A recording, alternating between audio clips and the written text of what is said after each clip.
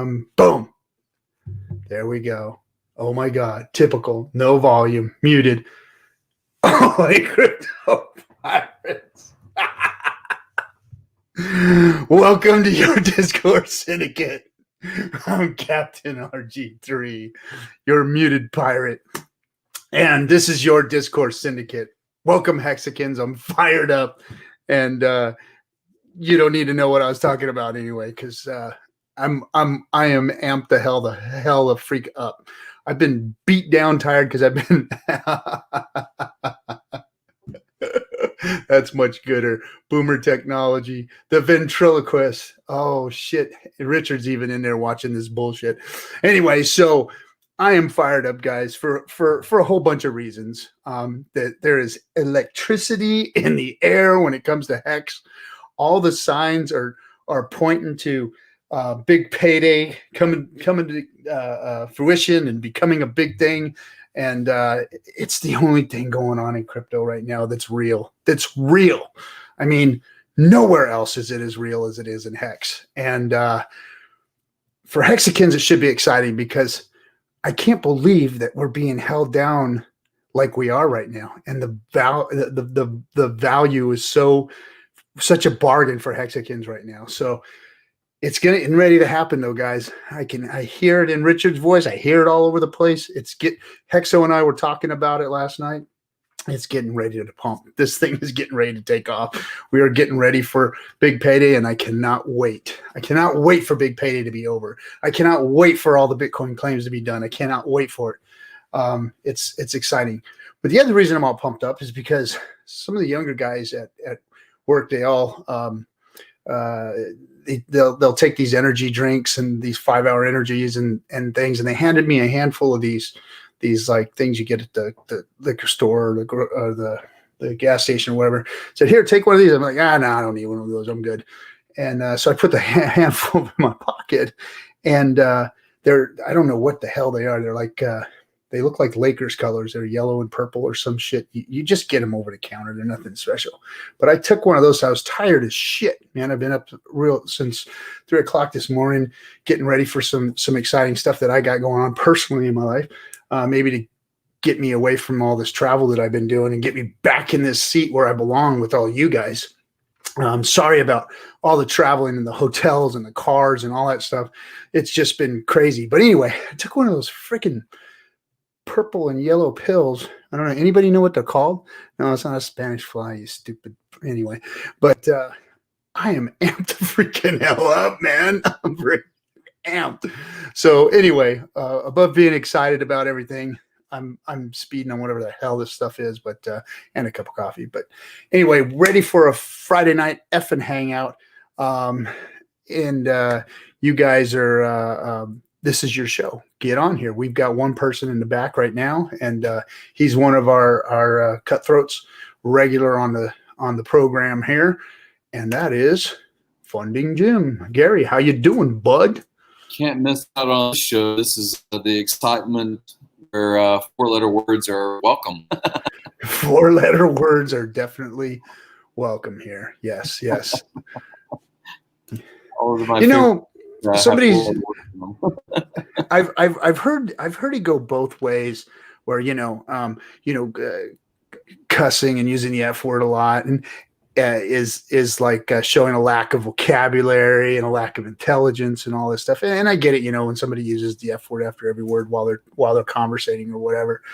But there comes a time when you got to use those words. There comes a time when expletives are necessary, especially when you're talking about this space. You use a lot of expletives. So I'm all for them. Always have been. Well, it's like there's competition in the comedian realm. People will talk about Richard Pryor and they will talk about Eddie Murphy that popularized 4-letter words.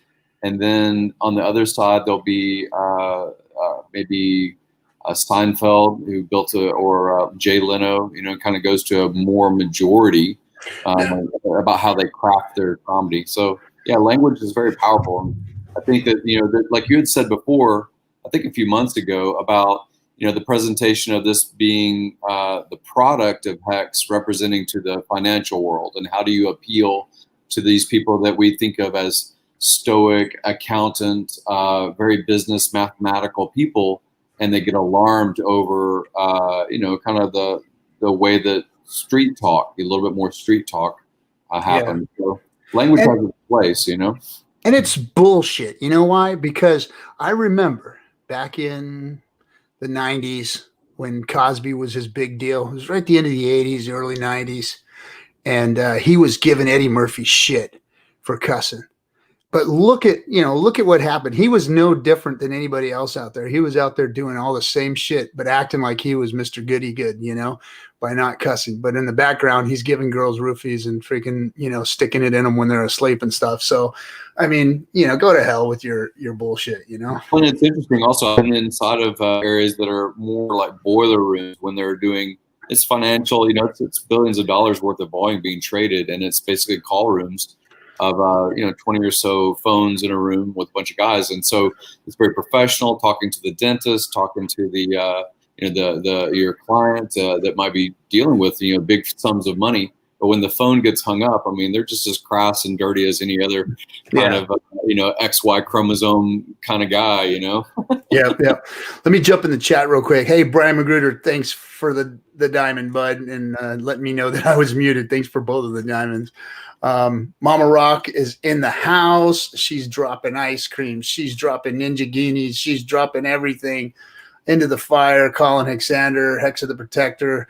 You guys, thanks for all the ice cream drops and the lemon drops. Appreciate you guys. And thanks for letting me know I was muted once again. I always love it when I do that. I don't know what the hell I do that for. There should be something that would trigger on screen since you're talking to a screen. No, it's there. It's there. Yeah. I see it. I just start looking at the chat. I start looking around at everything. I got 3 screens open up, and I'm like all fired up. And today, especially, I'm all fired up because I'm on some kind of a freaking speeder or something. I don't know. It was supposed to be just the caffeine thing, but I think it's a little more than that. I don't know. Anyway, starting to sweat and shit. Probably shouldn't have taken that. Probably ended up with a heart attack this evening. So, and yeah, so El Hexadente said it depends on the audience. I'm not going to cuss around kids or certain places. Snowflakes want Hex too. Well, yeah, I mean, in the grocery store in line, and you got a grandmother in front of you with some kids, it's not the appropriate place to be throwing F-bombs and stuff, But of course, here it's very, very safe.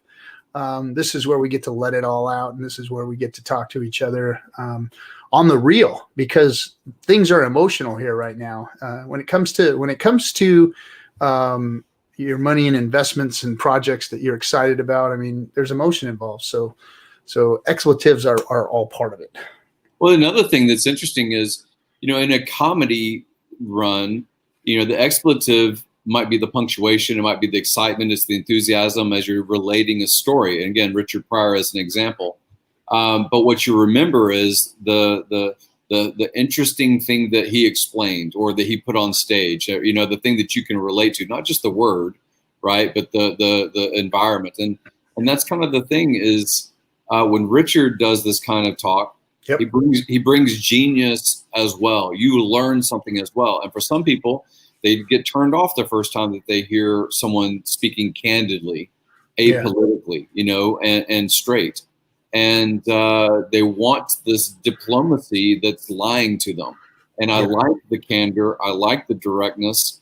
Probably for the first time I ever saw Richard on screen, I liked that was what I was seeking actually in crypto was immutability, mathematics, direct. I don't want to read in between the lines. I want something that's coded out.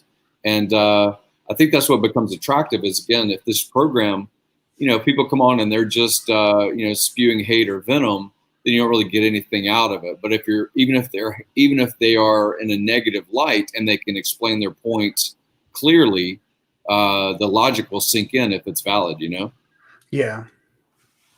Yep. No, and that's what one of the other things that attracted me to the Hex project and to Richard's message itself is because he was talking real. He talked like I did. He had a vocabulary that was like, hey, you stupid fucks, this is what's going on, and I liked that. And he was speaking right to me when he was talking about, Bitcoin taking a shit and all that, back in 2017, and when he called it over, and he didn't hold back, and he laid it out there, said, hey, fuck it, it's done, dude, this is done. It's sorry, 3 years of bear market, get ready for it. And he was absolutely correct. And I didn't want to hear it at first. I mean, it hurt when he said that. I was like, wow. And it hurt. And I was like, well, if it hurts so much, obviously I like what this guy's saying. I trust him. And I feel like what he's saying is real. And I didn't want to hear it at all. I did not want to hear that. But I accepted it at that point. And this guy knows what the fuck he's talking about. And we're getting ready to start sucking it, and we did. We sucked it for a long time. And and again, the people that are influencers, that basically their income comes from you buying into their bag, or their income comes from other marketing and sponsorship of crap. For years after Richard's statement that, hey, get ready for the bear market, I'm sorry, but this is the reality. When he had that breakdown kind of stream and that interview, yeah, I mean, no influencer was telling you that truth, because they still wanted their exit. They still wanted to stream down, on their position. So I like the candor. I appreciate it, and I like that about the product and the community. The community is actually more straight shooters than I've ever met. Yeah, we do have have you seen A-Bit Hex's show yet? Oh, is he streaming nowadays? I did not. Yeah, he streamed today. As a matter of fact, I watched it. He's another one, straight shooter, says it like it is, whether it hurts or not. And, he lays it out there. I like to stream. So good job, A-Bit. Good job, bro. Good having another Hexican out there streaming and putting content out.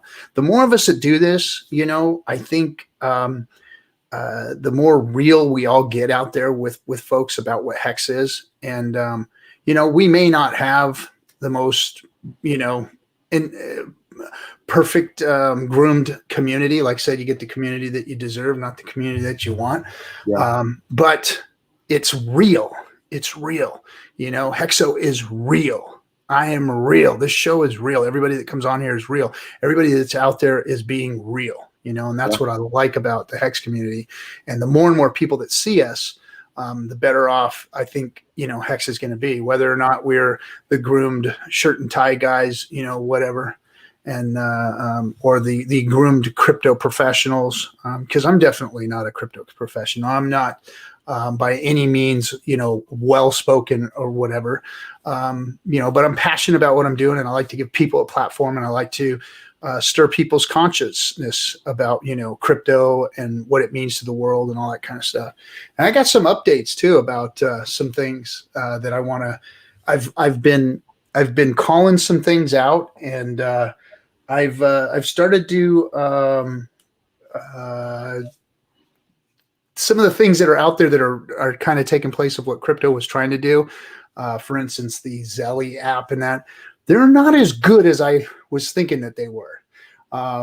There's some problems with them that I'm running into now, and I'm seeing it. So I want to talk about that a little bit tonight, and give crypto its props once again.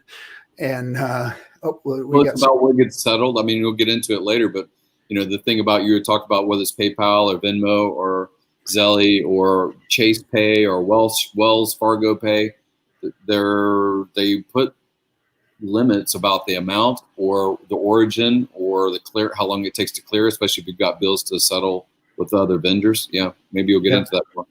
Let me. I'm going to pull up. We've got another Hexican in here that I haven't seen before, and I can't hardly see his camera here, but let me add him and let's see if we got a legit Hexican or somebody who wants to talk to us. Joey, you there, bro? Joey, calling Joey. Dude, I'm here. I'm here. I'm in the dark. What's up with that, dude? Well, I don't know. It's getting late. It's Friday night. To the wind. Where you on the East Coast or something? Sadly, I'm on the West Coast. I'm doing East Coast hours, so. Oh yeah. Okay.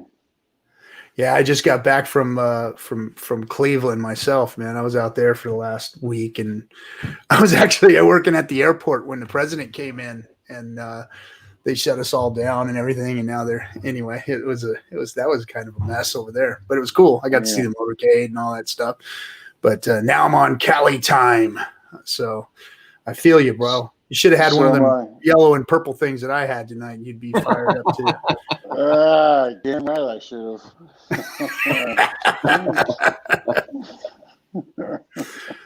So anyway, let me jump back in the chat room real quick because I want to tell everybody, hey guys, look, I'm sorry I had to shut Wednesday night down. I just couldn't get up and I didn't have anybody to back us up. So maybe I need to find some more cutthroats that can help to start the stream when I can't do it. But hopefully this is going to end soon because today some really cool stuff happened to RG3 and I may not be traveling that much anymore.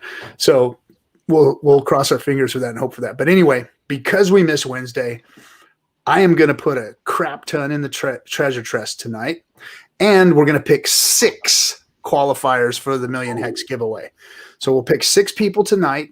I'll put them up, and I'm also going to throw some fatness into the. Let's see if I can find the treasure chest here. Let's see. Boom, boom, kabang. How's about that? Let's put that in there. How's that going? Like that? I don't know. I don't ever see it. Where did the Hexo just asked? Where do the effing lemons go? They go to you, bro. I've been giving you all the lemons. So anyway, thanks, Mama Rock. Mama Rock's been dropping bunches of diamonds on us. She's been kind of off the grid a little bit. I don't know if you guys have noticed, but Mama Rock's been off the grid. She's just kind of laying low for a little bit, taking some time off, and it's good to see her in the chat room tonight, hanging with us. So anyway, so what's up, Joey? Lay it on us. Who are you? We haven't seen you here before, right? I'm brand new, man. I'm just trying to figure out what's going on here, frankly. But I bought in. I'm in. I watched some videos, researched you guys a little bit, and I'm curious as hell. That's basically why I'm here. Nice. So are you a crypto guy? Is this your first time in crypto, or just your first time looking at Hex? First at Hex. I mean, I did a bunch of alts, kind of moved it all back into Bitcoin ultimately, and then kind of right back to, well, left it all in Bitcoin basically, but now I'm branching out again. This looks very interesting. So what drew you to it? What excited you about Hex? What got you to even jump on board? So we can get down and still res, but if we die, expire basically. What's that? You know, well, I'm not gonna lie. Some of the videos are pretty interesting, and some of the promise is good, and the concept is pretty new. Obviously, I'm thinking. So I'm kind of making a play, I guess. So you said you were watching Richard's videos. Is that what you were doing? Yeah, I was watching Richard's videos and made some great points, and just the concept of like a CD element, and like when people are getting out of their stake or whatnot. Yeah. Just, like one of the as far as I know, and I am pretty new to crypto, but that's one of the very first things I've ever seen where you have some visibility and line of sight in what's going on. Yeah, that's something that I was thinking about today in depth. I was talking to my son about. He was talking about Hex. He's in, and he was asking me, hey, what's all this stuff about? People asking where's the ETH going, and I kind of explained it to him like, hey, nobody. If you trade in your dollars for Bitcoin, did you ever worry about where your dollars were? And so he finally figured it all out like, oh, yeah, so that's just a FUD tactic then they're using against Hex. I said, yeah, exactly. But then we started talking about stakes and the price of Hex and how it's going to be affected. And what's beautiful about Hex is that it's totally traceable, trackable. You can watch after big payday's over with, then you're going to be able to watch the circulating supply, how much of it is staked and how much of it is coming out. It's going to be such a unique tool for not necessarily traders, but people who want to invest, period. I mean, think about it. If you can kind of gauge an approximate amount of what type of share interest rate you're going to gain. Imagine the possibilities of people being able to put their funds into Hex and watching where that's going to go in the future, because you can literally gauge where the high and low points are. Now you can't gauge who's going to get in after you and who's going to stake at those same periods, but you can actually kind of give yourself a better gauge than anywhere else. Any 401k, any spider fund, any of that stuff. Hex is is about as transparent as an investment gets when it comes to being able to exactly view what that. drew me in. That's exactly what drew me in. Yeah, and that's going to be Hex's, in my opinion, that's going to be Hex's value down the road for investment firms or big people getting in investor. Right now, it's the wild, wild west. It's about us Hexicans. It's about early adopters. It's about taking the shit in the face. It's about Richard getting slammed. It's about us supporting it, supporting Hex, supporting the mess, and being all part of the, getting your war wounds, during this period. But as Hex matures, as crypto finally leaves it alone, and as it earns its place in the crypto sphere, which really it already has. It's just got to catch up to us now. But that's where its value is going to be. And I think it's going to shock the world. I really do. I mean, it's going to be big, man. It's going to be big because there is no other investment out there that does this. Oh my goodness. Look who's here. My buddy, my pal, the Hexologist. Well. What's up, Captain Hexo? What's up, Welcome aboard. How's it going? How's it going, Joey? Nice to meet you. I see that you're a new Hexican. That is awesome, dude. You too, man. Yeah, Nice and to you meet know you. what's cool is that Yeah, you too. he's in because he looked at this in depth. He said he's kind of new to crypto, but he looked at Hex and what it means in the future because of its transparency. And that's what excited him about it. He's not one of these price go up guys or a FOMO guy or whatever. He's actually looked at the project and said, "Hey, this is unique." Have you looked at what sites have you been looking at, Joey? Like what websites have you been looking at to? I would say mainly your site, and then the I forgot what it's called actually now, like something.hex.com or yold.min. Oh, okay, yeah. Have you checked out Hex.live or Hex.vision? No, I'm not. Okay, yeah, I would check out Hex.vision. You can check out literally every statistic that you'd ever want to find on there. Everything, for anything. Like you can track somebody's address to see what they've done like throughout there. Hex.live is good if you want to use like your mobile and just check price and stuff like that, and you can connect your wallet to it and see how much, like you can it'll show you how many dollars you have it. You can check your stakes and all that. So pretty cool stuff. So that was Hex.vision. Yep. Yeah. You still doing .win, or is it? No, it's just Hex.vision is that one, and then Hex.live is the other one. Yeah. That's it. Hex.live is like the greatest Hex wallet. Well, not wallet, but your monitor for your stakes and the Hex. It's beautiful site. They've done a really good job. Hex.live, you'll love it.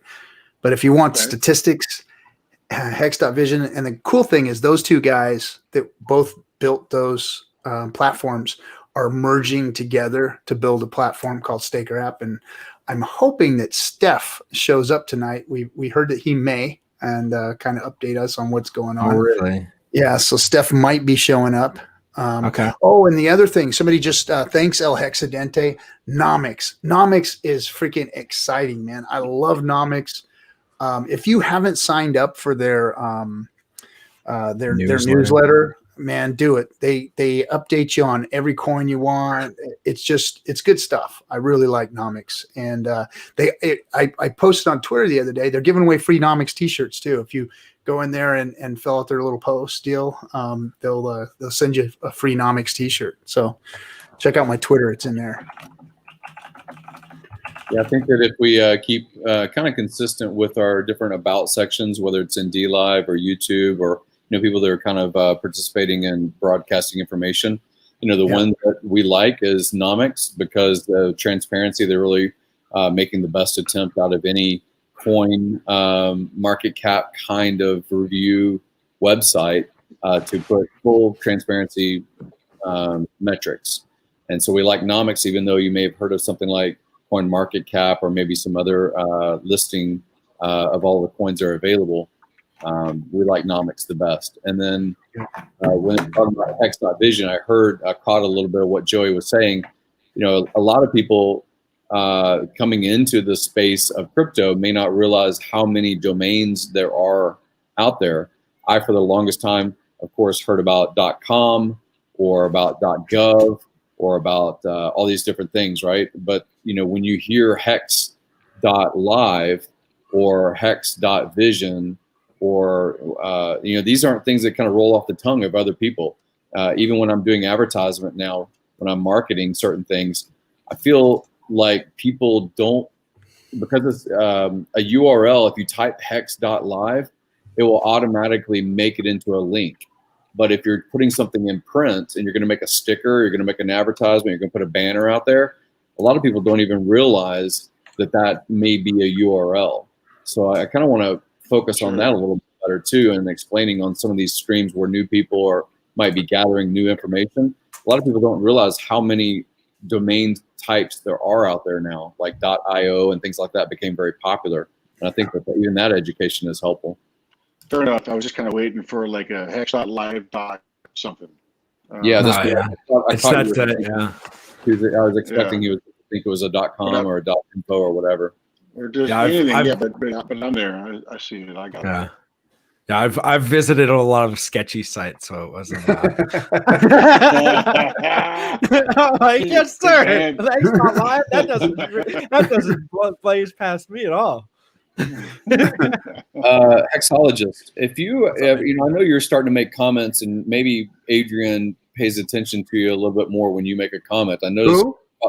Adrian, the guy that doesn't like you, RG. Who? The guy who's Adrian? We don't speak about him on this channel. We're not talking about his name. So, but I will kick you off the stream if you speak his name one more time. This is gonna be a Hex positive. So I do know that he's obviously a whale inside of this DTC, and I did see that Hexologist is doing DTube now. Right before he came on the stream, he had said something about what would be convertible into Hex, and maybe you've done a little bit of background more than I have. Can you comment about why you're looking at DTube as another platform? Because you're obviously on many platforms, and I'm curious about why you're looking at DTube. So DTube is it's like an alternative for YouTube since we got kicked off of there. So I moved on to DTube, and I guess that their main net just launched yesterday. So you can collect these DTC coins that I think that I don't know if it goes to the content creators. So 90% of it goes to the content creators, 10% of it goes to the fund or the people that made it or whatever. I think that you have to vote on people's content and produce your own content to acquire DTC coins. But I'm not exactly sure. I've done little research.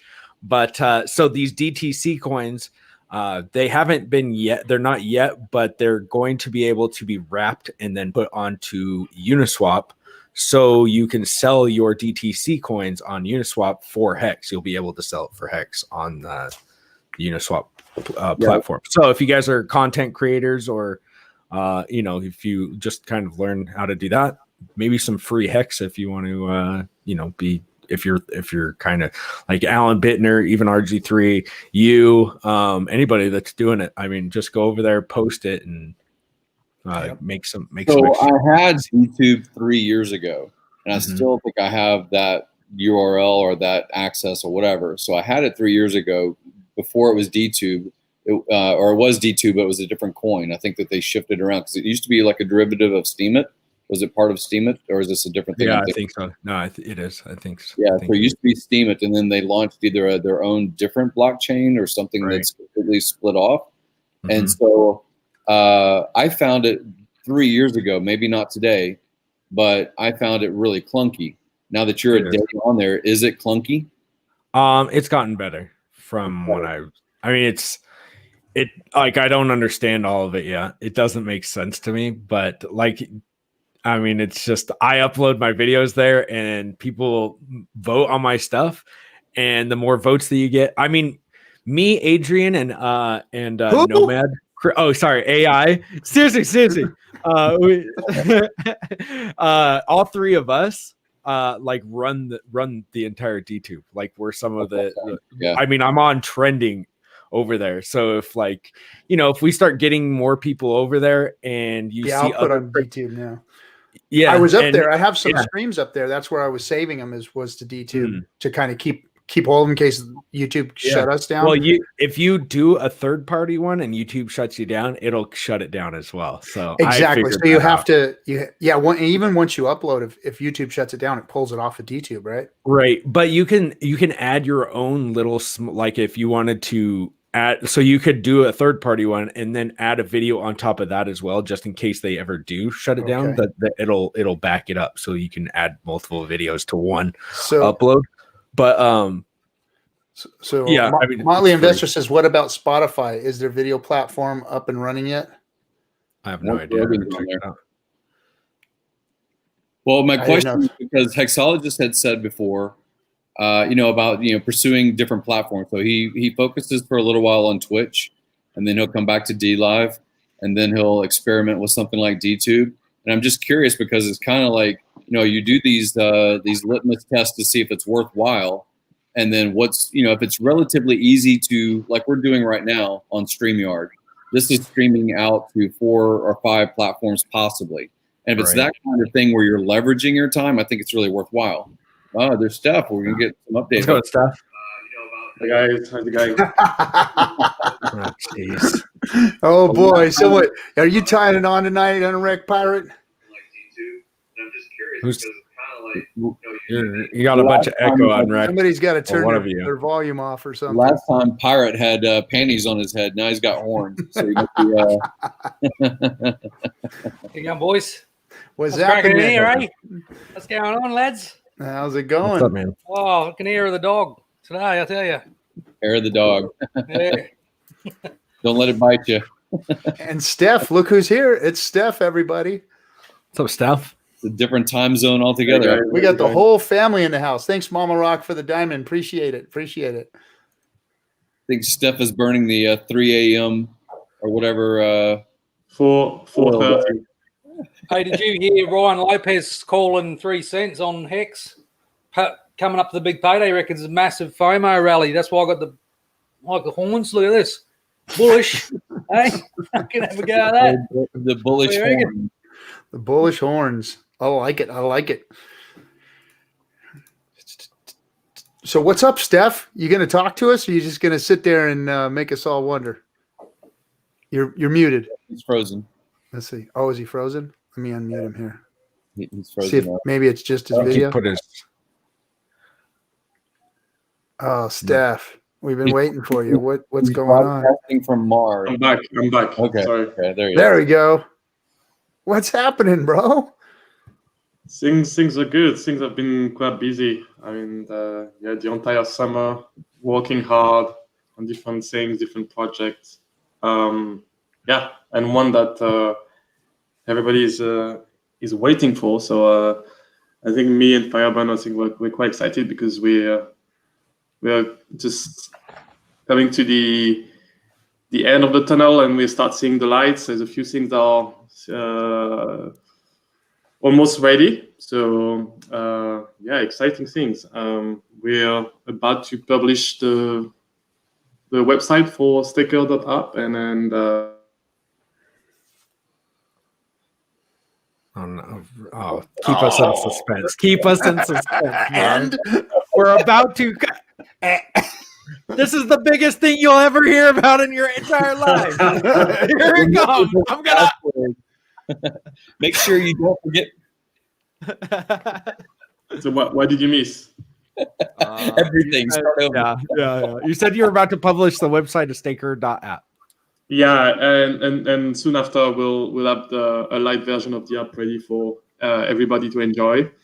And yeah, I think things are good. I think we've been hitting a couple of technical roadblocks along the way. But since we made a first announcement, has been roughly 3 months, and just I think the two of us just doing, building business, doing the design of the application, a bit of marketing around here. We have a couple of technical partnership behind the scene. So it's been quite a journey. And then I think both of us, we also have our lives and other things going. So we're trying to do our best just to deliver something as soon as possible. Heck yeah, dude. Can you highlight any of the capabilities that might be on the horizon? Because other than staking it in a ladder, that's really all I think that that I might guess Staker does. Can you give a model about what it might be capable to do? So the first thing I think we were trying to solve for when we first discussed back, the both of us back in June, and saying is realizing that if we want more adoption into X, we'll have to make it easier just for anyone else just to get first some crypto and then be able to stake that crypto. I think the main challenges is, so I was just discussing with both my parents and my dad and my mom, is way too complex. Just having them, even the only fact of purchasing some crypto, just opening up an account on an exchange, having their bank just asking them questions about why are they transferring some money onto an exchange. It's a huge, that's first piece. Fiat to crypto is a big, I think, friction point. So we're not directly solving for that, and we're just using a third party platform to make that transaction. But where I think we are bringing the most innovation is in the interface and the usability of staking. So we'll make it fun and user friendly. You won't have to think about MetaMask at all. You won't have to approve, having to have some ETH on your MetaMask account to pay for the fees, because it even happened to me, I think 3 months ago. I wanted to make some transfer and I was missing some ETH on one of my address. So these type of things, I think, are very silly, and you cannot expect someone that doesn't a no coiner just to have to go through that and say, oh, that's it, I'm stuck because I don't have ETH anymore. And if I don't know anyone else that have ETH, then I'm stuck with that account, right? So we are trying to solve all these different type of things, including something called batch transaction, where in one transaction you can actually batch multiple transactions together, which is quite interesting. If you want to do some sort of ladder, you say, well, I want to spread out, 1 million hex over 10 years and coming out every year. And then in one click, you can do that. We did some testing on smaller stakes, and that works like a charm. Nice. So you're going to do it without Ethereum? So is it going to be is that what you said? You're trying to do it without Ethereum? Yeah, so I don't know how technical you want me to be, but basically what we're doing is we're using some smart contract to relay, in relayers to relay the transactions, and we're assuming the cost of the gas on behalf of the user, and so so the user doesn't need to care about having money on their account. That is sick. I can't wait. I cannot wait. We're definitely chomping at the bit for it, bud. Right on. And so I think Kinetics and Johnny Cash have been able just to play a bit with the app, and they can share the experience they had. It was we just founded a bit of money for them on their account, and normally the experience should have gone through. It's just as simple as saying, well, I've got this little ladder of X, and I'm pressing one button, and then a few minutes later, you have a ladder of multiple stakes done on your behalf, right? Rather than doing just one by one and making sure that the transaction hasn't failed and trying again. We're using technology to actually replay the transaction. So even, let's say, if the price was not advantageous, they'll try to bid the gas fees under the market price for the gas price. So yeah, even for users, you will even see some gains on the fees. Nice. Thanks, Mama Rock, for dropping all the lemons, and then we'll see it. We'll see you soon. She's got to roll, but good seeing you, Mama Rock. Yep. And we've got is it Dehirja Moore? Is that how you say it? Dhiraj? My name is Dr. Dheeraj More. I'm from Mumbai, currently living in Manila, and I just wanted to put my face out there. And once again, I wanted to meet the Hexologist, RG3, all this thing. Nice to meet you, man. Nice to meet you. Hey, 2 doctors. It's 2 doctors in the house tonight, guys. That's right. Lucky us. Well, there's a real doctor in the house and the hexologist. And a self-proclaimed. Oh, okay. I see how Hey, Daraj, where's your lab coat, bro? So currently I'm working in a IT company. I work for pharma. So it's called pharmacovigilance, or drug safety. So basically I'm into research. So I don't need to wear a lab coat. I'm just punching the keyboard right now. You don't need to fake it. You're the real deal, right? So, bro, RG3 coming in hot tonight.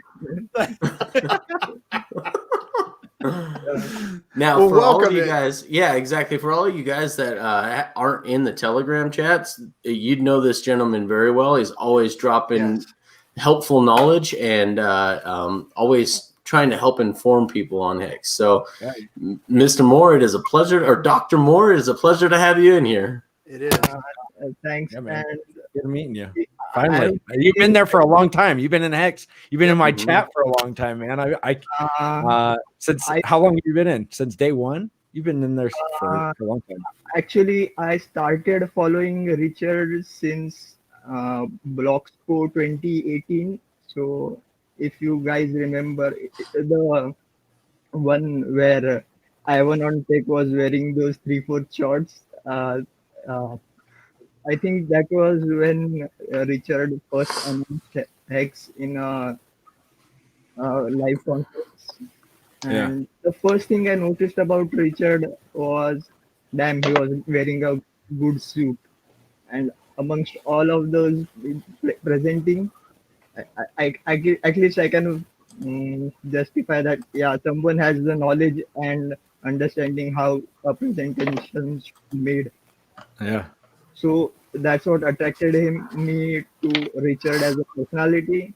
And then I just saw all of his videos on his YouTube channel, and I got really pumped about Hex. So I've been a day one FOMOer. Join the club. Me too. And I've been trying to do my part. Like, that's the least we can do, help people understand it in Telegram whenever possible. And you do a good job, man. Yep, and thanks for that, because it's good having people, in the community, continuing to help the new people in the community, and we're glad you showed up and showed your face here, because a lot of crypto communities don't do what we're doing. They don't get out there and put their faces on the project. And I mean, with full confidence, I put my face out there behind Hex. I'm also not using a pseudonym. This is my real name. Yeah. Because so is mine. Be careful with that.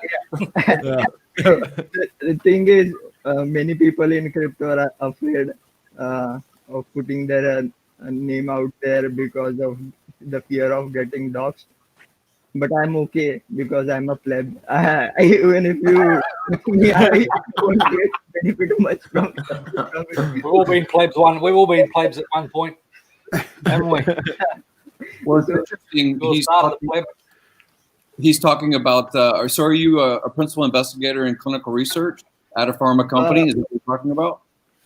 No, I am drug safety physician. So the reports which the principal investigator puts out, I review them before sending it forward. Like those reports are to be sent to the health authorities like FDA in US or MHRA in UK. So basically what I have to do is, if a patient experiences an adverse event during a drug trial, so it's up to me to review the case and make a judgment whether the event was related to the drug or not. And that's how Interesting. research So right after the service, I was in the service, and once I got out, I worked at a clinical research site, and it was phase 2, phase 3 trials primarily. And what I found was that scientific method people that go through academia in the medicine field, especially because you're double blinded, you're looking for outcome, you're looking for results, but it's not really an experiment, really. There's a lot that's pre-known, and it's kind of the same with Hex, in that if you have the building blocks of what crypto is supposed to be, and you assemble them the way that I think Hex is, you come up with a good result. That's why it's interesting that I see a lot of like high intellect, not just high intellect, but like scientific method people in Hex that I don't see in other speculative ventures. Yeah. Me and Hexo were test monkeys for scientific experiments in the Marine Corps. Nice. Here, eat this. Let us shoot you with this. Yeah. Now go Yeah. run over there and let's see what happens to you. So Pretty much. before this, I was working as a medic on a drill ship. Nice. Oh, nice. So Dude, that's crazy. and everything was fine. Just that one day our oil rig faced an incoming storm, and the whole rig was evacuated. And Hey, like it's like a huge drilling ship with about 200 personnel. Wow. And everything evacuated. Only essential work people are to be on the ship, and only the medic is very essential. So I have to be on the ship waiting for the storm to pass. Those were that was when I decided no more of this.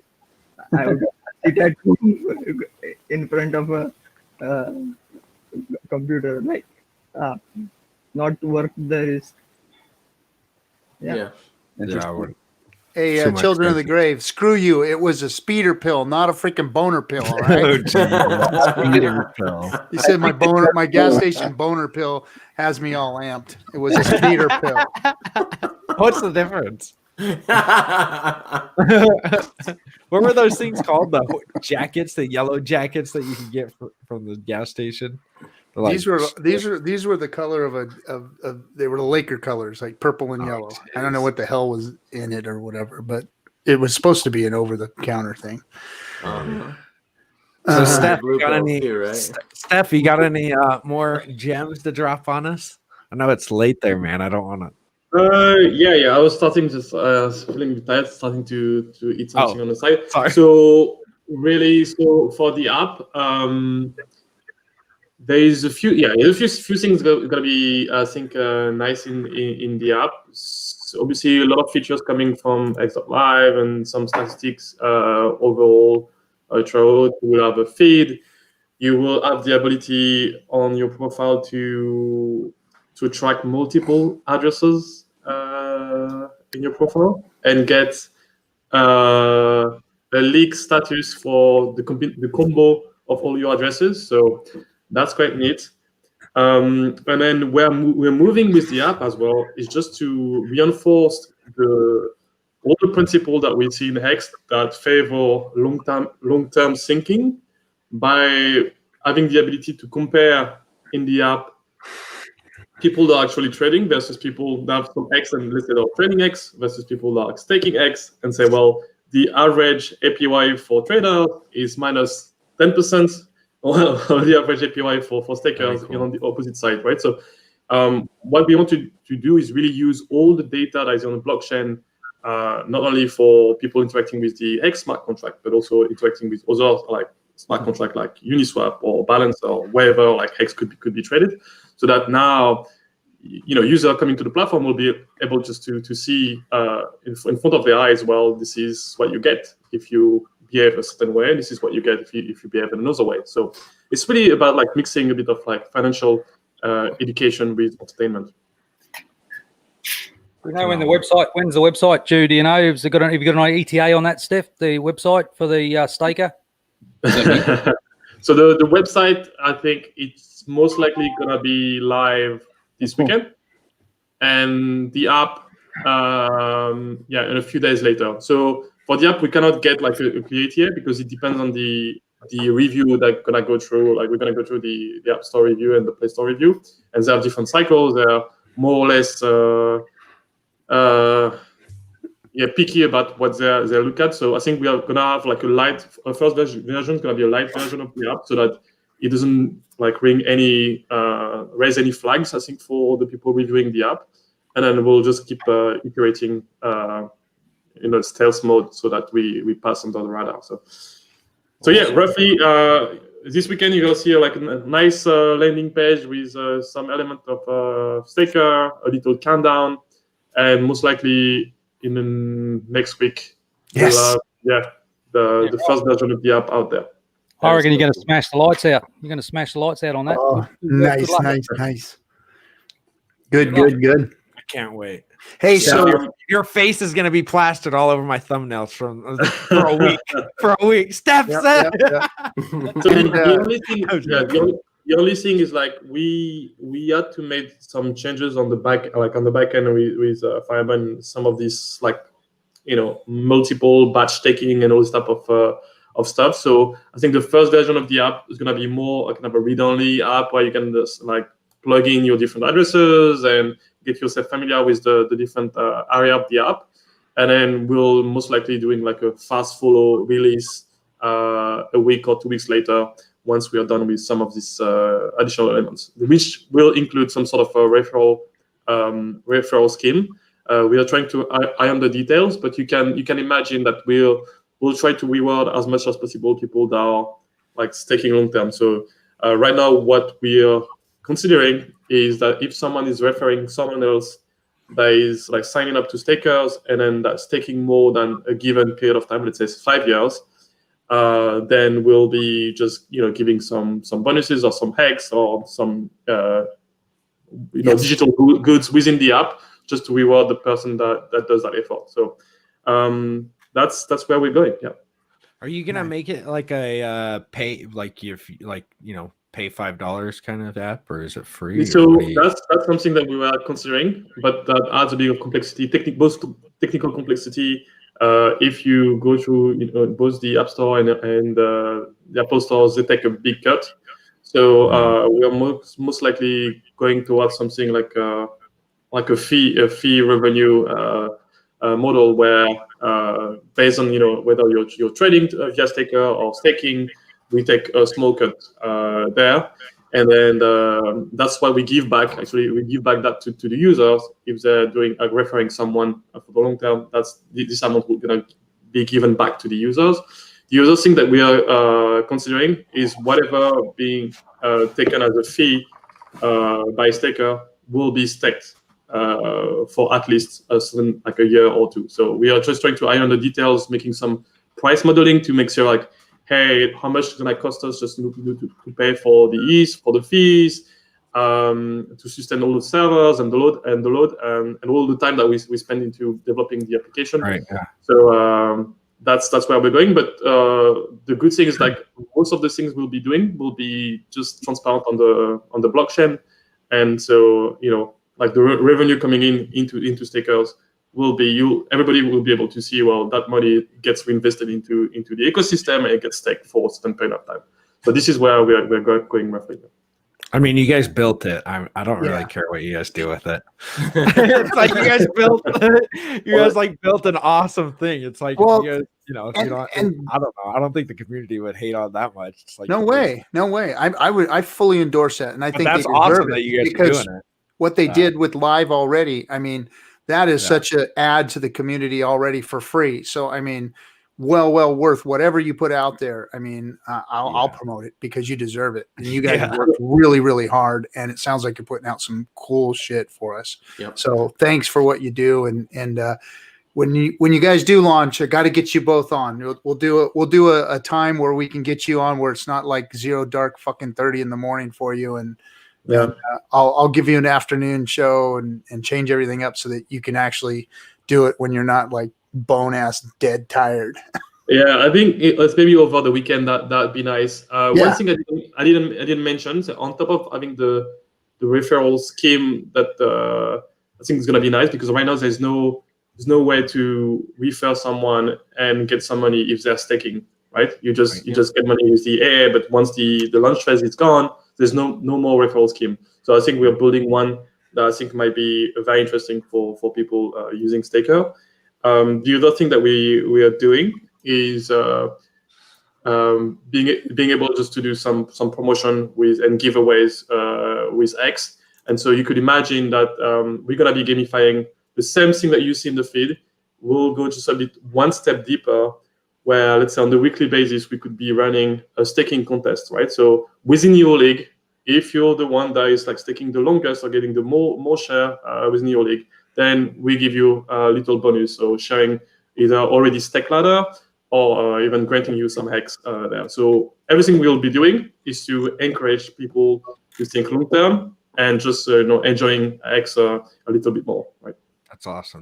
Before it escapes me, I have a comment about what he said that was really interesting, because it's kind of parallel.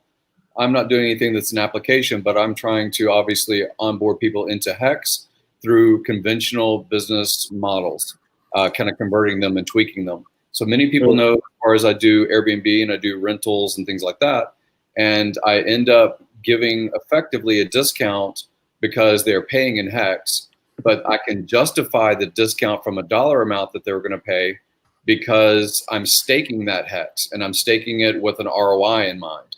Now, it's interesting that you're doing an app, and you did say something a moment ago, at least Hexologist brought up, the $5 kind of level or a premium kind of level. And I know that inside of the app, especially when it comes to Apple, there's a big hubbub about what percentage of fee that the Apple store actually keeps. And I think it's like 30%. Yeah, so this number. So if you were to justify it with your partners and things like that, but if you were able to, like you said almost the idea that you would, that any revenue that was generated, if it was staked, then that might be transparent. And I think that that's an interesting idea, not just to the existing Hex community or the one that grows.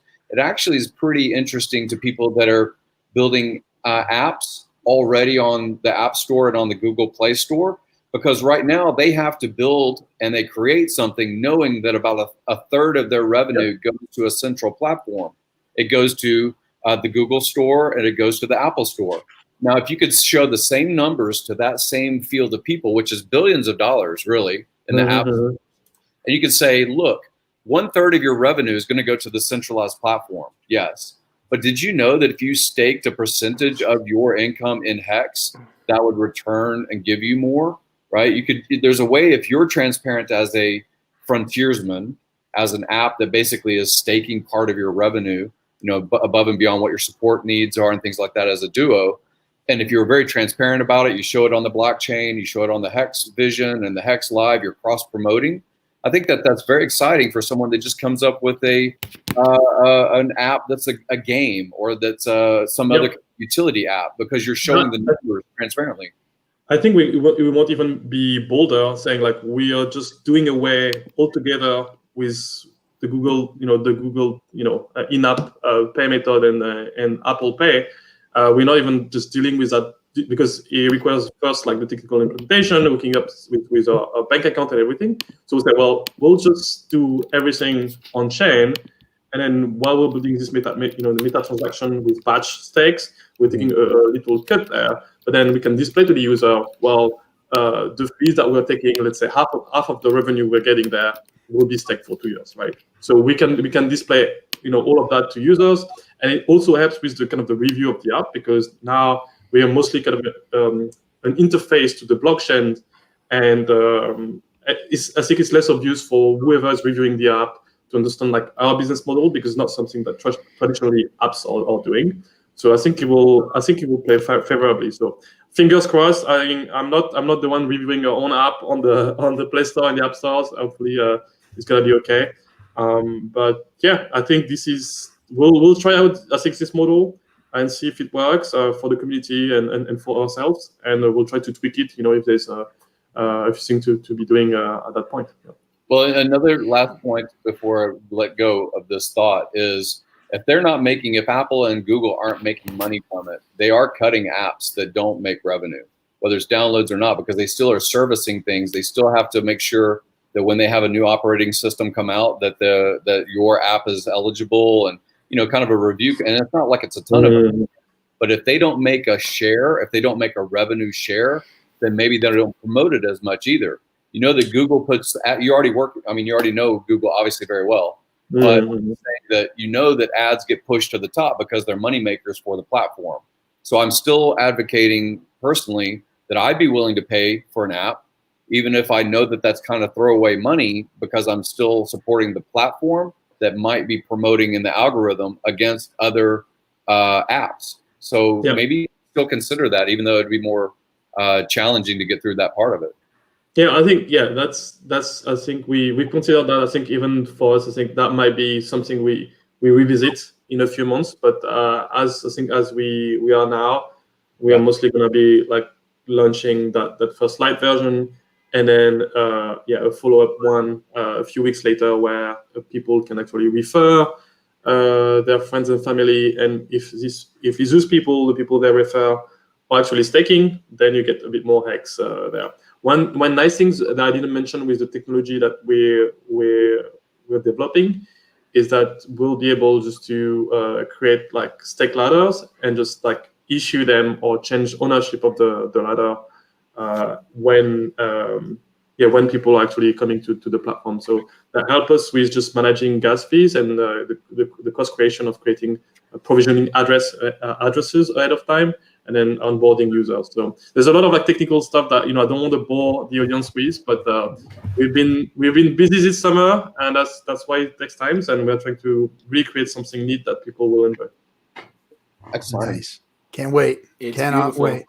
It's beautiful already, and I know it's not even a finished product. So if you guys like Hex, oh, he went mute. He went mute. You're that back. was weird. The host has muted me. You bastard. You guys are battling with that. All right. I'll get you, man. I will cause a mutiny. I'll just do a random show in the middle of the night one night while you're sleeping, while your old balls are asleep, and I'm gonna just wreck your channel. How are you gonna wreck this channel? Just stay at 999 people forever. He'll never let that next person join. So I know Richard tweeted or put out that we were doing our show tonight. I appreciate that, Rich. And I wasn't ignoring you on purpose. I was trying to bait you to get you to come in. It seems like when I ignore you, you jump on stream with us. So I was trying to bait you in, but thanks for tweeting us out. We've got 117. We had 130 a little earlier, but anyway, thanks for that. And don't forget tonight, guys, I'm picking 6 people's names, 6 Hexican names for the million hex giveaway that we're going to be doing. And then also I threw some coin in the treasure chest tonight, so I'm going to put some more in there. Actually, how about this? Let's do another custom amount here. Let's throw another one in there. There. So anyway, we're going to try and build up the chest tonight. Somebody's night, that's for sure. Yep. Somebody's night. And hey, wait a second, guys. Hey.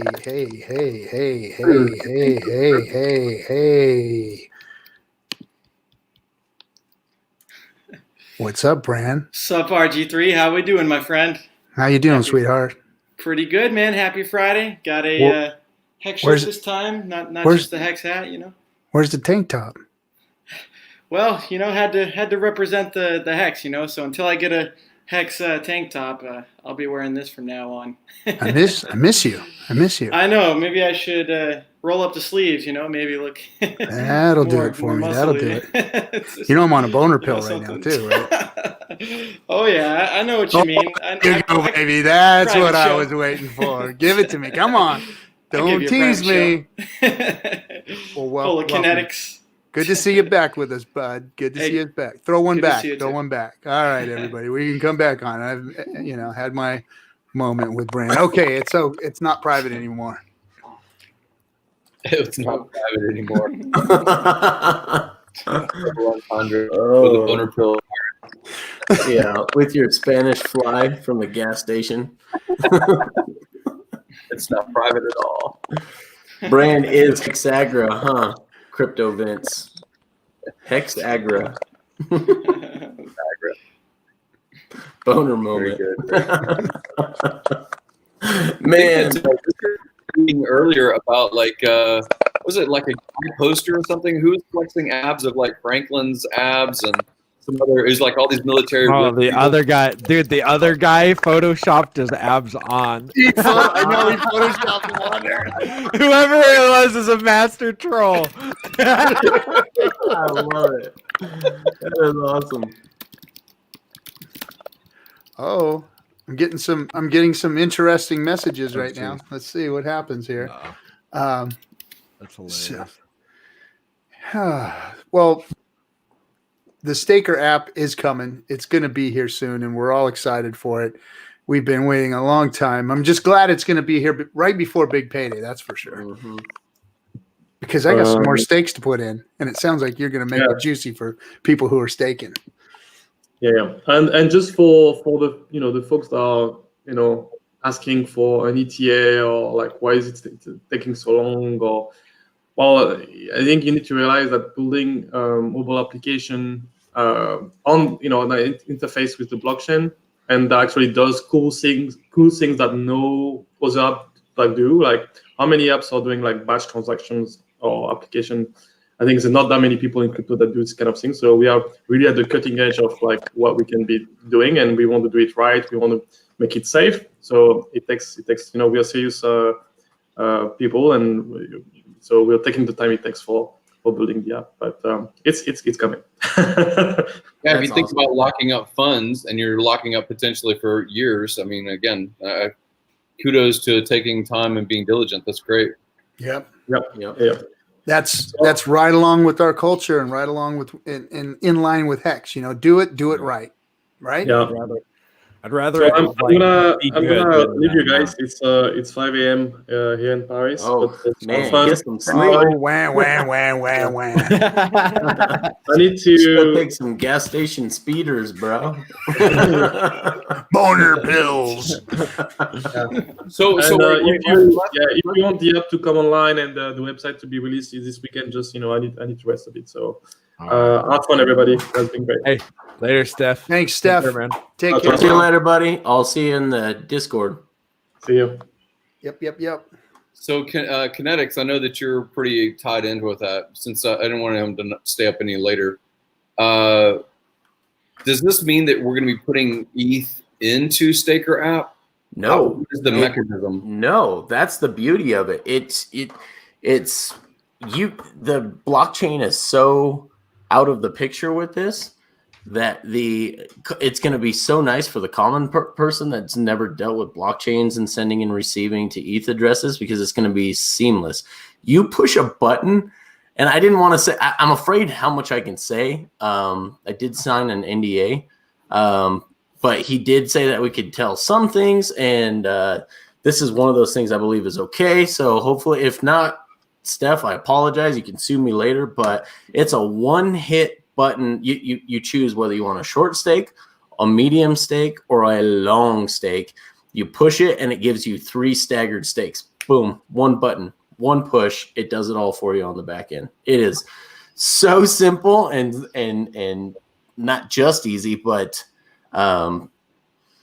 seamless. That's the word I'm looking for. Seamless. It's going to be beautiful, guys. So since you signed the NDA, what's that nice discourse announcement? The NDA, is that what we just did? just made a nice discourse announcement. Nice discourse announcement. Absolutely. So I had a small one that I sold my Corvette, the Corvette that was for sale, Nice. the Hex. I couldn't convince the guy because he's an old timer. He just wanted to deal with cash. So that was why I was asking is I wonder if this staker potentially were to come out, if I should be in a dollar position to interact with the staker app, or if it should be in an ETH position to interact. And what did you just clarify? Because if it's high dollar, I don't know what kind of transaction would be blocked or, what kind of limits or anything like that with staker app. Did you hear anything like that in your conversations? I don't know anything. So as far as the referral program and the paid program, because essentially what they're doing is they're paying for the fees on the back end. So there's got to be in their business model. Obviously, they can't lose money every time they run a batch transaction of stakes. So there's going to be a paid way to do so. Between those two, between the referral and the actual transaction costs themselves, they haven't released how they're going to do that yet. I think they were still kicking around a couple models last time we talked. And as far as the referral side, I have thrown a lot of ideas at Steph and Firebun, and we'll see which one they go with. The thing is, they have to be really careful because the whole fiat to crypto on-ramp is very highly regulated, and neither of those guys want to spend any time in jail, and I don't want to see them there either. So, yeah, Rob Beatles spent almost $2 million only in regulation just to comply with 50 states for the transmitter laws. So, and that's with Monarch. And it's the same licensure as Coinbase. So again, when they're dealing with money, if the money is coming in even through an app, they do have to comply with certain laws. Yep, absolutely. There is no skirting it. You've got to onboard and offboard through them. Yep. Yeah, it's a catch-22 because obviously the whole cypherpunk anarchist, not your keys, not your crypto. But at the same time, let's be honest, dude. 80% of maybe even closer to 90% of people who have ever dealt with legacy finance are lazy anyway. They don't care about doxing themselves. They don't care about privacy. They want the consumer protections that come with not having to maintain and be their own custodial holder of their crypto. So this is going to fit great for those people. Yeah. It's going to be a great opportunity for Hexologist to continue his 7-day-a-week show and pump some referral bags with the exactly. That's why dude, I asked Richard last time I was when we had our meeting together on the day 300. I was like, is there going to be a referral program? And he's like, I don't see one. We're not building, like, he's not taking the time out to build one. And I was like, well, Hexmax has a referral program. Hexmax has a referral program. It's a DApp. Obviously, it's not considered or it's endorsed by Richard Hart, the staking mechanism, but the DApp itself is considered gambling by like Conrad Zem, and it's like an hourglass contract that Kyle's explained as an hourglass contract. But Hexmax has a referral program, so it's going to go nuts around big payday as well. Yeah. It is. I don't think a lot of it promotes hourglasses, though. So, as much as I love our Discourse Syndicate and the FN Hangout and everybody getting on and enjoying, we have a little something rare going on right now. Richard would like to stream, and for some reason I can't get him to pop on here with us, but he wants to go ahead and start up a live stream. So. What I'm going to do is I am going to have him fire his up. So, and then I'm going to transfer everybody over there, and I'll forward all the Dlive folks over to Richard's stream. Oh, wait, hold on a second. Oh, we have the myth, and the legend, the Pirate King himself, Mr. Richard Hart. How you doing, sir? You got a haircut. Everything. How'd you get a haircut, Richard? Magic. Perfectly coiffed. I love it. Damn, it looks good, man. It was funny. I fucked up like my razor. You have to like take the size meter off of it to pop out the little like trimmer deal. Yeah. So I just instinctively took off the shield and then started shaving this. I was like, Oh, no! shit. Oh, you I was lost like, the beard. I guess I don't have beard there anymore. So you're like, yeah, and then this is missing. I'm like, well, I guess I'm going to take it all off then. That's what happened to me. So this is all gone. And then, like, because this was big, it looked like I was frowning because there was just hair here. So it looked like extended frowny face. So I was like, fuck, I guess I'm going to cut that down too. So now I have a lot less beard. You look actually younger. You look like You do.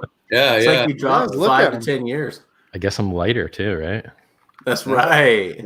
Well, I was thinking as it gets closer to the end of this launch phase, it's a new phase of Richard too. He's going to be the kinder, gentler, softer natured kind of guy, you know. I'd live That's not longer. who I follow. I'd live longer if I did that.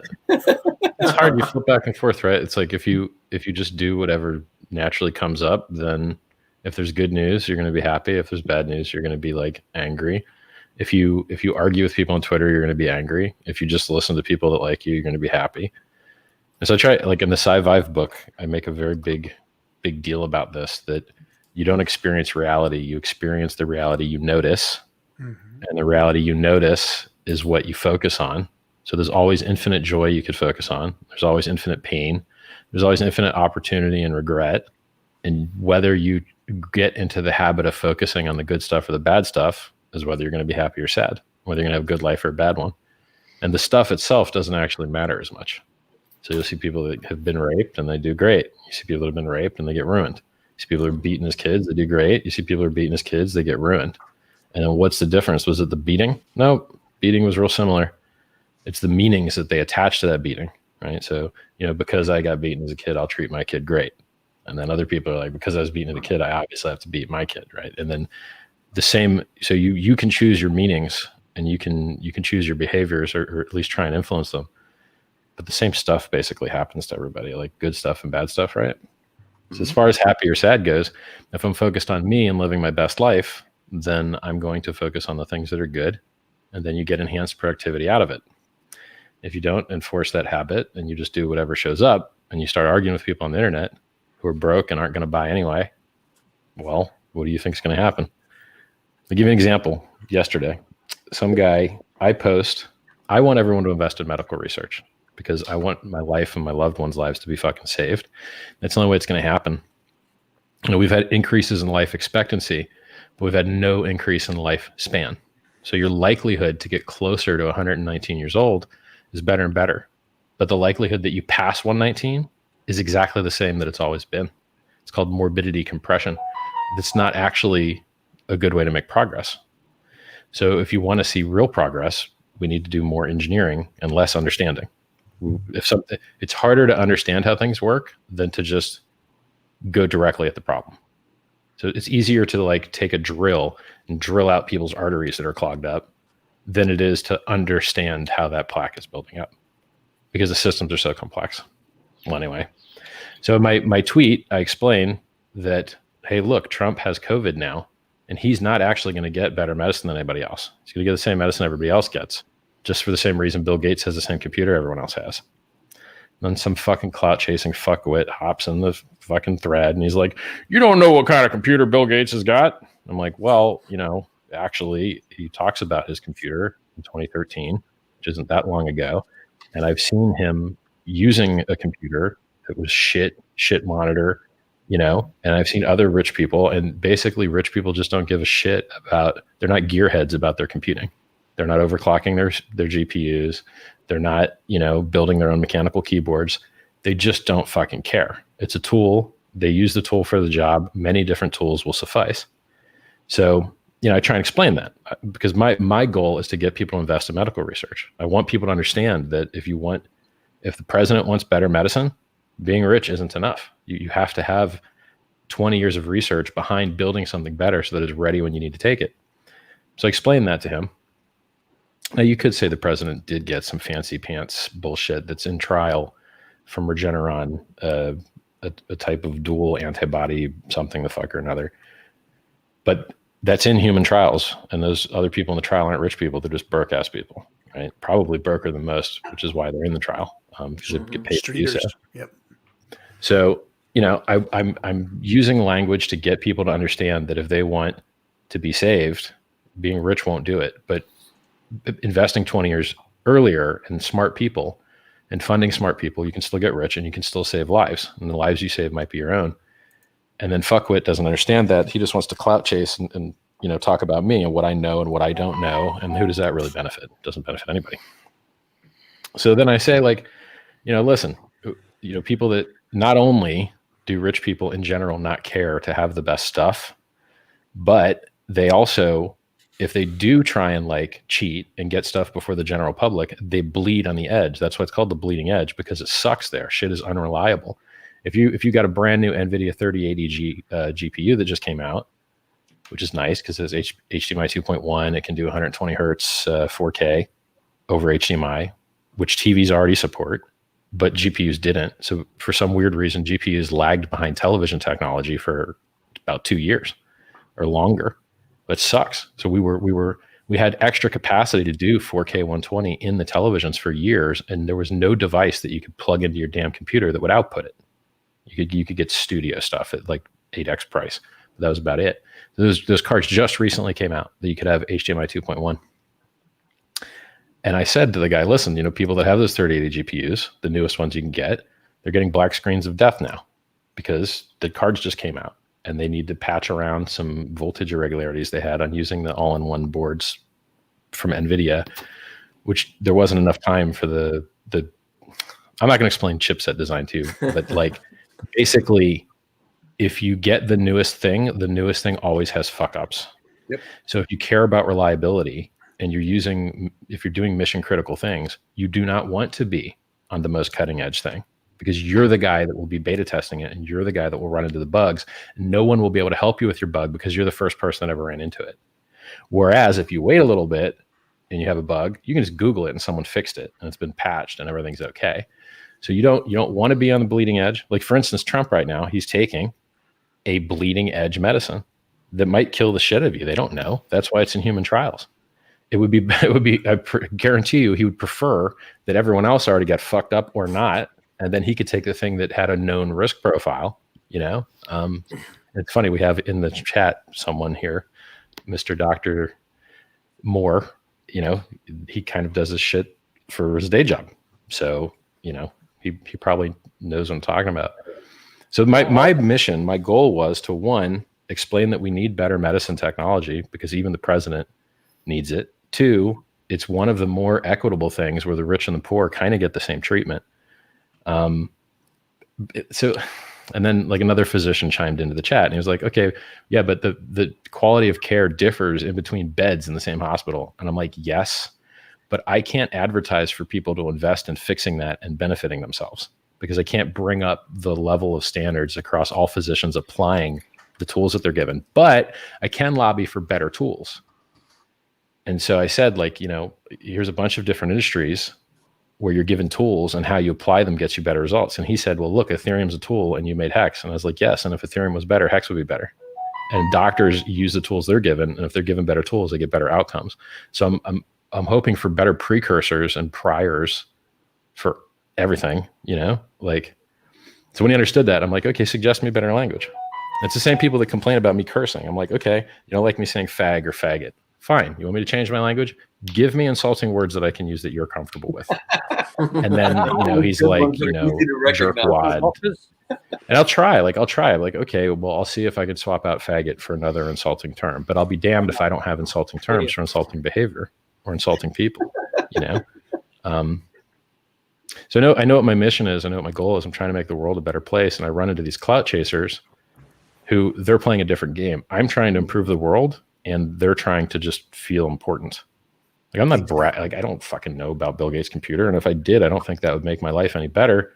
If I was actually what serial number is that? What model number is that? Oh, I'm better now.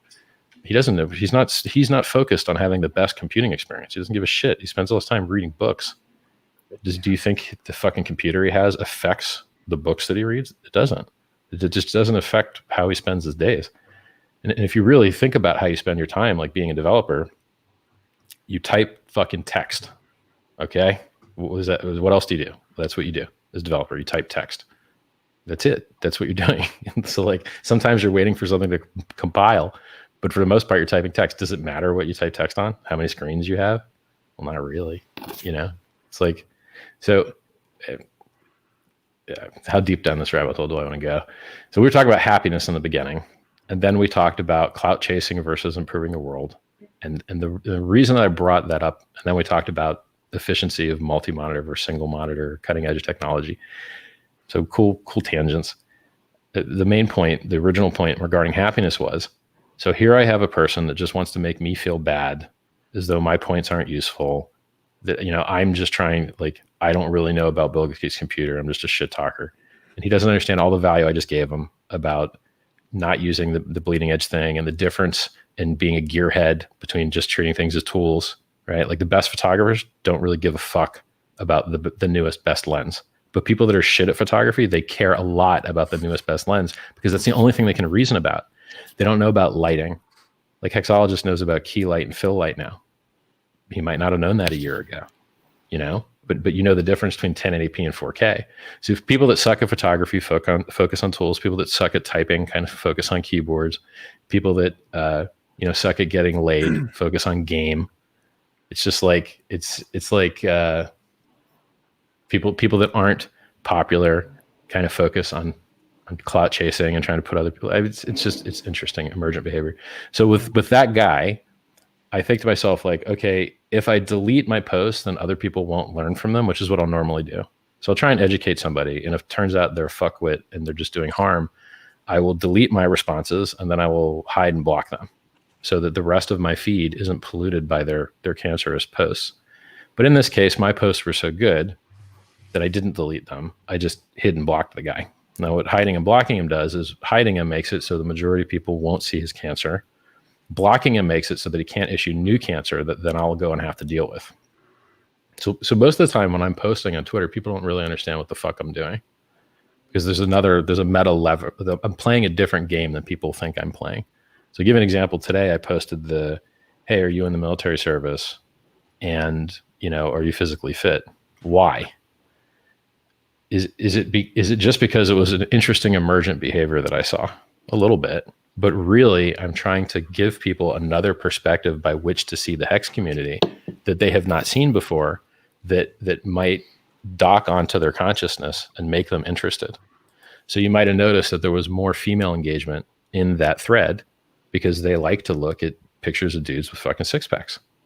Now, if I hadn't made that post, would there have been as much engagement for girls, and would Hex have been shown in a new light that is true and accurate and beneficial to, I don't watch fucking Men's Fitness magazine. Like apparently that dude's abs were photoshopped, but I didn't like stare at his abs hard enough to really fucking notice, right? I just figured maybe he shaved to show him off. He got me too. I did. Those are some good looking abs, man. Well, the rest of his body was consistent with that body type. Yeah. Like his triceps and his shoulders were consistent with low body fat and muscle mass. So I thought, all right, plausible. Maybe he just fucking shaved his stomach. But then you look and you're like, yeah, that's the blur tool. But the funny thing is, like, he could be double trolling. He could actually have a six pack and then just, like, you'll see that shit on like webcam sites. The dude with a giant dick will be playing a video of his giant dick, and the girl will be like, "This is played video," and then like stops the video, and then his real giant dick's there, and you're like, "Oh, what a troll! What a fucking!" I knew that Richard was going to bring the freaking cockroaches in. Hey, look at that, crypto coffee. What's happening? Coffee. What's up, buddy? Hey, you know what? I got to say something. Look. Having Richard come on the show and talk to us and having him out there streaming all the time, I just want to say how much I appreciate it. Look, I'm a 53-year-old guy. I've been around for a long time, ran around the block, grew up in the ghettos of Los Angeles, and a lot of street smarts, worked in industry for a long time, learned a lot of things from a lot of people. And what I really like about what Richard does, look, he's a young man, but he has a lot of knowledge out there that he gives. And it's, to all of you out there, what? You're not as old as me, though, so fuck, you're young. So, but the guy's full of knowledge, and a guy like me, being older, I can say, fuck that kid, fuck him. I ain't gonna listen to him. He don't know what the fuck he's talking about because I've been around a lot longer than him. But the wisdom and the things that he's experienced, and I'm not a good book guy. I don't learn from books. I didn't learn a lot from reading, and I experienced life out there, hard knocks, school hard knocks. But guys like Richard that do know how to take that book knowledge and all of that studying that they've done and express it in a way that a guy like me can understand is very valuable, because I've learned so much from people like Richard. And all of you out there, I behoove of you that if you are like me and you don't like to read and you didn't go to school and you didn't do all those things, start grabbing onto these people that have something to say that resonates with you, and start listening to them and learning from them, because it's value. There's value in those lessons there. So I appreciate you, Richard, for the lessons that you've taught me. You know, even though I have a lot of experience, I still learn a lot from all you young guys and from people like you, Rich. So thanks. We can all learn from people that have chosen a different path, because if you want to be excellent in this life, you have to specialize. And to specialize means to be stupid about more things and to be smarter about less things. You're being more smart about less things and more stupid about more things. So, you know, the reason that you don't have 11 quarterbacks on a football team is because you get the shit kicked out of you by a more well-rounded, diverse team where each role is played by somebody optimized for that role. And that works in families, it works in businesses, it works in social hierarchies, and it works, you know, with even your own behavior. You know, you don't have the same attitude when you're around people. You're going to act different in the bedroom with the girl than you are, you know, at the bar with your dude friends. So the specialization is beautiful and key. And here's the funny thing. So many people, they say diversity is strength, but then they do everything they can to de-diversify people and make them all a gray goo of sameness that all says and feels the same things, which is the opposite of specialization, is the opposite of meritocracy. It's insanity. I mean, you're literally destroying culture. Like, that's what culture is. Culture is how the different things that you do that other people don't do. That's what culture is. So the people that claim to respect and appreciate culture are actually destroying it. Don't act like how you want to act. Act like this shit ideal, which actually sucks. And you're like, oh, that's a terrible idea. And it's mostly, the proponents of it are mostly losers, which I find really hilarious. It's like getting diet advice from a bunch of weak people and fat people. You're like, you know, I don't know. These jacked people all eat chicken and broccoli every day. They start their morning with coffee, and then it's all chicken and broccoli for the rest of the fucking day. So maybe that's a good path, you know? Or the vegans are like, oh, veganism's great. You're like, yeah, okay. But, you know, if you look at the Olympics, you see how many Olympians are vegan. It's not the majority. Nope. And can you make veganism work? Can you get a shitload of protein out of plants? Yes. As a matter of fact, all of the protein in animals is from plants. So yes, you can do it, but you have to make an effort to. So, I mean, anyway, back to the happiness thing. I will be very happy if I focus on all the amazing things that are going on. And if I instead focus on one random clout chaser, then I'll be unhappy. You know, it's like, and which has scale and which is more important? Is arguing with people that are broke and not going to onboard anyway a wise use of your time, or are you better speaking at scale to the vast majority of people that hasn't shown negativity? So it's just like talking to girls.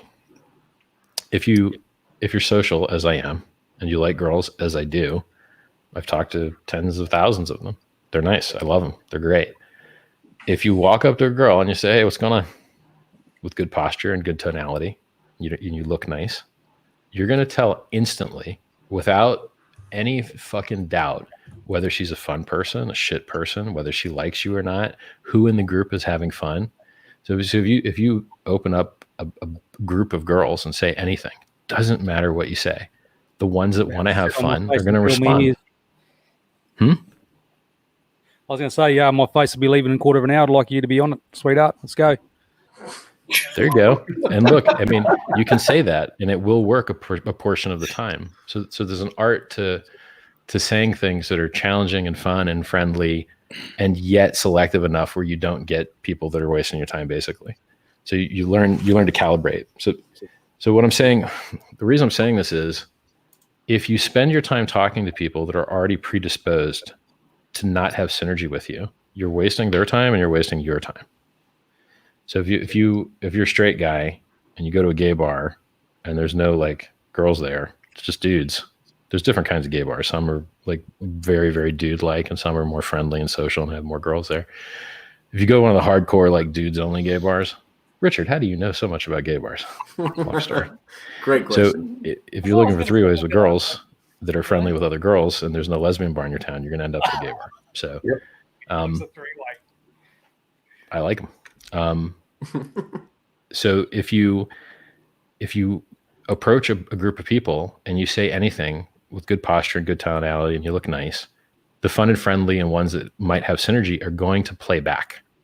Now, sometimes you'll have a girl that wants to be the alpha and be like shitty alpha or whatever, but it's not that common. It's, maybe 20% of the time, maybe that is common. But then the ones that play back, if you like the way they look and they like the way you look, then you can, hey, I got something I want to tell you. I don't want any of your friends to hear it. Come here for a second. You start getting compliance, right? And you start building yes momentum and anyway. So, for my body weight and age, it's crazy. I don't understand. I thought it would get harder. It's not. It's easier. It's crazy. I don't get it. Because I don't think the shit I say is any better. But apparently, it's because you know more. Maybe, or maybe like the ins and outs. Maybe girls like older dudes. Maybe that's a thing. Well, it's a guidance thing also, and it's not like you're overwhelming them with knowledge and facts and don't detail. ever do that. It's all about like presentation and status. Yeah. Dude, don't teach a class. You're retarded.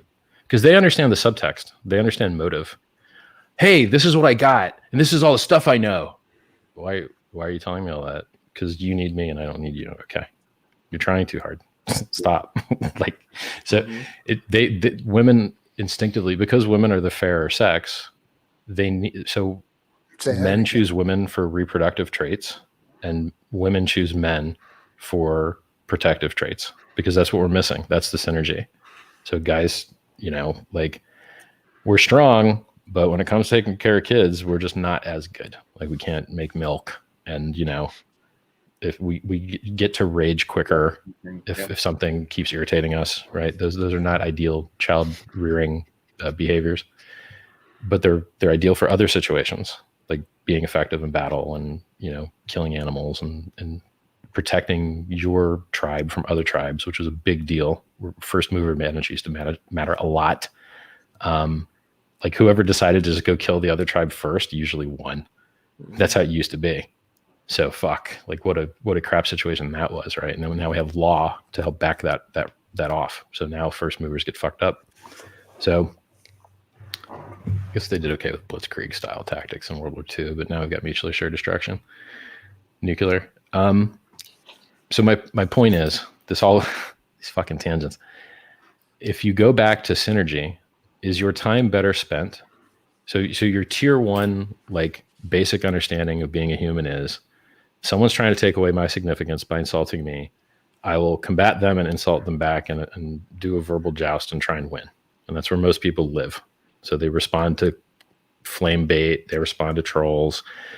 And then when you scale past that, you're like, okay, we just hide and block all those people as though they didn't exist. We don't even talk about them. We ghost them. They get starved of the only thing they care about, which is their significance, which is trying to look cool. Because they're not trying to make the world a better place. They're just trying to steal more significance by being pricks. And it does work for people that are operating on a tier one mentality, which is a retaliatory mentality. When you engage level 2, which is ghost, and then when you ghost things, it leaves you so much extra time because you don't have to think about them.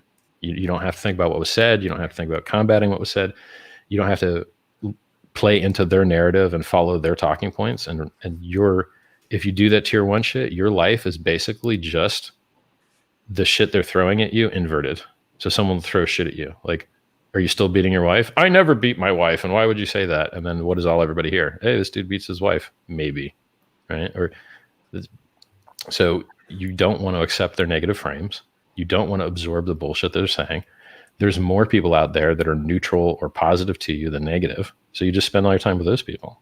So instead of doing Mortal Kombat with fuckwits on the internet that have a very low conversion rate to being useful, very low, because I used to do that. I used to run a whole chat room of people that hated me.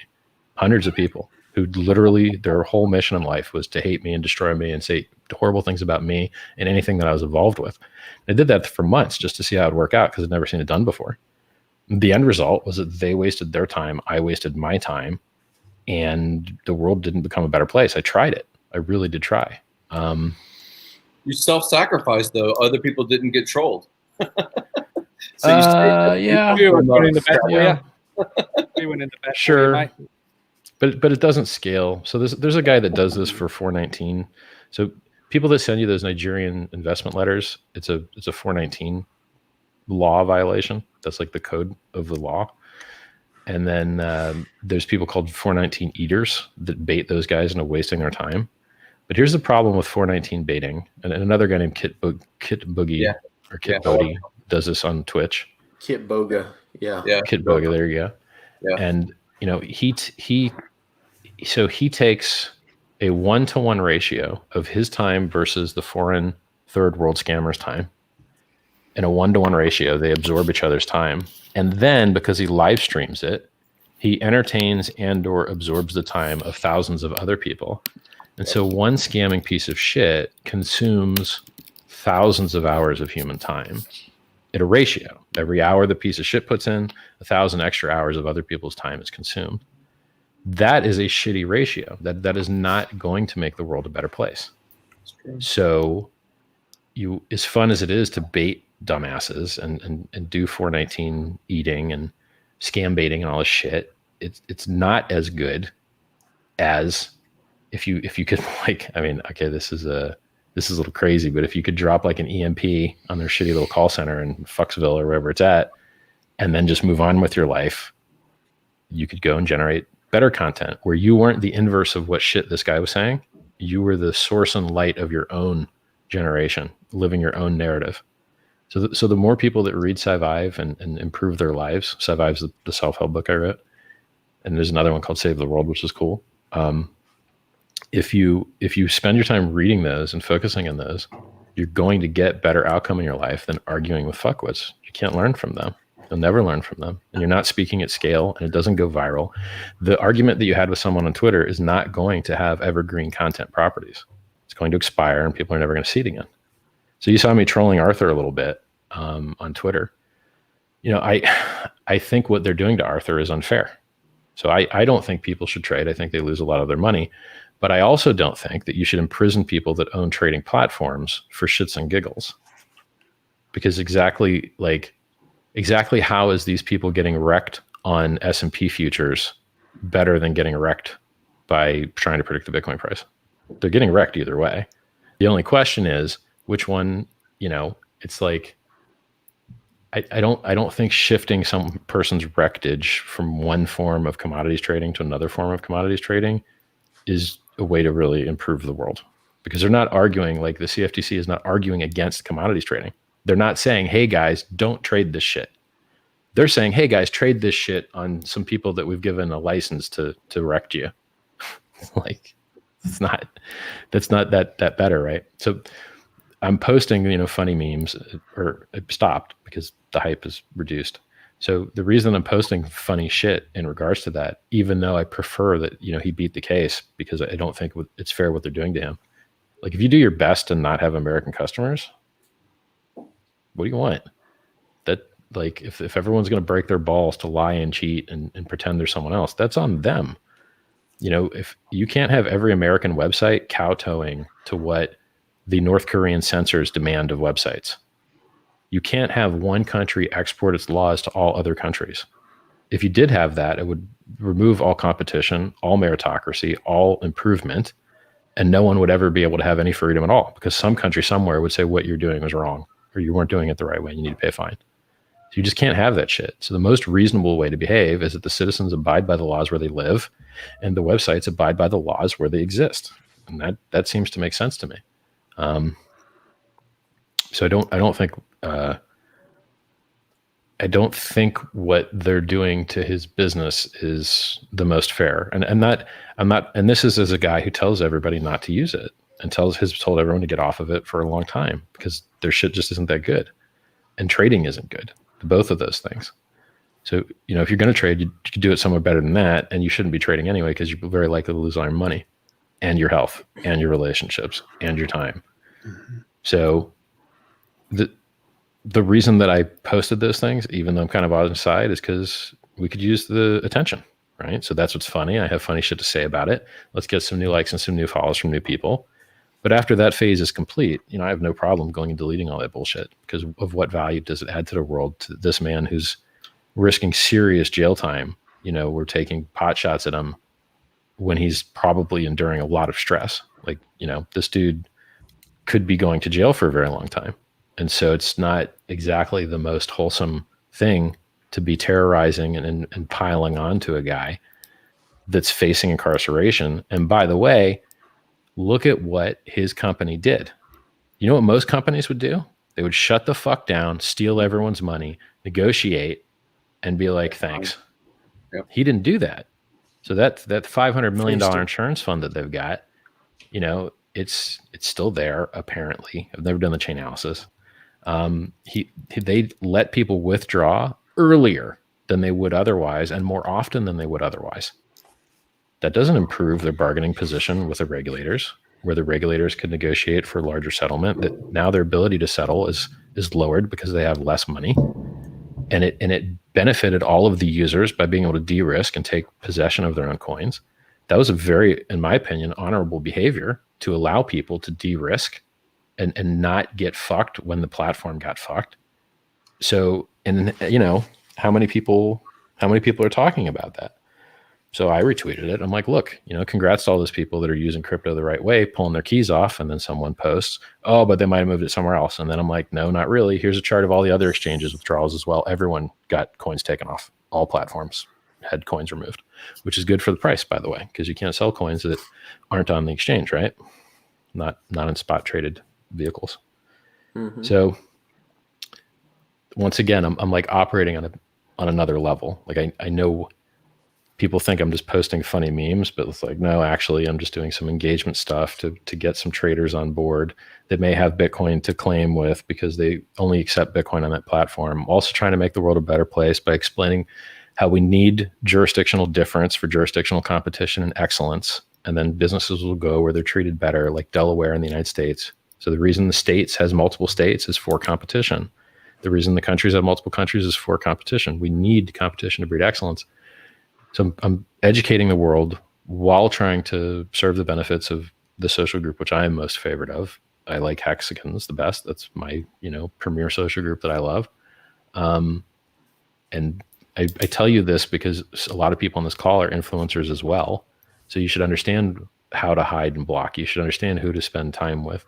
I can tell you guys right now, y'all need to have YouTube channels to do and broadcast something like this with a lot of good content on it, and to be fishing where the fish are not. It's quite silly.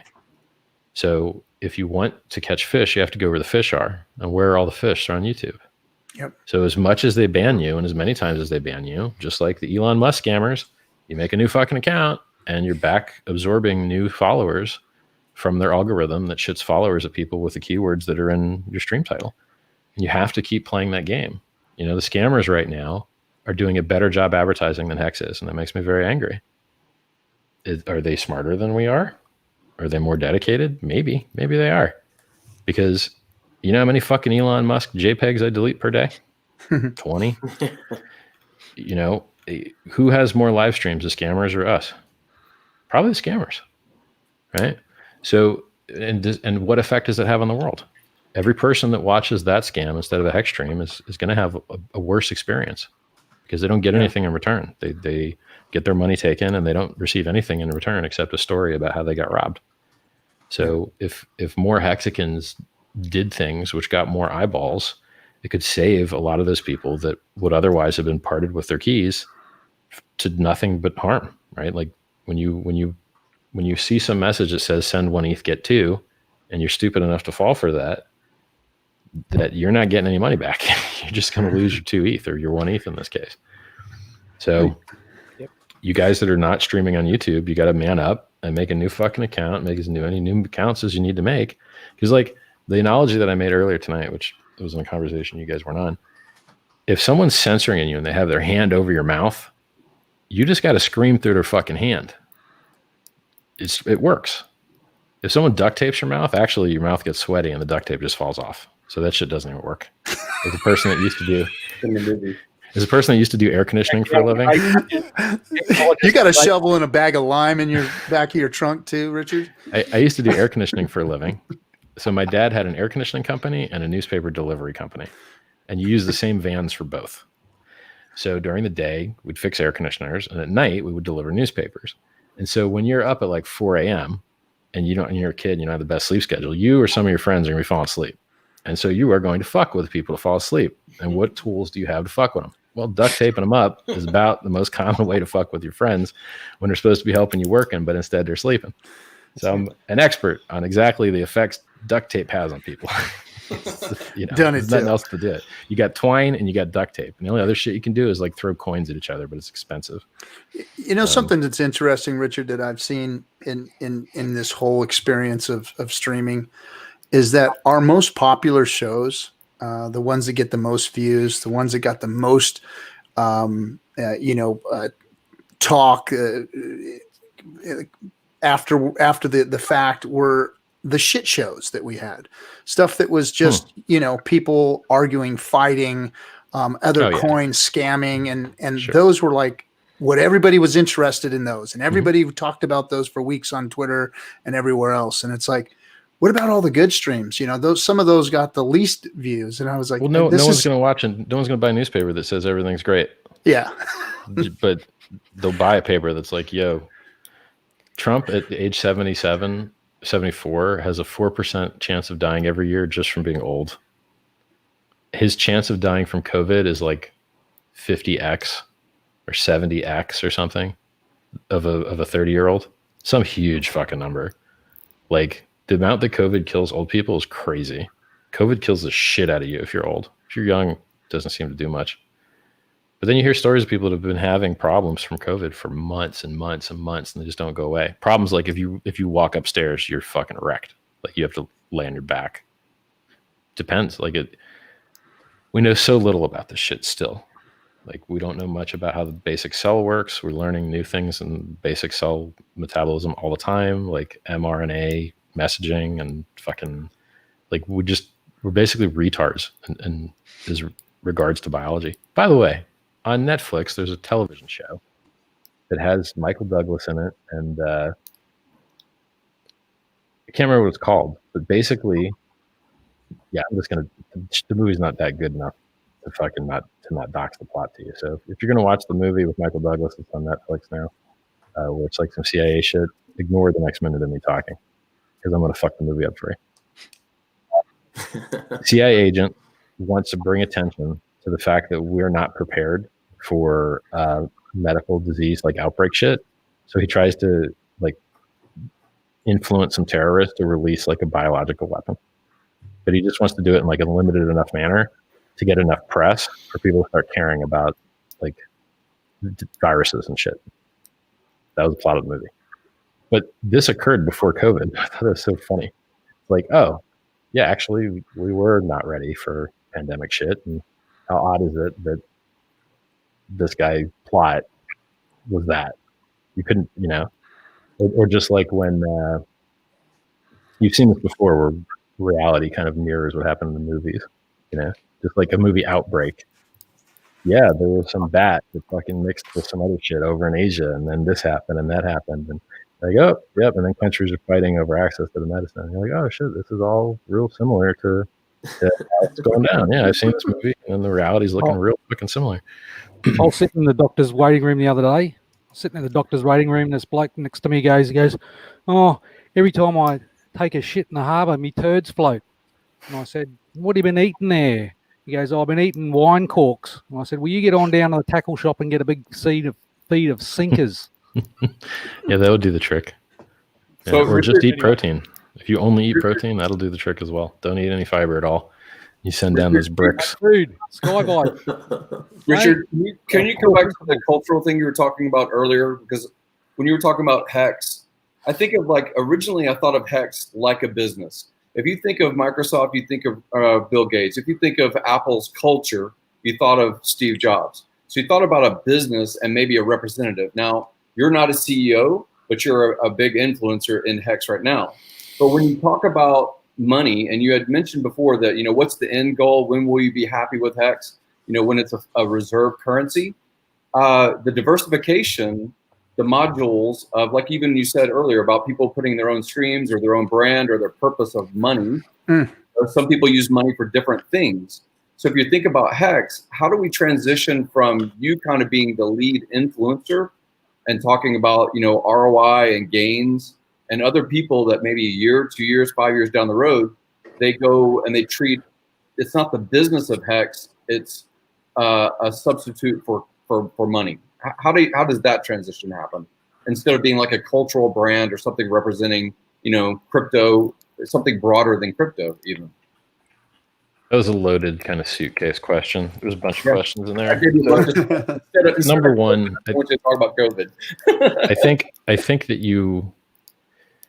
I think you misunderstand the brand of Microsoft and Apple. So just like when you walk up to a table of girls, the shit you say matters infinitely less than where they're at in their life. This person wants to have fun. You are good enough. Congrats. Doesn't, like, if you're fucking Michael Jordan or Tom Cruise and you try and game like my girlfriend that I have at the time, they're just not going to fuck you, even though you're Tom Cruise and Michael Jordan, because they're good, honest people and they're already in a relationship. It doesn't matter what you say or what you do or how famous you are. It just doesn't matter. So where people are at in their life is more important than who you are and the shit you say. The same thing kind of goes with Apple and Microsoft. If you were an investor, you might see Microsoft as Bill Gates. But if you were a software developer, you don't give a fuck about Bill Gates. You care about the tools that they're giving you to help build stuff, or how many users you might be able to get by building on that platform. You're just focused on something entirely different. If you're a person that's looking at Hex, a lot of people say, oh, Hex made crypto fun again. Maybe the person wants to invest because it's fun. If you're a trader and you look at the chart, and that person invested because of the chart. If you're a person that believes in actual decentralization and no admin keys and, like better security and security audits and those things, they might invest for that reason. So I believe that where a person is coming from and who they are and what's going on in their head is a much larger influencer than, it's like cause and effect. So I'm me, and then people think that because I'm the way I am, like I'm causing an effect. But in reality, these people are the way they are, and then they just happen to have synergy with a person that's like me, and then which one happened first? Or do we have synergy? Do they enjoy following me because they were like that beforehand? Usually, right? So it's like, the reason that it's important to rotate through all of the different positive aspects of the Hex ecosystem, like, hey, you in the military? Maybe you like it because we got a lot of military guys. Hey, you like trading? Look at the chart. Look how cool it is. Hey, you like security? Hey, you like cool logo? You like, ads? Do you like whatever it is? Everyone has a certain different thing that they like, and you have all of those traits, and then you just rotate through them all so people see them all. And then the people will attach on at whatever it is that they liked. So you don't have to pigeonhole yourself and typecast yourself into being a certain way because you think that is the only way or the optimal way. You might find that there's other ways that are better that you just discover over time, and that's why it's important to have different kinds of influencers and different kinds of pitches and focus on all the different aspects that are good of the thing and not try to just pick one, So we used to focus on 116x. Now we're focusing on, 25% APY. It's really higher than that. It's I think almost 30% APY now, but I almost don't want to change the number because 25 feels more believable. Good enough. Mm-hmm. Yeah. It feels more believable to me. And I'm trying so the outrageous, hard to believe, but true angle. Okay. We tried that. Now let's try the believable angle, and then we'll probably try other ones too. Because what happens is you satiate your audience, and your audience is finite, and then you have to hit them with another pitch. I don't want to say it's like muscle confusion because I don't really believe in muscle confusion as far as workouts go, but if you try some shit and you get diminishing returns, then you try some other shit, and then it works for a while, and then you try some other shit, and you just keep rotating through, and you're adaptive about it. It's effective. And if you're not onboarding enough new people fast enough, it's the only way to really continue to get results out of a finite pool, right? So so your question was rather stacked in that it was like, okay, you present an idea like, okay, you think that this is like a social movement, but we want it to be a financial movement. And you're like, well, you're going to be all of those things. And then it's whichever one has the largest money in it that like onboards, and then you think that one matters the most. So it's just like Bitcoin. Like Bitcoin used to be, we hate the government. And now it's, we love the government. Okay, cool. Well, you just onboarded both classes then. You emptied out one class. You're like, hey, we hate the government. You got all their excess free capital, and now they're useless. You took all their money already. So the only new money they have to put in is the money that they make monthly, unless they've gone full-time crypto, and then they don't have anything to put in. Fuck. Yeah. If people go full-time crypto, they no longer can move the price up. They can move it down because they can only sell. They can't buy. Like, oh, well, I'm sorry you went full-time crypto. I wish you had new income from outside the system to fucking put in. So like, it's better to not pigeonhole yourself into one pitch when you can just rotate your pitch through, right? So you're like, okay, first we're going to be a world currency, and then we're going to be digital gold, and then we're going to be programmable money, and then we're going to be DAOs, and then we're going to be unstoppable computing, and now we're going to be DeFi, and then you just, fine. Okay, more pitches, more people jump in. Great. Like it's if you want to get more economic mass, it's better to be all things to all those people, and they all are kind of true. They were just delayed, right? Like, do we have DAOs now? Yeah. Do we have unstoppable computing? Pretty much. Do we have digital gold? Yeah. We got a lot of that shit, It just took a while. So I attack the premise of the question that there's some optimal way to behave to get one result, and I posit that it's superior to have multiple results from multiple attacks, because in the end, the traits that you have are less important than the traits that people are looking for, which are all over the place. So if you can onboard people that like interest, and you can onboard people that like trading, and you can onboard people that like security, and you can onboard people that like crypto is more fun again, cool. Let's take them all, right? We don't need to alienate any of them. I mean, you do have to alienate some a little bit by the order by which you deliver information on the website. So we do. There's a very specific order in which the information on the site is delivered. Like, I would love to take that post I made about how Bitcoin is similar to Hex, and like shares equals hash rate, total shares equals total hash rate, block reward equals interest plus penalties. And then you're like, oh, so like they're really actually similar systems. Like, yeah, they're very similar systems. They're both cryptocurrencies. They both pay inflation to people that have a certain behavior. In Bitcoin, you inflate to pay miners, which then sell those coins to buy electricity and mining hardware. And then in Hex, we inflate to pay stakers to hold the price up. That's it. The difference is that in Bitcoin, you're paying people to sell the price down. In Hex, you're inflating to hold the price up.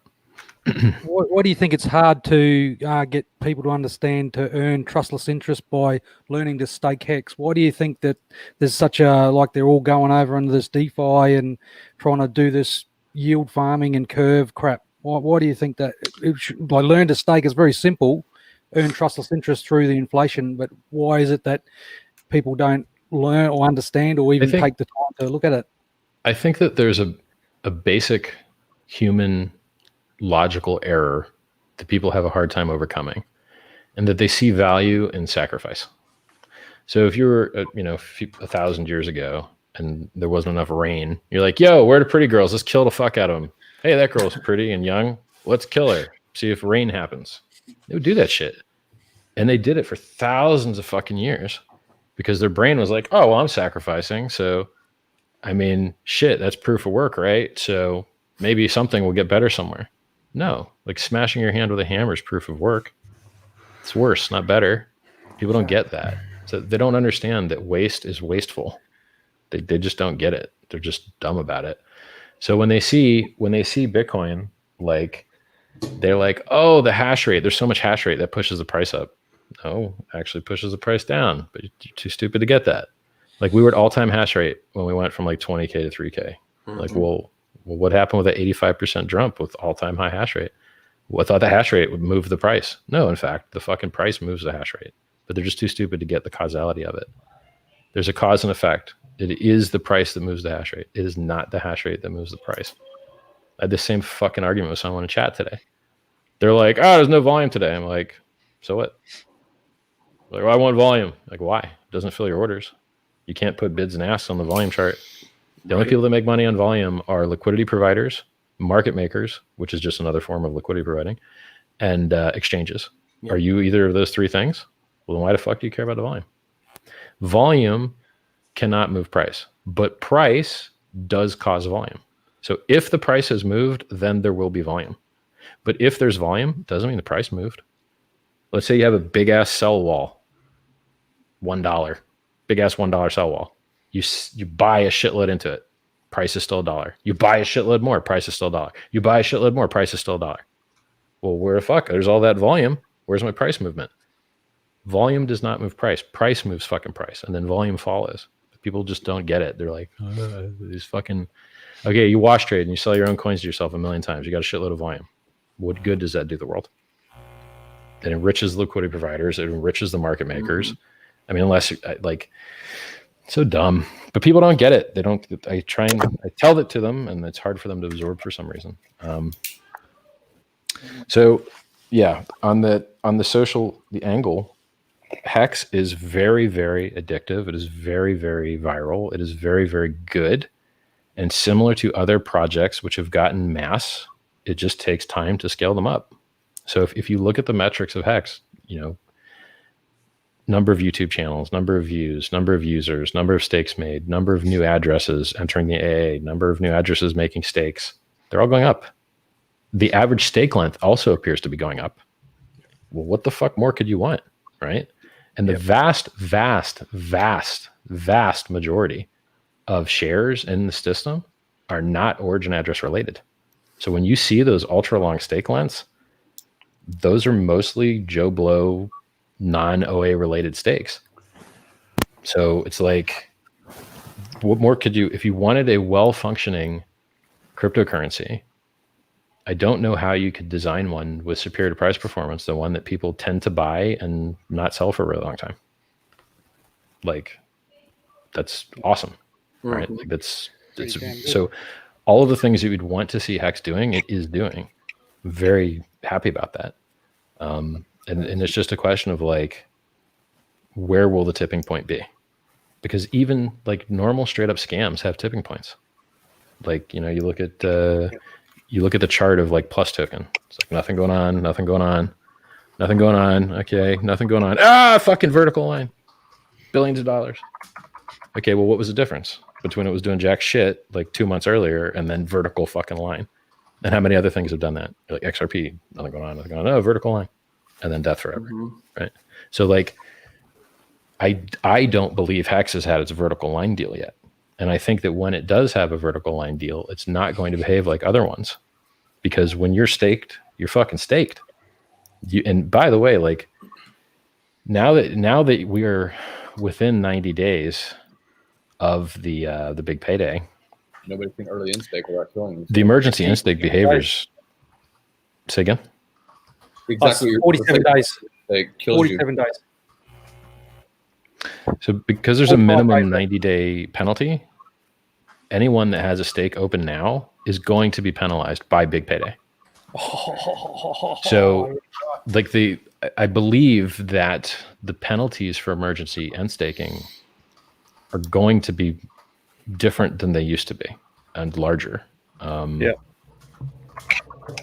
I'm not sure, like I haven't done the math and done the modeling to try and figure out how much of that amplified big payday penalty is. So basically, like if you get penalized by big payday, but you didn't receive big payday, you're ultra fucked. You're going to get annihilated because big payday is going to be gigantic compared to normal interest. So like I'd have to like spend some time thinking about like which classes of users and behaviors could be penalized by big payday yet not have received it. I'd have to think about it. But penalties are way down at the moment. Penalties are dropped right off in the last day or two as well. So you can't see them. Yeah. And the funny thing is, it's like, you know, people talk about like dumps and volatility and stuff. If you're not selling, how much does the price matter to you? It feels good when it goes up. Doesn't matter to me at all. Right. But like, if you're still buying, you love a lower price. You're like, yes, I've got a better deal, right? Like if you're buying a car or a house, I would prefer a cheaper price. You know, if you're buying in Hex, you probably prefer a cheaper price. So for someone that's going to sell one day, the only, I believe, part that matters about today's price is the way it will affect the future price. And Hex has dumped 75%, I believe, a couple times. Didn't seem to bother the long-term price, right? So, you know, and then in effect, what do you have? You have people that would have been able to sell lots more money and get paid lots more to sell. So when a person emergency end stakes, they're paying a larger penalty and selling usually at a lower price if Hex continues to trend up, right? So if you're continuing to trend up, it means your average price is higher. So if a person sells lower, they're averaging a lower sell price and paying a larger penalty. That's probably good for long-term accrual value. I mean, it depends. It's like the people that sold their Bitcoin when it was a penny, they got fucked, obviously, because they could have had, you know, hundreds of millions of dollars. And I think that someone benefited from them getting fucked, and it was the people that had longer time horizons. So it's just like if someone gets in and out of Hex at a loss, where does that loss go? Probably some other Hexican made that loss. Probably some other Hexican made that money that person lost. So, you know, that's different if you have some system with a lot of negative externalities and overhead. But in a system that has little overhead, I think that when people lose, kind of someone else makes that money. So if somebody wants to dump Hex and sell at really cheap prices, I'm almost like, yeah, I'd rather they get out as low as they can, because then it leaves more money in the system for people that didn't just fucking sell.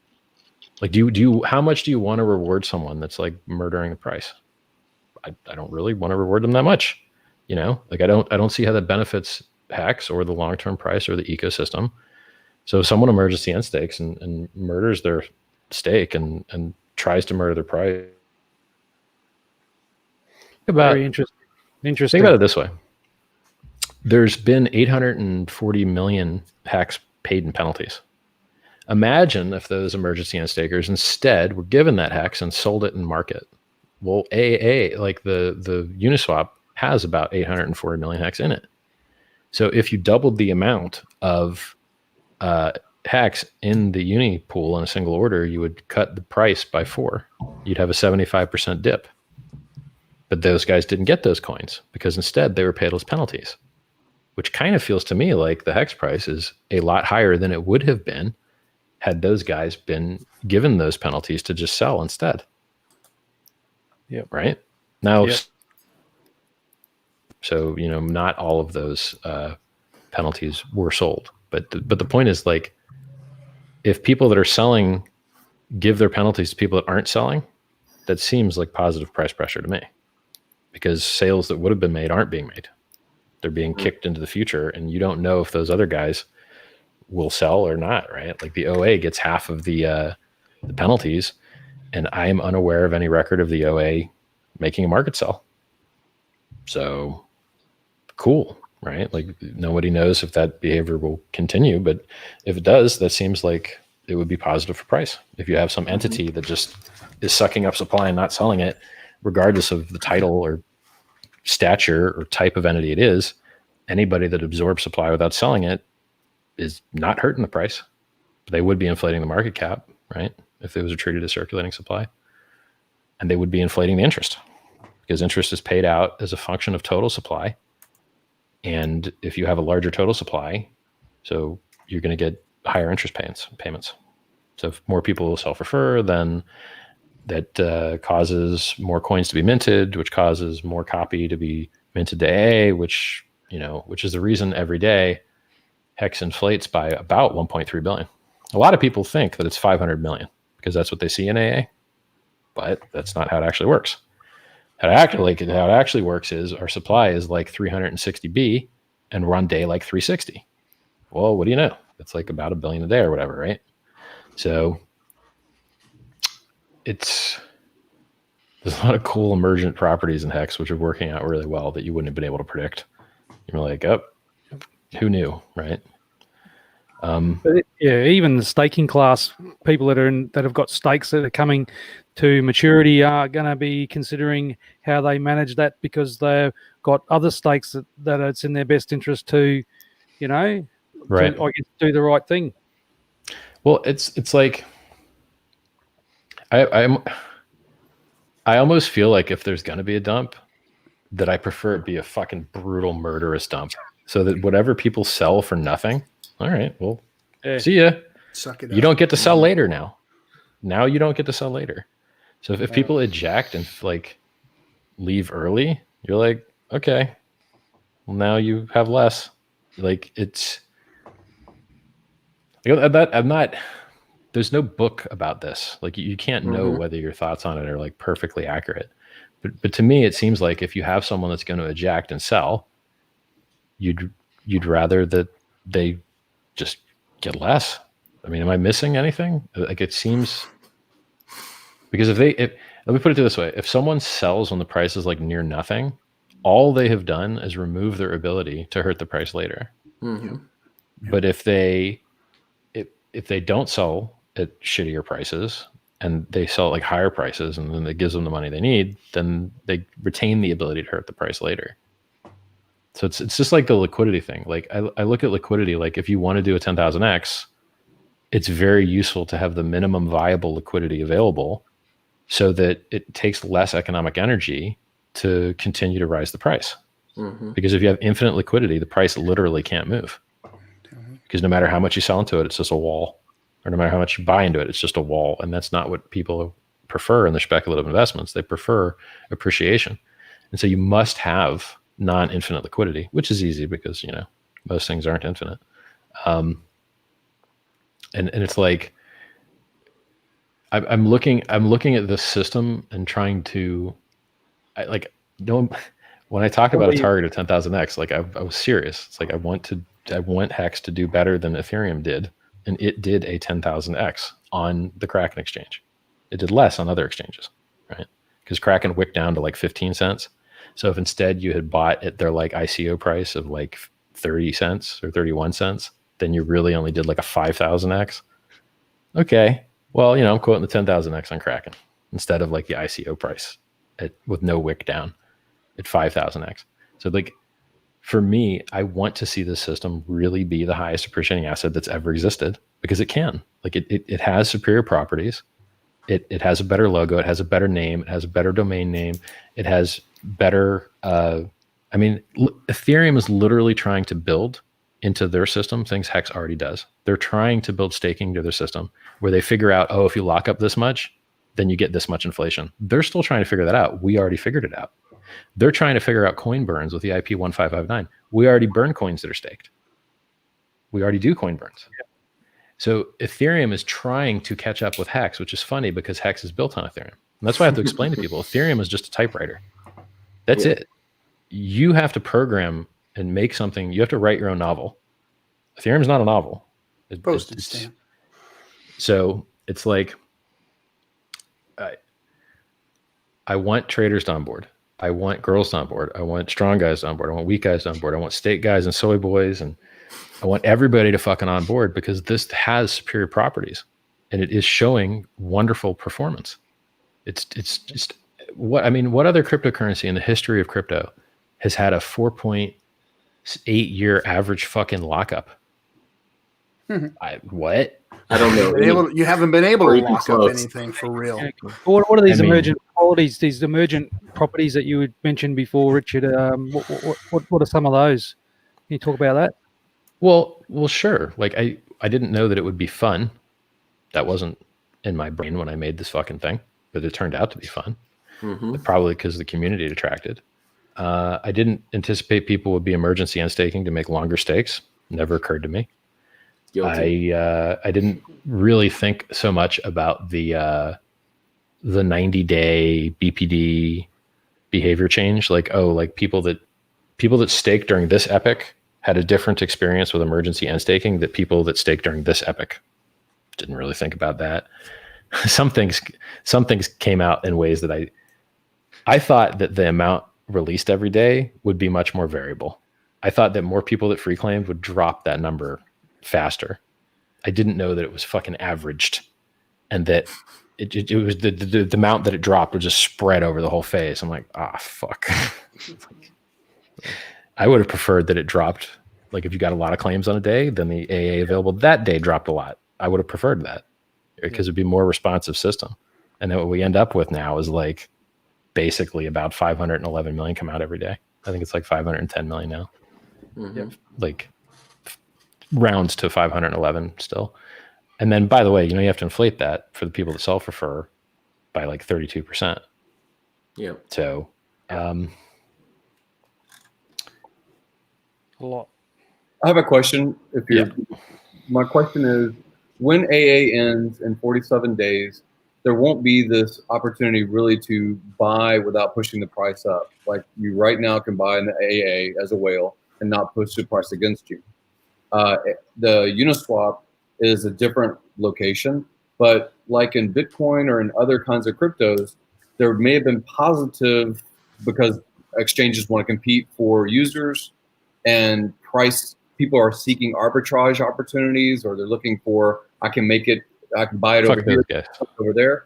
I don't give a shit about arbitrage guys. I don't like them at all. What kind of arbitrage? They take economic energy out of the system and they put it in their own fucking pocket. Yep. And that's all they do. Do you think that it's better to be on a single exchange, a DeFi exchange, or do you think it's better to be on multiple exchanges after AA?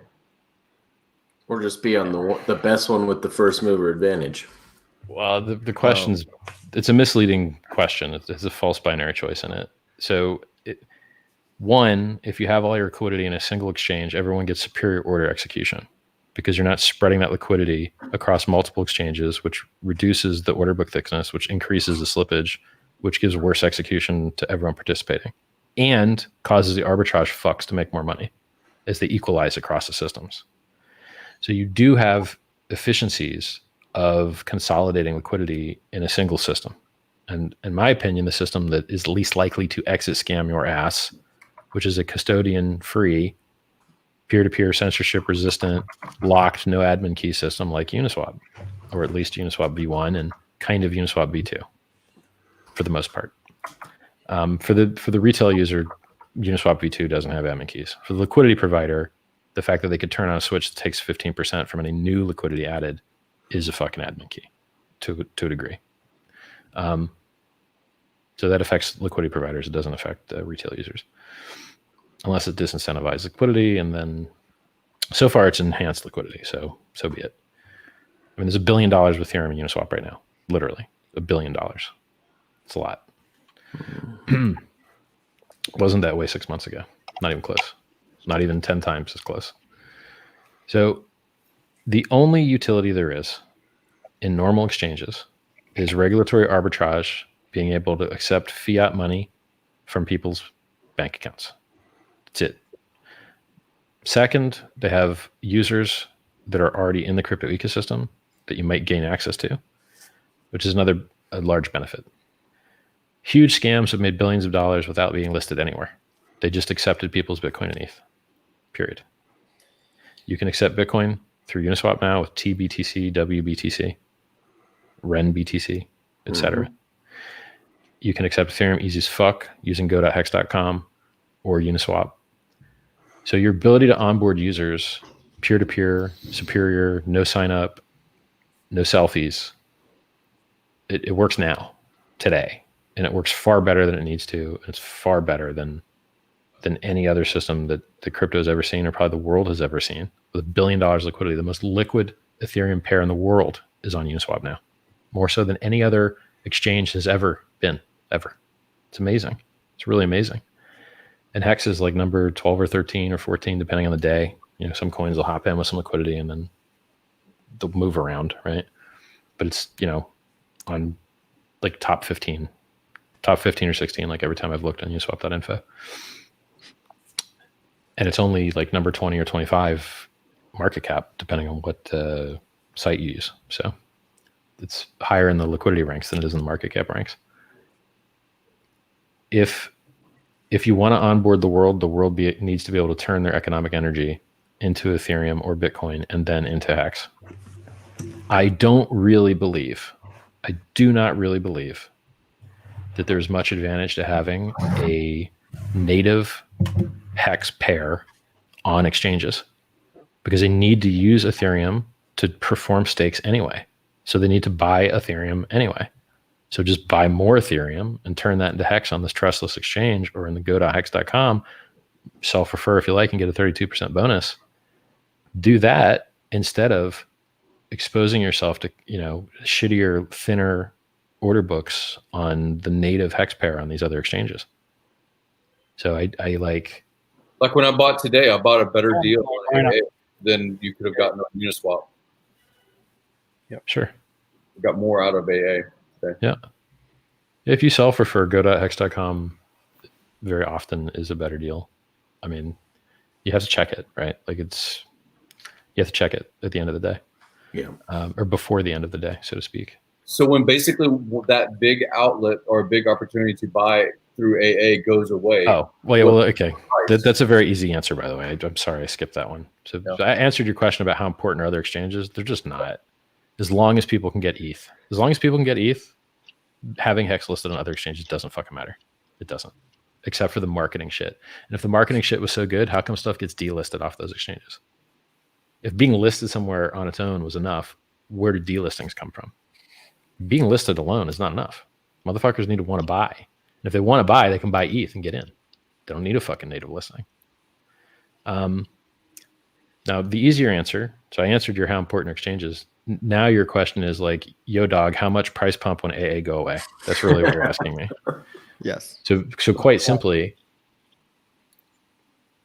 if price is supply and demand, if that is true, the price is supply and demand, then supply right now is every day what is on Uni plus what is on AA. When AA is gone, that supply is no longer available there. You only have what's in Uni and what's on these other exchanges. But I'm just going to say like Uni is the real deal, because Uni has, I think, the maximum amount of like sell availability on any other exchange that's not Uni is like double-digit millions. Well, there's triple-digit millions on Uniswap. So there's at least 10x more liquidity on that exchange than on the bid and ask side for X than any other exchange in the world. So I consider that the real market. And it's also the one that doesn't have any bullshit. You can inspect every trade. Mm-hmm. You know there's no wash trading because you can look at the fucking trades. You're like, hey, is this guy buying and selling to himself? Where'd the money come from, right? Like you can look at Uniswap and fucking see what's going on. But on the closed exchanges, you can't see that shit. So if supply and demand influences price and you remove the fuck out of supply, and so whatever, I believe that causes price to rise. Yeah. If you reduce $2 or $3 million supply, day, something like that, going in the AA at least. Like there's huge amounts of ETH going into the AA lobby. As soon as the AA lobby, if you, as you say, if you take away the AA lobby and then that money is then going to Uniswap, well, that's going to pump the price surely. Even though there's going to be a heaps of like 800, I think it's 800 billion tokens are coming off stake just after the big payday. Like if you look at that chart of future supply, there's a big spike of coins coming off. I would actually like to know what that number is. Like I got to ask Firebun again. 800 million. 800, is it 800 billion or it's 800? It's not 800 number billion. of zeros. Which site did you use to gather that? Hexvision. Yeah. So I was on that site too, and I was going through all the charts, and I saw the big spike. But when I moused over it, it was like an 800. I mean, 800 billion. Is it 800? The units are unclear to me. No, it can't be. I need Firebun to Sorry, clarify. 800 million. Must be 800 million. Sorry. Yeah. I don't know. I want to clarify because it's like the title of the thing is like some, and you're like, well, here it is. Stakes expiring.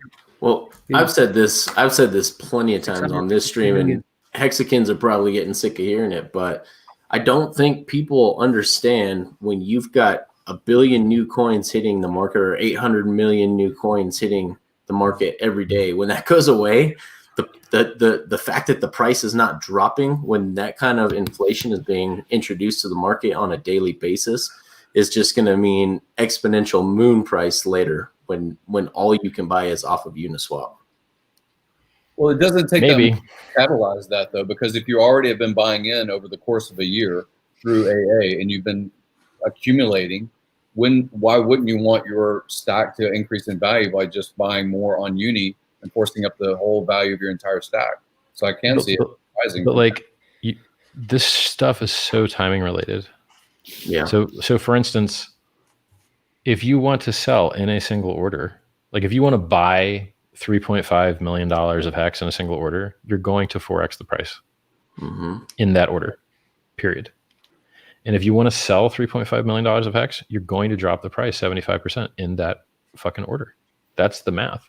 So these general topics of like supply and demand curves and shit, they kind of are like leaving out the wicks of timing of like, and here's another thing. Let's say price goes down after BPD. That doesn't, like, if the price goes down to a certain level, people just might choose not to sell. They might be like, I'm not going to sell for nothing. I believe I can sell for higher later. You don't know. Or if the price doesn't dump fast enough and people are like, oh shit, I thought I was going to dump. And what if it goes up? Then they're going to have to chase the market higher because they want in, but they just wanted to get a better deal, right? Like, I have no fucking idea what was going to happen on Big Payday. I don't even really know how many coins are expiring on that day. And I haven't done the chain analysis to try and guess what type of user behaviors that person tends to have usually. Are they a trader usually? Are they a long-term staker usually? Have they shown behavior of ending stakes to stake for longer before? Is that behavior more indicative of a likelihood to stake with those coins that are coming out on BPD, right? Like if I were a trader and I was trying to really figure out what would happen on that specific day, I'd be eye-fucking everybody and looking at what they did in the past and trying to guess, like, might they do that again, right? So in broad strokes, like not looking at like individual wicks of a specific day, up or down, I think in general, like, yeah, there's going to be a lot less supply available when you can only buy it from one place and liquidity rarely gets added. I mean, if it would be different if people were just adding liquidity all the time, which would increase the sell pressure and the buy pressure and reduce the volatility. You know, if you go to Hex, if you go to uniswap.info, and click the Hex ETH pair and click, ads, it'll show you all the times liquidity has been added. And I don't think there's that many, which means there's not much sell pressure being added, which means like if AA disappears, then those new coins aren't available. Then the only coins you can get are either by OTC, which I don't see many people using. Fucking no one, basically. Like the OTC channel is dead as shit. Or Uniswap, which the majority of people use, or the centralized exchanges, which just don't have much supply on them. So, I mean, I'm like hedging my bets, but like I really feel I don't make forward-looking price statements about Hex. I'm very, very, very careful not to do that. I can just say that from what I look at in regards to the supply that's available, it sure looks like when AA is done, there's a shitload less supply available. Yep. Unless every other participant in the system decides to like release all their supply, and then you'd have to do the math or whatever, right? Like, but they could do that now too. So like they don't. So like if the likelihood that everyone else that has supply is equally likely to do it now or after, and then you could just consider that to like cancel out. There's just less fucking available. So then this situation is really easy. Let's say you want to buy $1 million of Hex right now. You could buy 500,000 on Uni, 500,000 on AA. And how much would the price move up? By the 500,000 you put on Uni, right? That's right. Okay. Well, now let's say you want to buy $1 million of Hex, and AA is not there anymore. What are you going to do with your $1 million? Well, you got to split up your order or buy in bits. it looks like most people just single market buy on fucking Unity. Yeah. They're like, fucking mash it. That's what it looks like most people do. Yep. Yeah. Too long. I don't see a lot of people Lazy. scaling into orders when I look at what people are doing in Uni. Most people just seem to fucking mash it. So, I mean, and then you're going to get, so what you're getting in effect in this model that I described, where someone's order size became twice as large, is you're going to get 4 times the price movement that you would have otherwise got. Mm-hmm. Because everything in Uniswap operates as a square. So if you double, like, if you double the amount of ETH in the pair, you 4x the price. So like, that seems like, I mean, how hard it is in crypto to get $3 million. Doesn't seem like it's that hard. So you're just waiting for that dude with $3 million wants to buy some crypto, likes Hex. Cool. You know, like, because the price seems to me to move by fucking whales. Like, you're just waiting for a big whale to buy it up is what it looks like. Or that's what it's been in the past. And we saw a guy double the price in a day with a 10,000 ETH buy. And there's other whales out there with wallets like that, right? Might not always be like that. Like, the demographics that participate in purchasing Hex might tend to, if we get more influencers and more general media, turn into much more guys that buy $200, which seems like, you know, the average kind of like, hey, I want to try this out buy-in. Whereas the normal crypto whale is just sitting on a fucking $20 million of ETH, and he's like, yo, chuck $1 million over here. You know? And they really, we see it on the chart. We're like, oh shit, all right. Crazy. So, like, okay. That's why I want to put that big long thing that I wrote about the analogies between how Bitcoin works and how Hex works. I want to put it on the homepage, but where the fuck do I put it? Do I put it at the bottom after like the sites, like all the other sites like Hex.live, Hex.vision, but then it like pushes all the social stuff down? Or do I put it into an accordion? I feel like putting it into an accordion, like each Twitter post is like an accordion thing where you click it and it expands, and just shove it in between the like newsletter sign up and the, we don't even send fucking newsletter. Like, nobody, that shit never gets mailed. So maybe, maybe stick it above the newsletter sign up, and then like newsletter and social will be down here. And then the Bitcoin and Hex analogy will be here. But it kind of like belongs on the Bitcoin and Hex comparison page too, but no one ever clicks that shit. So you want to kind of stick it on the homepage and then hope that people scroll down that far. They make better like analysis engines to like analyze what user behaviors are. It would be nice to see like how far down the page people actually get. Because you'd hate to put some really good content down at the bottom of the page no one fucking goes to, you know? Yeah. What's important, I believe, to onboard guys that are already in crypto, which I think are the majority of the price movements up in Hex. And these fucking whales that dump thousands of ETH in there, they have ETH. So it's like, as long as those are the guys that are the majority of the price movement, we should kind of speak to the concerns that they might be influenced by. And I think that with, you know, about $1 billion of Bitcoin wrapped in Ethereum now, it's easier to onboard Bitcoin users, probably, you know? Mm-hmm. So speaking to their concerns and showing them the comparison between Hex and Bitcoin, I think is very important. Yeah. Also, when you understand that, you stop hearing about the scam shit. You're like, yeah, it's just like Bitcoin. Look, do you understand Bitcoin? Okay, well, here's Hex just like it. We just do these things better. It's easy. Mm-hmm. You're like, look, Bitcoin inflates to reward certain user behaviors. Hex inflates to reward certain user behaviors. Bitcoin uses proof of work. Hex uses proof of work. Hex also uses proof of stake for inflation. It just uses proof of work for transactions. The systems have wonderful analogies between them, but I don't know how many people that have hit the Hex website have ever even read the fucking white paper. I mean, I've been accused of people were like, oh, fucking, you know, where does it say that there's some OA that gets like half supply? It's like, well, it's in the disclaimer at the bottom of every page. It's in the white paper.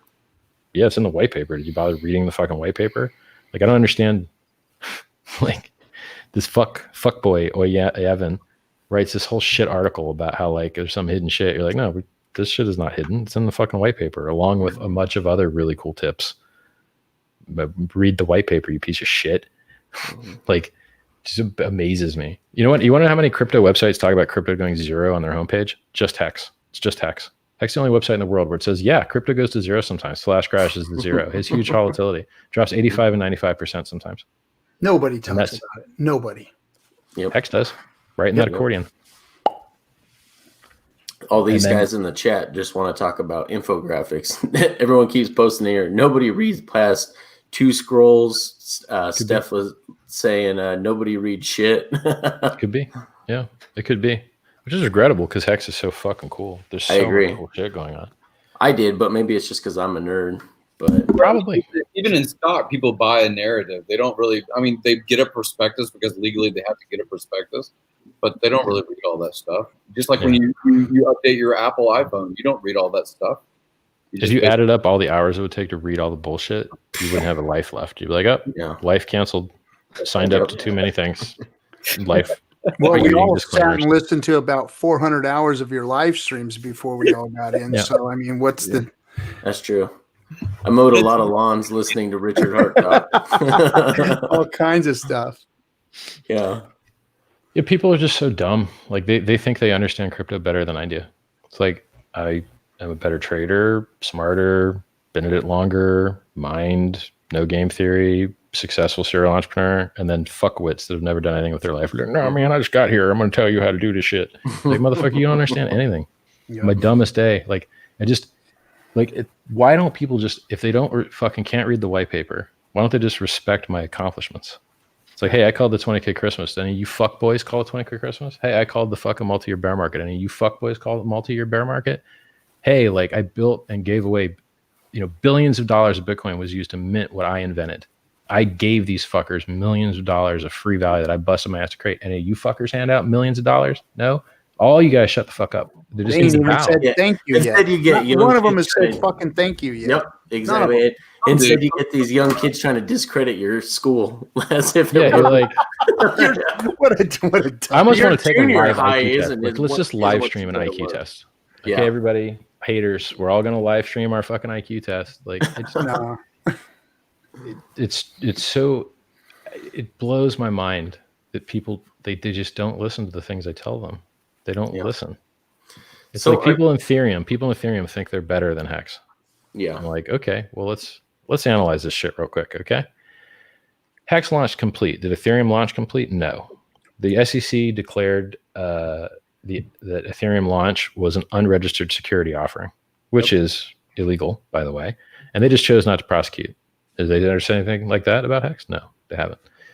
And I've got opinion letters that indicate that they shouldn't, because Hex is not a security. Ethereum was supposed to be unstoppable computing, but then it stopped and they hard forked with a default carbon vote where the guy who set the default actually just decided how the network would work out because no one actually voted. So whoever set the default just won. Then they said that it would be unstoppable computing. But even in our own Hex design, we had to change our code because they changed the computing and stopped some contracts from working by changing the price of storage loading. So the S-load function increased in price by 3 times in gas.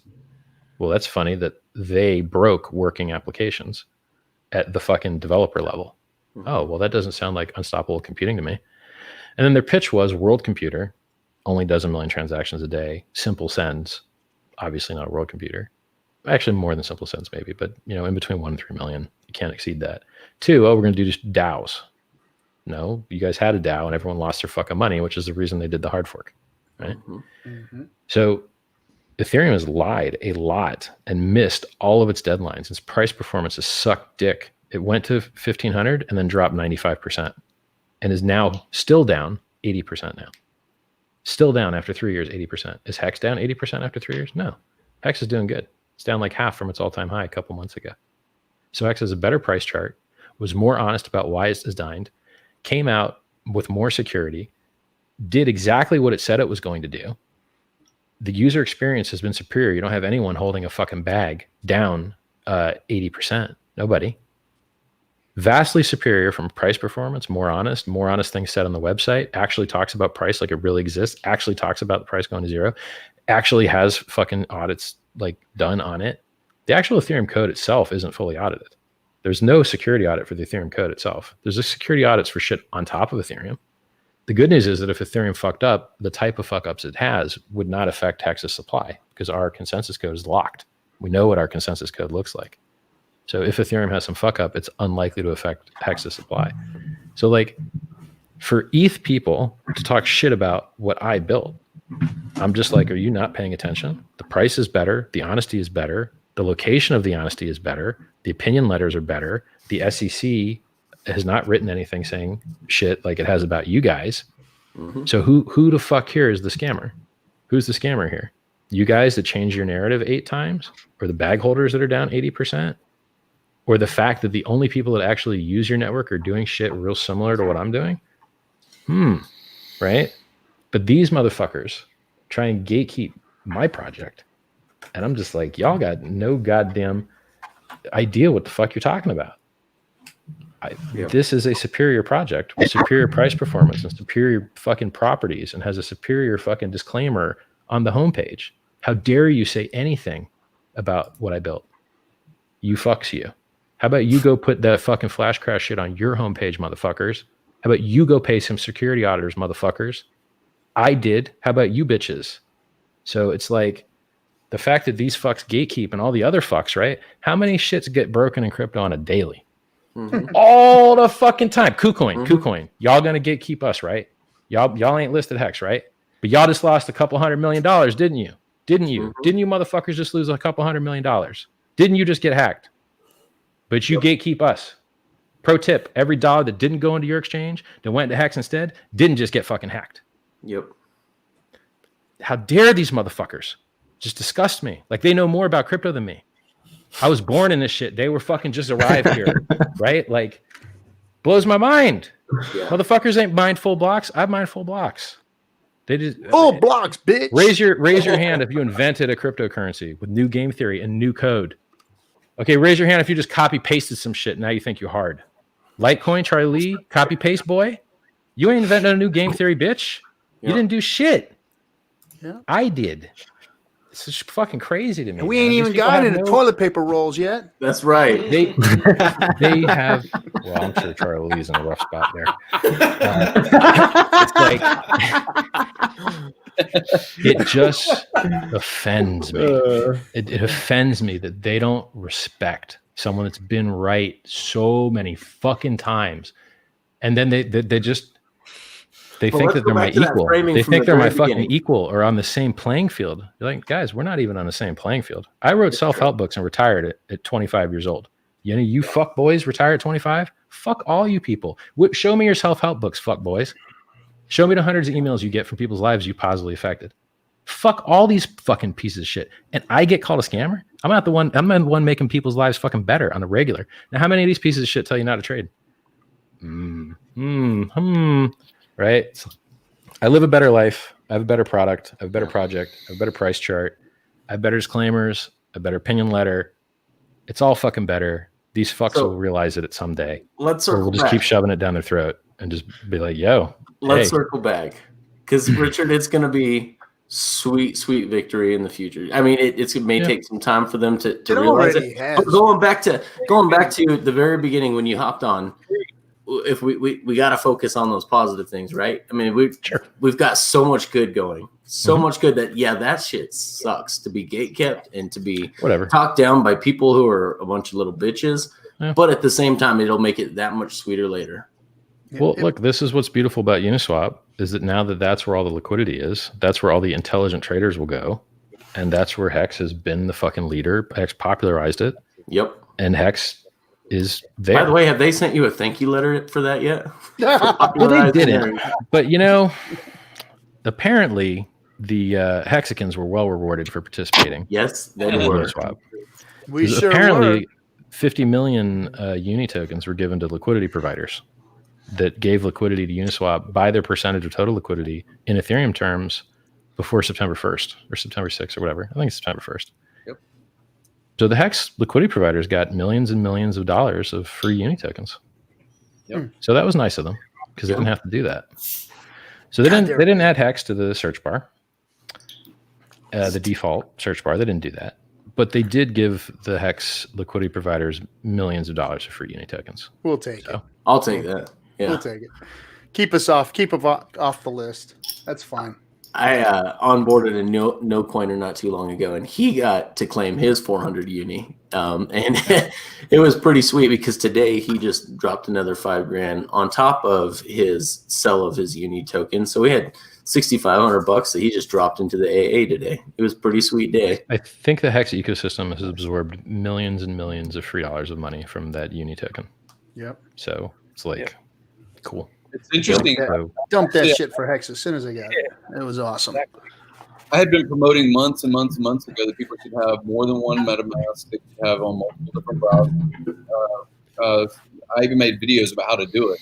And because of that, and I was a liquidity provider, I mean, like thousands of uni became from just trying to teach other people about Hex. I was like, fuck, this is awesome. And then it became Hex and Stake, so it multiplies on top of that. So you can't really go wrong. People say there's no such thing as free money, and you're like, actually, yeah, I had a big got a bunch of it. Trying to convince my brother-in-law to claim it, and then it was completely legit. Was like I let him trade $5 on Uni token. He's like, wait a second, I got $1,500 for this. I was like, yeah, dude. I'm like, no way, there's no way. And then he like traded it for Ethereum. He sent it to his Coinbase account, and he was like, when I could just cash this out right now. I'm like, dude, you can do whatever you want with it. He was like, what the? He's got like 5 Ethereum. He's like looking out his blinds $9 or something like that. Because he bought some when it was like 5 cents for a transaction, and it was like it was insane. It was like he got $1,500 for free, pretty much. I was giving away wallets, and so even because I was giving away $5 worth of Hex, I was like, oh, let me just set this aside because I'll give away $5 worth of Hex, but it became worth $1,500 just because of gift addresses. Now, I have to admit, Richard, with you on the stream, I've got a guilty conscience here. I got to admit, I sold a little bit of Hex, but it was only so I could have the transaction fee gas that it cost to stake longer out. That's the only reason I sold it. Yeah, I understand. Give me your address, bro. I sold gas and kept gas just for the upcoming staker app and things like that. Yeah. I know we're gonna have to sell some just to get the ETH to stake. So I just was made aware that this is the first time Crypto Coffee and Richard Hart have done a stream together.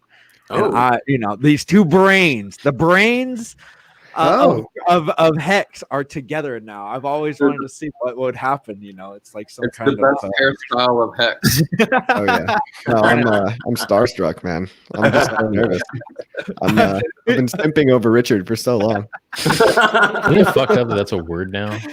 Yeah, right. Simp is a word now. It's a word. Maybe you should go start an OnlyFans, man. Anything to be able to buy more Hex, right? Yeah. There you go. No, yeah, but it is pretty cool, man. I don't think we've ever been on the same stream before. So true. And you're not even weird colored. You're like normal colored. Yeah. Improve your cam. I'm not red today. Not streaming from hell. Yeah, I was gonna say he was hiding in the burning down buildings of Chicago. Oh man, trying to stream. Yeah, it's hard to get my internet connection going when everything's on fire and riots outside. Dead bodies in the street. Yeah. So like I think one of the things that I like to see is new addresses entering AA. Because that is, I think, like the closest metric that I have for like real user adoption or new stakes being made, I guess, as well. But then you have to look at like when the coin's required, shit like that, right? So I'm always looking for ways to like measure how well user onboard is going. And like there's so much fucking bots in Telegram chat. It's like whatever. It's like hard. There actually is a combat stat that's pretty good, which is like what percentage of your new users actually type. It's called conversion. So there's like a conversion stat in combat that you can like guess, because I guess most bots don't type or some shit. So I guess that's one way to try and guess like how it's going. But that's another thing about Hex is it's like if someone buys in and stakes and then just goes about their life, are they not a user anymore? No, they're still a user. They did the best thing they could. They staked. Now they're just living their life. So it's hard to get good user metrics is what I'm saying. Is there anything in Telegram that clears people out after, X months of inactivity? No. Oh. You could probably build something, but why? Like, should we want to reduce your user count? Why? Doesn't everyone else think that would look shit? Well, I think it automatically does. If they're dormant in their room for 12 months and it drops them. Oh, it deletes their maybe, yeah. Yeah, there is, yeah, okay. So if an account is dormant for default a year in Telegram, it like deletes all your shit, I think. Yeah. Good point. So there Steph is saying that we have an onboarding metric in Staker. Unique addresses are staked, and it's been increasing over the past few weeks. Nice, dude. I also saw like 530 wallets that were created in the last 24 hours. So that's pretty, like we see it usually maybe 50. So it's 10x just today. So that's pretty. They're all mine. I was doing trading on Uniswap, hoping they do another airdrop. Oh, well, that's dumb. Why would they do that? I did experiment that. I don't know. Why would they do another airdrop? I don't know. Yeah. We finally started getting referrals again.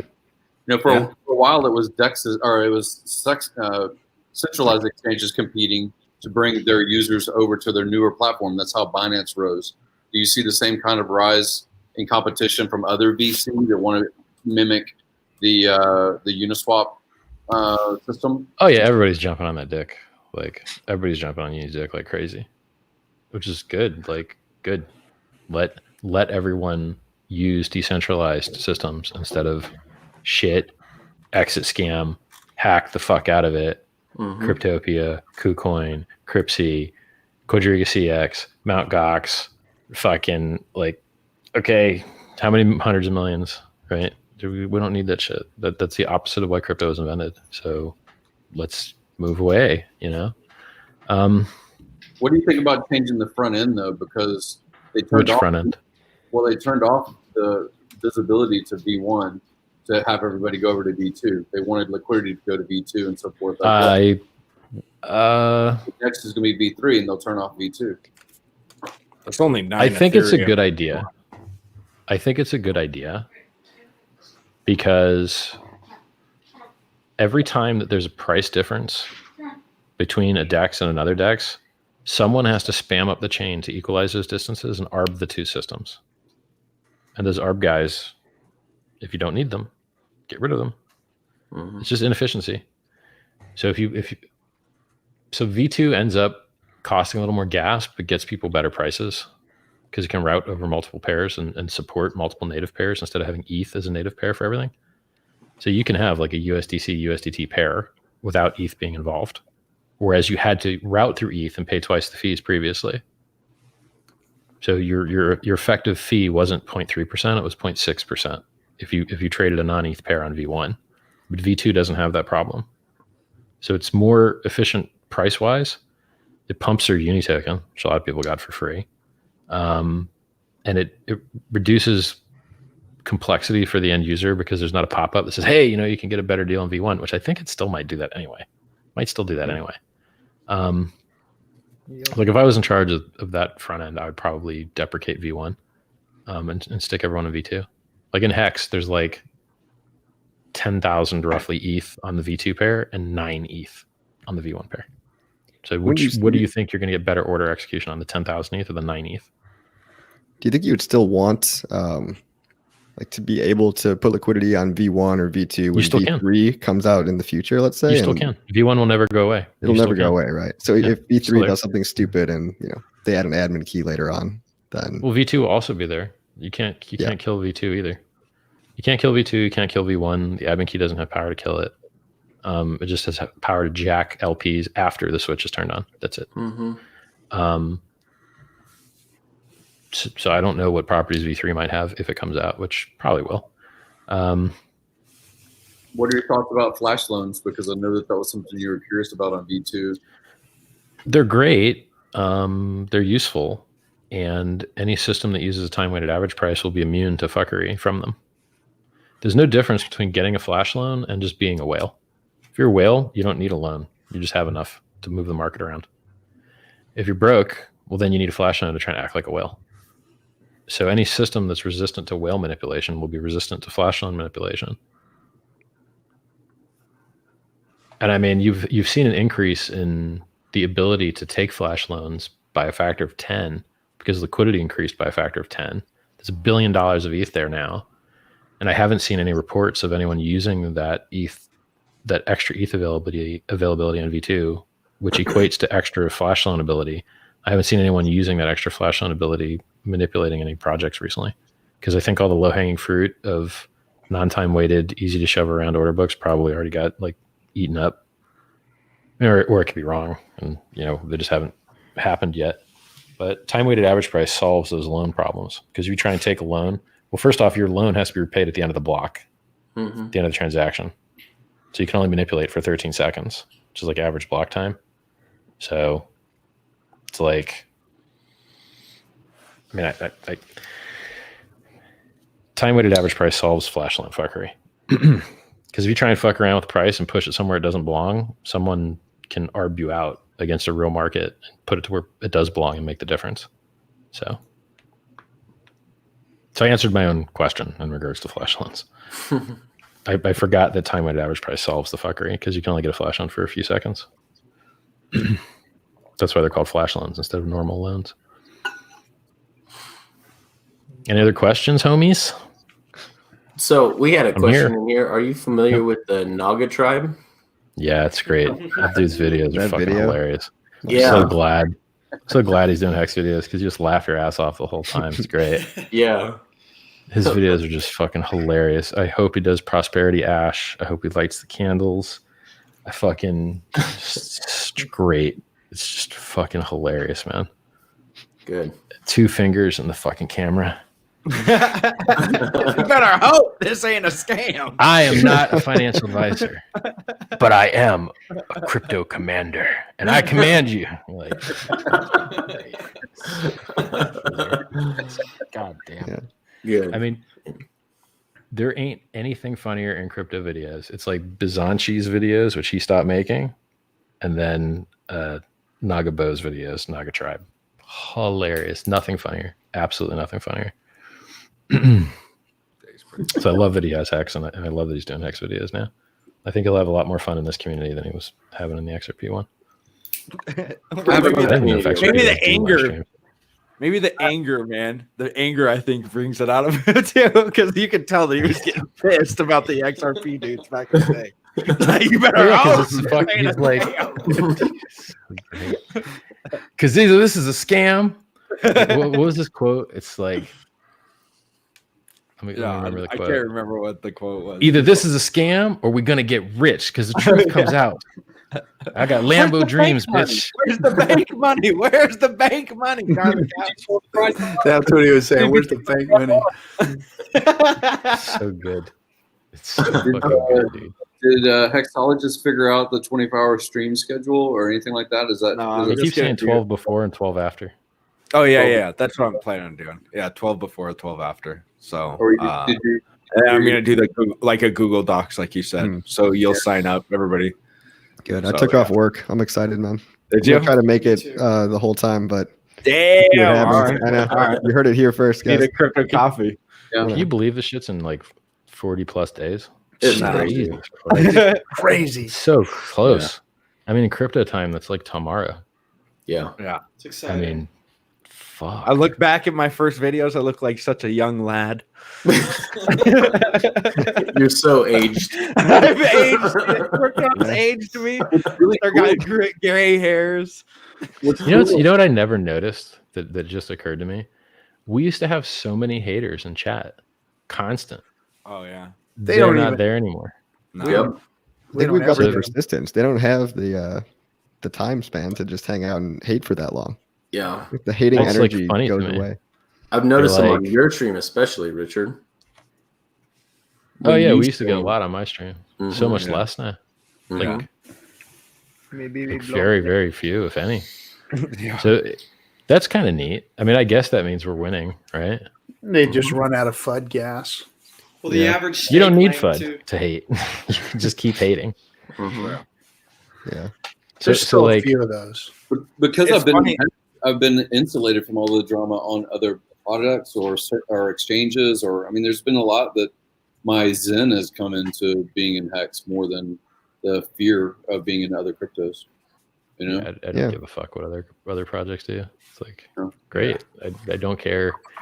I've seen the haters come and go so many fucking times. I just can't care.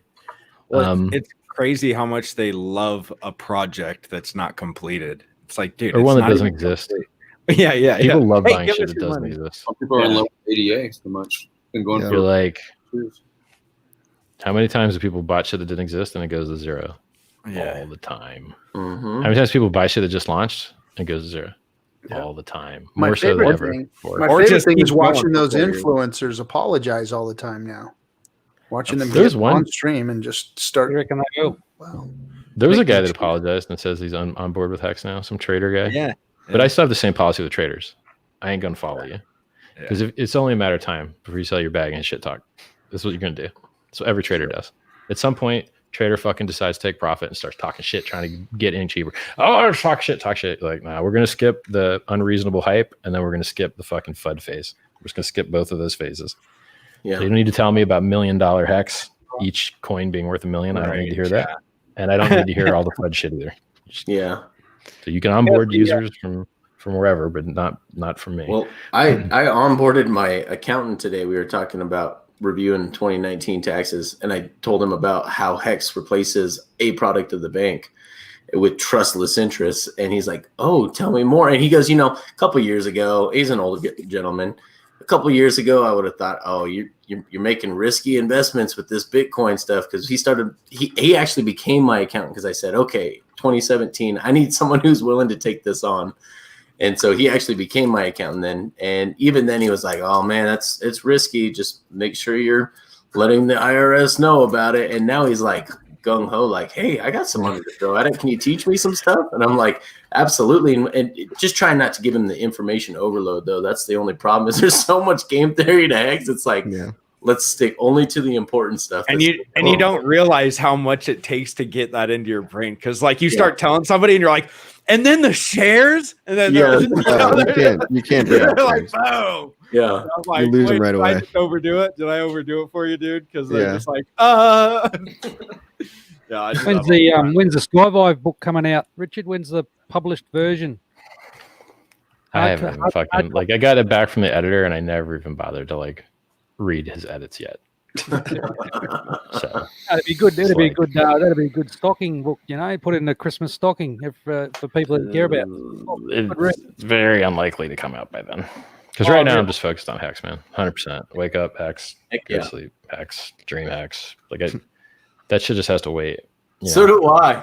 I hate to admit this, but man, I wake up with like the biggest smile on my face, and I'm like, oh man, it hasn't come true yet. It was just a dream. Cannot wait for that. I don't think people understand how good Hex actually is.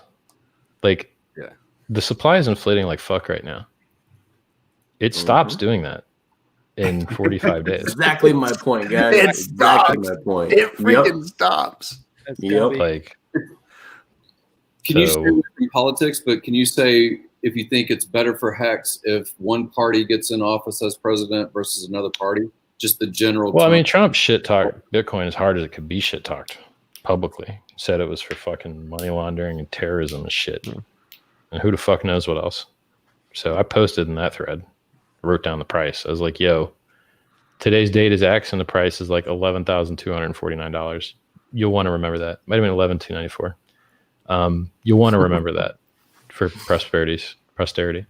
Because that shit is likely to continue to go up. So right now it's not. Trump could tweet back and be like, yo, bitch, you still bag holding? No, I'm not, but I get your point. It's so awesome. He's going to use his last oxygen molecule in the fucking emergency room bed to tweet that shit out.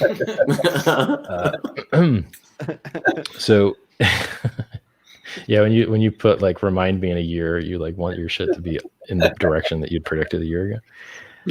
But so, like, do you realize, Gary, that you just said what government is better for crypto? I didn't say what government. I said what party. I meant to say, it's still government. Period. One side or the other is still what government is better. I mean, my gut feeling is the Republicans are going to let corporations ass rape people harder, and banks are primarily corporations. And the biggest onboarding problem we have for new users is the regulations the banks are facing. If the regulations the bank were facing were more friendly, the banks would be able to onboard crypto users and companies easier, they'd make money on it. The crypto companies would make money in it, and the world would get onboarded faster. So I think the Republicans, due to their pro-corporate, anti-human stance, are much better for crypto price and onboarding. But the humans that don't get into crypto, they're probably also better for cash advance loan scam onboarding of people, right? So like, yeah, I don't think that the Democrats do a lot that's pro business shit. I think the Republicans are better. I'm not saying it's better for society, but it's better for crypto for sure. Just let the banks fucking have more leeway, and then we can get more crypto bank accounts, and we can, because like, look at this, man. Why can't you just go buy Bitcoin at fucking 7-Eleven? Which you used to be able to for like a few months. I'm not sure they still do it, but because some regulatory bullshit. The fact that people consider selling someone your private keys money transmission is gross to me. That doesn't make sense. So like if I sell you my cell phone and you install PayPal on it and you transfer money, is that a money transmission because you use my phone to do it? Is that like a money kiosk? Is my phone a money kiosk? Can I not sell my phone now? Can I sell my computer? Can I sell my laptop? Or am I enabling like money transmission when I sell my laptop? Okay, can I sell a hardware wallet? Because that's used to transmit crypto. Mm-hmm. Can I sell like a pencil? Because people could write down their private keys, or they could write down their credit card numbers. Like, at what point do we stop with this meta crime bullshit where things that are not crimes are treated like crimes? You sold someone your Bitcoin. Okay, so what? Who was harmed? Who was harmed? Okay, no one was harmed. Well, then why are we pretending that shit's a crime? It's not a crime. It's bullshit, right? Like, the fact that people like the concept that you can't just sell your crypto to whoever the fuck you want is disgusting to me. It's your property, and you should be able to do whatever the fuck you want to do with your property. There ain't no law in regards to who you can sell your laptop to. There ain't no law in regards to who you can sell your pencils to. And there shouldn't be no fucking law in regards to who you can sell your Bitcoin to. Period. So, and if you think about it, you're not even actually selling your Bitcoin, because you're not handing over your private keys usually.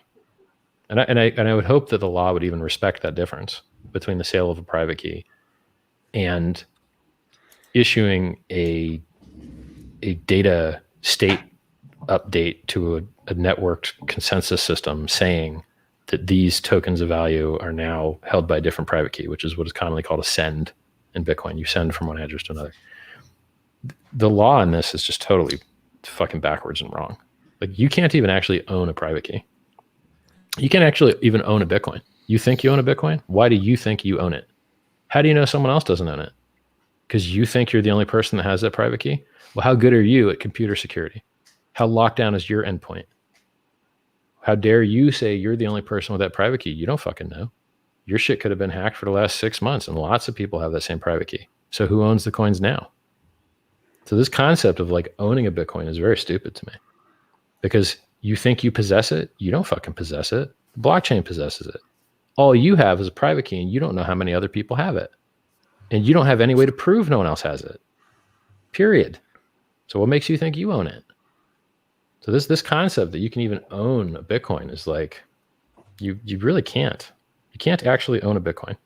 You can pray and hope and think that you're the only person that has a private key, but you don't know. You don't know that the random number generator you used to generate that private key wasn't buggy and didn't have obvious patterns. That has happened before on Android wallets with old shitty versions of SSL they were using to generate keys. So I understand crypto better than other people do, and I can educate them, and they should respect that and learn from it. So half you guys on this call right now probably learned something about what it is to own a Bitcoin you'd never thought about before.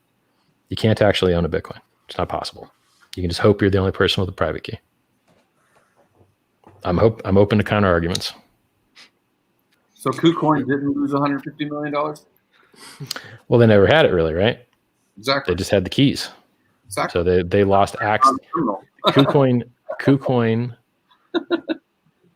thought that they owned those, but then discovered that they didn't own them when they left what they thought was their control. They never actually controlled them, or they like, it's like the reason this is important is because changes in ownership state have legal consequences. Mm-hmm. So when people say, what did you know or didn't know? And when did you know it or not know it? And we're going to vary your criminal penalty based on that. That's a big deal. Mm-hmm. I think it's called mens rea. It's like what was in the mind of the man during the event. That's the difference between, murder first degree and manslaughter, right? Was there premeditation? Shit like that. So it's like people just don't understand crypto, man. They think you can like own a Bitcoin. You really can't. You can just hope that you're the only one with a private key. You're not versed enough in computer security to know that random number generator you used didn't just bust out a copy to the developer. How do you know when you use MetaMask that it didn't just give a copy to the MetaMask company? You trust, you hope. And a lot of crypto is based on that shit. People don't talk about it. They're like, yeah, it's worked out really well because they haven't been evil. But if they decide to be evil, a lot of people are going to lose money. Miners too. Same with the miners. Miners could just get together and be like, yo, this guy's address, fuck that guy. We're never going to let him mine a block. And then you're calling up mining hardware companies like, hey, man, can I buy some mining hardware? Because I really want to mine my block. There's a whole lot of trust in crypto that people don't get. But it's like, it's okay because we work on the Pareto principle. Like, if you don't lock the door to your house, is your house getting instantly fucking emptied of everything in it? No, because the shit just usually doesn't happen. Are successful companies usually installing malware and emptying their customers of their property? No. Or Microsoft could fucking hack everybody, right? Microsoft could just like, yo, we got all your nudes. We got all your nudes and all your passwords to everything ever, and was hack the whole planet at once, right? This shit just doesn't happen. They could do it. They could push a fucking malicious update with Windows fucking Defender and be like, yo, we're protecting you from a virus, but really we're actually hacking your shit. Anybody could do that, right? How often do you check your keyboard to see if there's something in between your keyboard connection and your PC? Logging. Dude, crypto's made me so fucking paranoid. How often do you check for a video camera in your workspace? How often do you check that there's no cell phones resting on the desk you type on using the accelerometer to know your keystrokes? I mean, I could go down the list if you want to talk about endpoint security and how many ways there are to exfiltrate data. You can exfiltrate data out the power line through the power supply. Oh yeah, some Iranian guys did that, right? In an air-gapped computer. In an air-gapped computer, you can exfiltrate data out of the power line. Yeah. Huh? Wow. I think some Iranian guys got caught doing that. They worked for the power company and they were caught like mining Bitcoin from it or something. Like there's so much. So my point is like, if ever someone, a good wholesome person, is attacked by the government, there's a lot of defenses that aren't being used that should be being used, which I find regretful because I prefer that the humans gain more power usually and more autonomy and more freedom, as long as it's not hurting anybody. More free humans, better. And then, the second thing is when you understand the security well enough, like, okay, so let me point at the other side of this. So I just gave you like a parade of imaginary horribles. Now let's talk about like the reality. Who's the last person that you heard that like actually got hacked? I saw one guy that went on a website and typed his private keys into it. Okay, I saw that. That's very stupid. And he kind of knew it was fucked up when he was doing it and did it anyway. And then what else? I've heard like 1 or 2 or 3 guys talk about like somehow their MetaMask got hacked and they don't know how. And then one guy said it was like a keylogger. And that's it. I have not heard of like any, this wallet just fucked everyone at once. Like MetaMask fucked. Like none of those things. I've never heard of happening ever in any industry. Not banking, not crypto. No. Just never seen it. Right. Just a few of those SIM card deals too. Well, I mean, that SIM card deal is that someone that wasn't you had your keys in the first place. And then use the dumbest 2-factor possible with your phone instead of an actual Google authenticator. And then since anyone can change who has control of your phone number, then they just act like you with the service provider. So you shouldn't have had your keys on a service provider, and the service provider shouldn't have used shitty 2FA. And that's all the SIM swaps are every single time. Yeah. If you control your keys, SIM swap doesn't matter at all. Like, oh, you got my number, and so what? We can do with it. Can't do shit with it. So SIM swaps are only a problem because people don't have their own fucking keys. If you had your own keys, SIM swap don't matter. Yeah, so the most important part, like crypto is very secure. Otherwise, people would be losing a lot more money. You would be hearing about motherfuckers crying all the time about how much they lost. It's actually very rare. It's less common than you would expect. I would expect more people to be losing money, really. Mm-hmm. It's weird that it's as secure as it More is. people accidentally lose money in crypto than get hacked. Yeah. Agreed. Well, they say that they got hacked or someone stole their shit, but really they lost it. They send it to the contract address or something like that. Yeah. Or to a wrong wallet. Yeah, I mean, like how many people have actually had Hex stolen? Very few. One or two guys that like type their fucking seed words to somebody. Yeah. Some guys that just sent their Hex to scammers for like fake offers of shit.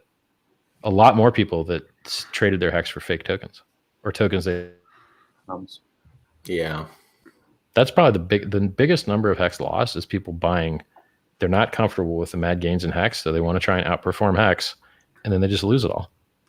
And the people that got their coins, they fucking sell them. So they hurt the Hex price and they empty their wallets and don't get any money back. Don't do that. like if you're buying something that looks like an ICO because it's an ICO, how do ICOs work out? Well, 99% of the time they work out with the ICO founders taking all the money and the people that gave them that money getting nothing in return, literally nothing. Except they waste their time for a couple of years hoping they're going to get something. Please, I hope it works out. So stupid. Like they didn't learn anything from 2017. They're not learning anything from the rug pulls of 2020. Hey, look, a new token's on Uniswap. Hey, all the liquidity's gone. Shit. So like a normal crypto chart, you're like, oh, Dogecoin. Oh, okay. So it's like a big rise up and then like a fast rise down. But then with this rug pull shit, it's like big rise up and then literally vertical instant zero. Like no granularity at all in the downswing, just like zero instantly. Yeah. It's just the Bart Simpson. And there's trap contracts. So like I know somebody that analyzes these trap contracts as like almost a full-time job. And they have all types of different ways to trigger the contract to steal all the money. Some of them are based on block timestamp. Some of them are based on if an admin causes it to occur. Some of them are based on if a certain amount of time passes, it just exit scams.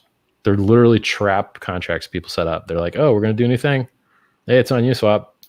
And then people put in money and then they go to sell and there's nothing left. They lock the fuck out. And it's literally like a warning when you go to Uniswap. When you paste a contract address in, it's like, yo, you might not be able to sell ever. It just warns you right there. These people that are like, oh God, I got to gamble. I got to fucking, I might make him a 20 million X. And you're like, how many rug pulls do you need to see? How many negative 99.999% do you need to see? Like, stop doing that stupid shit. Hex did so many things right. And then people do well in Hex and then think that magically somehow everyone else isn't trying to fuck them because Hex didn't fuck them. But no, everyone else is trying to fuck you. Believe me. Like they really are. Are they taking your money? Are they doing an unregistered security offering where they're taking your money and they're going to do work for it? Okay, well that's illegal. That's not legal. So that's step one, is it's fucking illegal, right? Step two, how often does that work out for people that they build what they say they were going to build? Never. Okay. Well, do you get the idea yet? And then whose face is behind it and what history do they have? Do they have a history of winning a lot or do they have a history of fucking up? So like, and then just, it's very hard to talk people out of stupid. It's very hard. I had a conversation with that today about, there was a guy that was asking about it here on Dlive. And he said that what's the importance of it being completed? And I was like, well, dude, 99.99% of all of the projects that have ever started in crypto they're just not complete and they never finish. Like, oh, give us your money and then we'll produce something. It's like that's not how you should be rewarded. It's like the XRP dream. Oh, we're banks one day, banks one day, banks one day, banks one day. Yeah. Well, why not like now? Yeah. Well, and even the banks that are using their technology have nothing to do with the coin. Right. Yeah. And already in less than a year in its launch phase, Hex has better track record than any other crypto out there. I've never seen a crypto stay. It's got a better track record than Bitcoin. It does. Yeah. Period. Period. End of story. I mean, did Bitcoin roll back the chain? Yes. Yes. Does Bitcoin had inflation bugs? Yes. Yes. Does Does Bitcoin pollute the environment like fuck? Yes. Is Bitcoin centralized? And the network level? Yep. Is Bitcoin development centralized? Yep. Chaincode just put on another developer, by the way. They took Peter Woolley from Blockstream. Now they just took another guy from Blockstream as well. Like apparently all the Bitcoin devs are working for Chaincode now. Better than Blockstream, I guess. But still centralized as shit. Is it centralized at the economic level? Yeah, 42% all coins is in 2,000 addresses. So it's centralized in the network, it's centralized in development, it's centralized in the wallets. You're like, all right. So you're like, so like, yeah. And then, okay, so let's talk about the wallets, right? So how many people have lost like millions of dollars using Electrum because unpatched older versions of Electrum will talk to servers, which will release an erroneous false message that says you need to upgrade. And it's really taking you to something that steals your keys. Yep. And then people will turn on an old Electrum and they'll get the notice they need to upgrade and they'll click it. They'll put their keys in and then they lose all their coins. Some guy just lost like some number of millions of dollars that way from that Electrum hack. Has Hex had those problems? Nope, but Bitcoin has. Bitcoin users lost millions of dollars. Hex users have not. And how many Hex was stolen in the KuCoin hack? $0. How many Hex was lost in the Cryptopia hack? 0. How many was lost in Quadriga CX? 0. How many is going to be lost if BitMEX has a problem? 0. It's vastly better. It's just fucking better. Has a better track record. If you bought January 6th and held till today, you 45 extra Bitcoin. If you bought Bitcoin and held it the same amount of time, you 1x'd your Bitcoin. Nothing x'd. You had the same Bitcoin. Didn't grow. So like, did you want the 45x or the nothing x? I like the 45. And then it's just, people need to respect, man. This shit's better than Ethereum. It's better than Bitcoin. It's better than XRP. It's better than Litecoin. It's better than anything else out there, in my opinion. It's amazing. It's working. When you say it's working while being gatekept by everybody. they scream blasphemy so bad. You could just see it on their faces when you say it's so funny. Like I make an outrageous statement like Hex is more secure than Bitcoin. And they don't even engage on the topic. No, they don't. They go white. I'm like, so seriously, you're just going to let me say that Hex is more secure and you're not even going to ask me why? You're not even going to like challenge it. You're just going to be like, yeah, that's fine. Yep. Are you like, wow, like I don't get it. Are you that scared? They want to dismiss it. They don't want to learn. Right. You're like, I understand software security and we put more effort into it and we got better results and we have a more limited attack surface and we have more modular code. And like, you guys don't. You have spaghetti code. So, oh, by the way, we can do 2,000 transactions per second. Can you? No. So Hex is different. But they're working on it. Hex is different than Bitcoin, but you have a lot of Bitcoin. So can you explain, do you think that margin trading, leverage trading in Bitcoin was good for Bitcoin? And thereby, when it comes to Hex, I've heard you talk about you want margin trading, but I think that's kind of like a vindication, like you're hoping people would get wrecked. Do you welcome margin trading in Hex based on Bitcoin experience? Yeah, I do. Why? So look at it this way. BitMEX wrecked 100,000 people, at least. What did they do with that money? They primarily kept that shit in Bitcoin. Mm-hmm.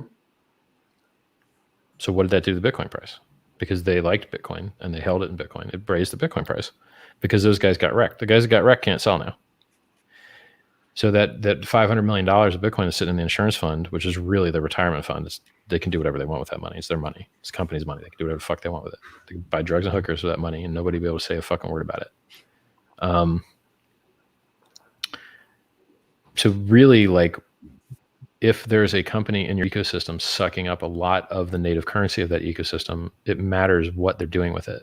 Are they dumping it or are they just holding it? And if they're holding it, then it's good for price. If they're dumping it, it's bad for price. EOS had a crowd sale, generated a lot of Ethereum. What they do with Ethereum? Sold the fuck out of it. Bought Bitcoin. Heard Ethereum. Helped Bitcoin. Dun-dun-dun. Hex got a lot of Ethereum. Still got a lot of Ethereum. Right? Good for the ETH price. So when you see a big liquidity pool that has a lot of ETH and a lot of Hex in it, that ETH didn't get sold. It's still ETH. Locked. Can't sell it.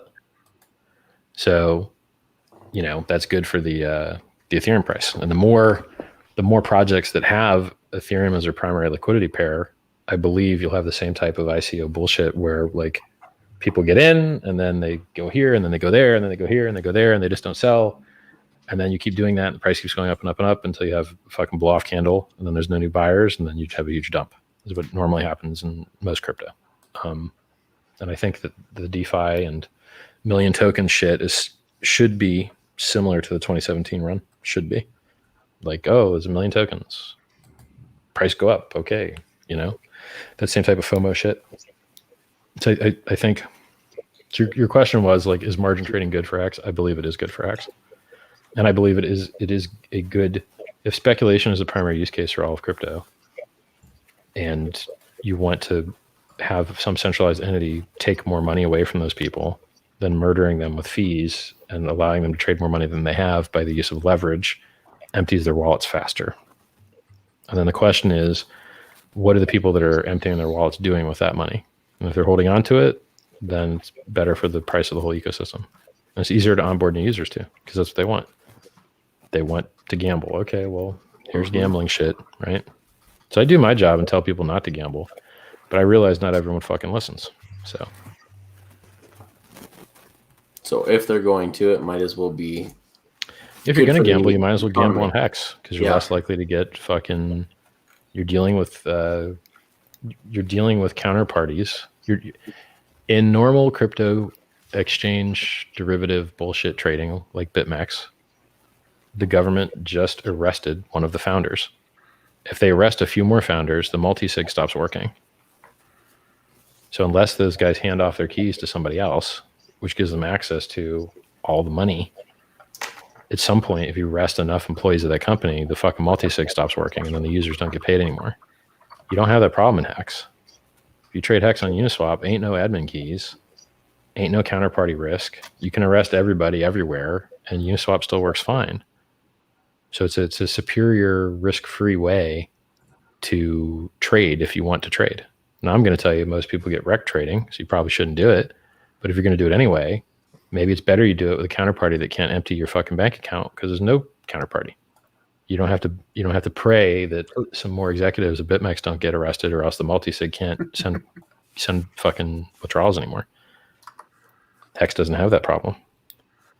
That's a question that I had. A couple of people sent me Twitter threads of like people saying that Uniswap, they're going to come after Uniswap next, and that's the bit. Which like the devs, if they arrest the devs or whatever, it won't stop the contracts. Doesn't matter. Well, I know. I'm just saying, like, so I'm just asking, what's to put at ease of everybody's minds. I understand. You can arrest Hayden Adams and Noah Zimmerman and everybody else on the Uniswap team, and it has absolutely no effect on the Uniswap contracts. It may have some effect on their front end that they host at app.uniswap.org, but they already have IPFS hosted versions that are unaffected by that. So since their front end is already open source and deployed multiple places and on IPFS, and their contracts are open sourced and deployed, they're irrelevant. You can arrest them or not arrest them, and they have no ability to affect the system in a way that the traders care about. Yeah. So it's a very, if you looked at the way that the CFTC and the DOJ issued all of their cases, they come in a batch right at the end of September because that's when their accounting year ends. And they want to get all that money credited towards that year instead of the next year. So it's actually an accounting, the timing by which you see these prosecutions and indictments get unsealed and such is related to the end of the financial year for the enforcement agency. It's kind of interesting. And it's more so they can have those funds allocated for the next fiscal year too, because if they don't use them, they lose them. Yeah, I guess. So like Uniswap's the best we've got as far as peer-to-peer trustless liquid trading goes. And Hex popularized that and is a big part of the reason why it's popular today. And it's still a big player in the ecosystem, still top 15, usually. Yeah. So I think trading is, the reason that I believe trading is good for Hex is because basically margin trading is a tax upon people that don't understand how bad shorting is. Mm-hmm. Because people just can't understand how shitty deal shorting is, the shorts get liquidated forever. And who makes that money? The longs make that money. And the longs also tend to own spot. So that's good for the actual spot price. So margin traders getting wrecked being short or just otherwise predicting the price incorrectly tends to bring more users to the ecosystem and cause positive price pressure on anything that needs to actually be purchased in order to trade. So if you need gas and Ethereum to pay gas to do this trading shit, it's probably good for the Ethereum price. And gets more people to install Ethereum wallets, easier to onboard, blah, blah, blah. And if shorts keep getting wrecked, I think that's it. It's like, imagine being short Bitcoin historically. It went up 2 million X. How many seconds do you want to be short the thing that went up 2 million X? Not many. The odds are not in your favor. Yeah, imagine if you could have shorted Hex. It went up 116X in 4 months. How many people would have been liquidated on that rise? Fucking tons. Tons. Mm-hmm. It's like, I tell people this a million times. I'm going to tell it to you again in case you haven't heard it before. If you shorted Bitcoin on the 20K tip of the wick at 20,000 and Bitcoin went down to 0 and you did it with $20,000, you would have made $20,000.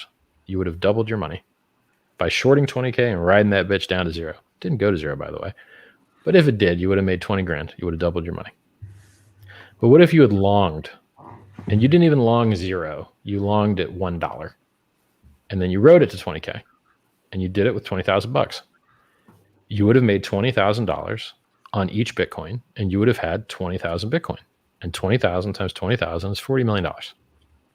So if you would have invested $20,000 when Bitcoin was $1 and rode it to 20K, you made $40 million. But if you shorted the same move and shorted 20K down to 0, you would have made 20 grand. So which is bigger, 40 million or 20 grand? 40 million is bigger. And no matter how many times I explain this to people, they don't get it. They just don't get it. They're like, nope. They got to be equivalent. Longing and shorting have to be the same. Like, okay. All right. I don't know what you're talking about. Yeah, it's like, and I understand that. Like, I do get it. People look for the symmetry. They're like, no, every long has a short and every dollar lost, someone else earned it and shit. I'm like, okay, cool story, bro. Cool. Yeah, that's great. I'm glad you feel that way. You got 20 grand. Try the 2 different examples. You short. You can only short one Bitcoin with 20 grand unless you use leverage. Now, by the way, if you use leverage, the numbers get more in favor of the longs. So for fun, let's run that model. All right. You had 20 grand, but you wanted to short that shit 2x. So now you shorted 40 grand of Bitcoin. You shorted 2 Bitcoin, right? Which means you borrowed 2 Bitcoin, sold them, and had to pay them back later. And this is a Bitcoin denominated contract I'm using in this example. And so now you rode that shit to 0, and now you made 20 grand twice because you sold 2 Bitcoins for 20 grand, which put 40 grand in your account. And then you had to buy back 2 Bitcoins at 0, which means you got to keep your 40 grand. Congrats. Now let's talk about the long guy. He took 2x leverage as well. He put in his 20 grand for collateral, and then he bought 40 grand worth of Bitcoin, which was at this dollar price, 40,000 Bitcoin. And then he rode those shits up to 20K. So what's 40,000 times 20K? 80 million. Oh, okay. So now one guy made 80 million, and then the shorter made 40,000. In the original example, the shorter made 20K, and the long guy made 40 million. So they took on 2x leverage. You see how? So originally the difference was only like 40 million versus 20 grand, which is a difference of like $39,980,000. But now that they both took 2x leverage, the difference is $79,960,000. And the more the leverage gets, the more insane the ratio gets. And you're even off by a factor of 10, Richard. That's actually 800 million. Which one? At 40,000, 40K times 20K. It's 800 million. Shit. So that even more. No, well, it actually proves your point even more. Oh, fuck my mouth up here. Hold on. It accentuates your point even. That's 800 million. The next degree. So let's just say longing is a lot better than shorting. Yeah, absolutely. Mathematically, it doesn't matter what the asset class is. It just that's the math. So having margin trading for Hex would allow so many mathematically challenged people that just can't fucking listen to me lose a lot of money to learn not to short shit. Because even if you're right, like even if you're right and the price is going down, there'll still be some scam wick to come get you liquidated.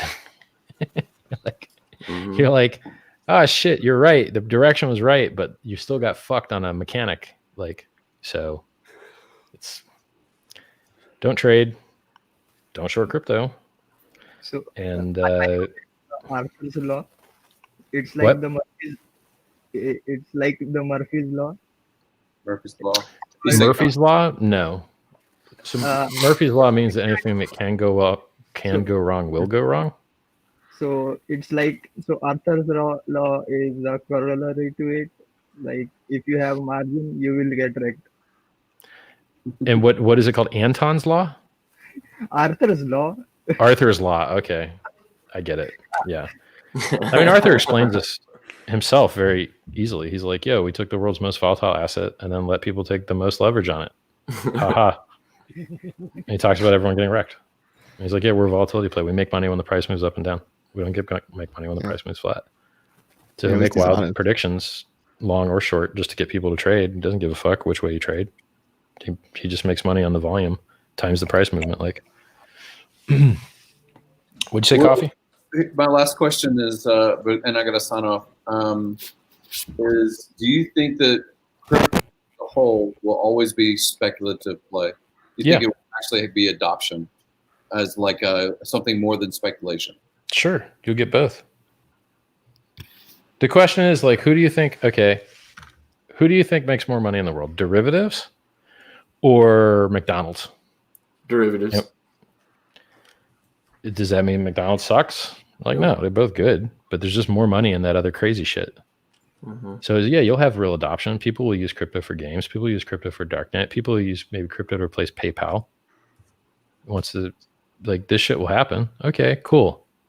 But is that going to outperform speculative cases? Nah. Nope. For the same reason PayPal doesn't make more money than the fucking derivatives do. Mm-hmm. So, I mean, PayPal does a great job right now, and they don't make as much money as a lot of other things. So it's just how it is. I mean, the way that you can think of it is like, okay, the people that make all the money from the shit that actually matters, what do they do with that money? They go play in this other game. Mm-hmm. So all the money from the shit that actually matters goes into the second level game. And so even if no matter how much improvement you do in making those like tier 1 shit that actually matters people rich, they're just going to put it in the tier 2 game anyway. So the money game is the game that the people that actually make a difference in the world play. And there's no way to starve that game. You'd have to make it, people wouldn't have freedom anymore. It'd be the only way to starve that game out. So people are going to play that the speculative game is always going to have more money in it than the actual make the world a better place game. Because it's a level higher. Does that make sense? Mm-hmm. Absolutely. Yeah. I mean, look at it. Like, this is why we have earnings per share ratios that are like 100x or so. Like, if you're a normal business guy and you want to sell your business, they'll give you like 3 years or 5 years earnings. Mm-hmm. Cool. Right. Or maybe they'll give you 3 years or 5 years net. So like, oh, your business made $100,000 a year. Okay. You can sell it for $500,000 and be happy. Or you could take your company public and make like 50 years of money or 100 years of money. So there's this game that people play where they give you 50 or 100 years of profit up front. Well, shit, that seems like a good game. And you're like, oh, so I could do real business and make 1 year of money per year, or I could flip my business and sell it for 3 to 5x net, or I could go public and make like 100x net. 100 sounds better. Is there hype? Can SoftBank buy it like they did WeWork, right? Can SoftBank buy it like they did other fucking bullshit scams? What about that Juicero, right? What about fucking Enron? What about Theranos? I could go down a list of people that played that game and done very fucking well with scams, and they do very well with non-scams as well, you know? So, hey, you know, most successful investor that ever lived. Yeah, he buys publicly traded companies. Oh, right. Like, why? Because that's where all the money ends up. That's where people end up sticking their yield at some point. So the finance game, trading game, speculation game will always be a larger game than the like actually make a difference in the world shit. I think. It seems to make sense to me. I mean, why is cryptocurrency the highest appreciating asset class that's ever existed? It scales without needing any extra employees. It you know, has minimum barriers to entry. Well, actually, I'm not sure about that. It actually has a shitload of barriers to entry. It's fucking hard to buy crypto. So that's interesting. Yeah. We don't even have that one going for us. That's actually negative. I thought, oh, that was positive. No. But the interesting is, like, if that barrier goes away, like Kraken just got actual bank accounts, kind of. They're like a different style of bank. Like they're a bank now, but they can't take deposits. It's some weird shit going on in Wyoming, but it's improvement at least. Like it doesn't appear like they released new deposit and withdrawal options that didn't exist previously. They might be a function of that new bank acquisition. So they might be improving their user experience based on that legal change that they worked for. So more things like that happening, like the government deciding that banks could accept crypto to like hold and shit, that should reduce friction for onboarding, which should amplify the advantage of crypto versus everything else. So whatever runaway crazy awesomeness we had before, if they remove all those barriers to entries, we should fucking have even greater, larger effect of that, in my opinion. So, yeah. I mean, I would love Hex to be able to have a cash on-ramp. You want to buy Hex? Here's where you send your wire transfer. Go ahead. Man, would that be easy. Now, a Coinbase listing would do that, or a similar listing in other like local jurisdictions. But you know what the next best thing is? Yeah, go buy Ethereum. You got to buy it anyway to make stakes. So just go buy more and transform it into Hex on go.hex.com, or you can use app.uniswap.org. Click the search bar, change the list at the bottom, type 1 inch, and then you can type Hex. And that's it. So it's really, what is the difference? You probably get a better deal buying Ethereum than buying Hex directly. Because if you bought Hex directly, you're going to get a thin ass order book you're buying into.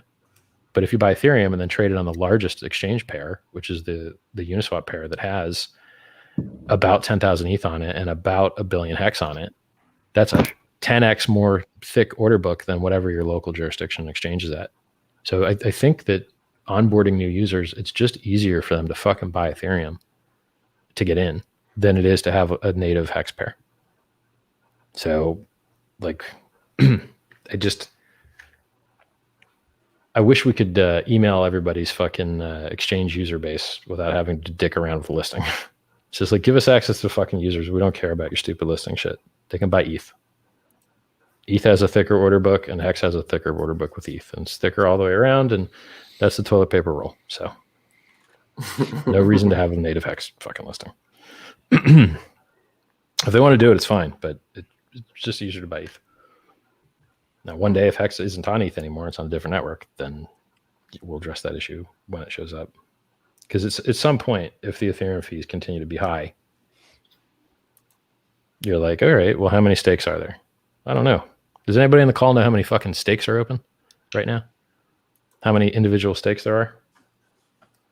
So I don't have it pulled up right now. I thought there was like 160,000, 165. That's a lot of stakes. You sure about that number? Might be true. Probably is true. Right. I think. Okay, so for giggles, let's say it's 100,000 stakes. Now, what's the average cost to end a stake currently? Well, how much? It's much higher, but recently I haven't ended a stake. I was going to say, never tried. I did one. Let's call it $10 for fun. What's 160,000 times 10? It's 1.6 million. So 169,022 So that's open stakes right now, and 42,000 closed. So let's just count the closed ones. right? I mean, So let's say it's about 42,000 closed stakes times, let's call it $15 per stake at current rates is 46,000. You said it's $690,000. So the Hexicans are being like leached off of like $750,000 to pay the Ethereum miners for security.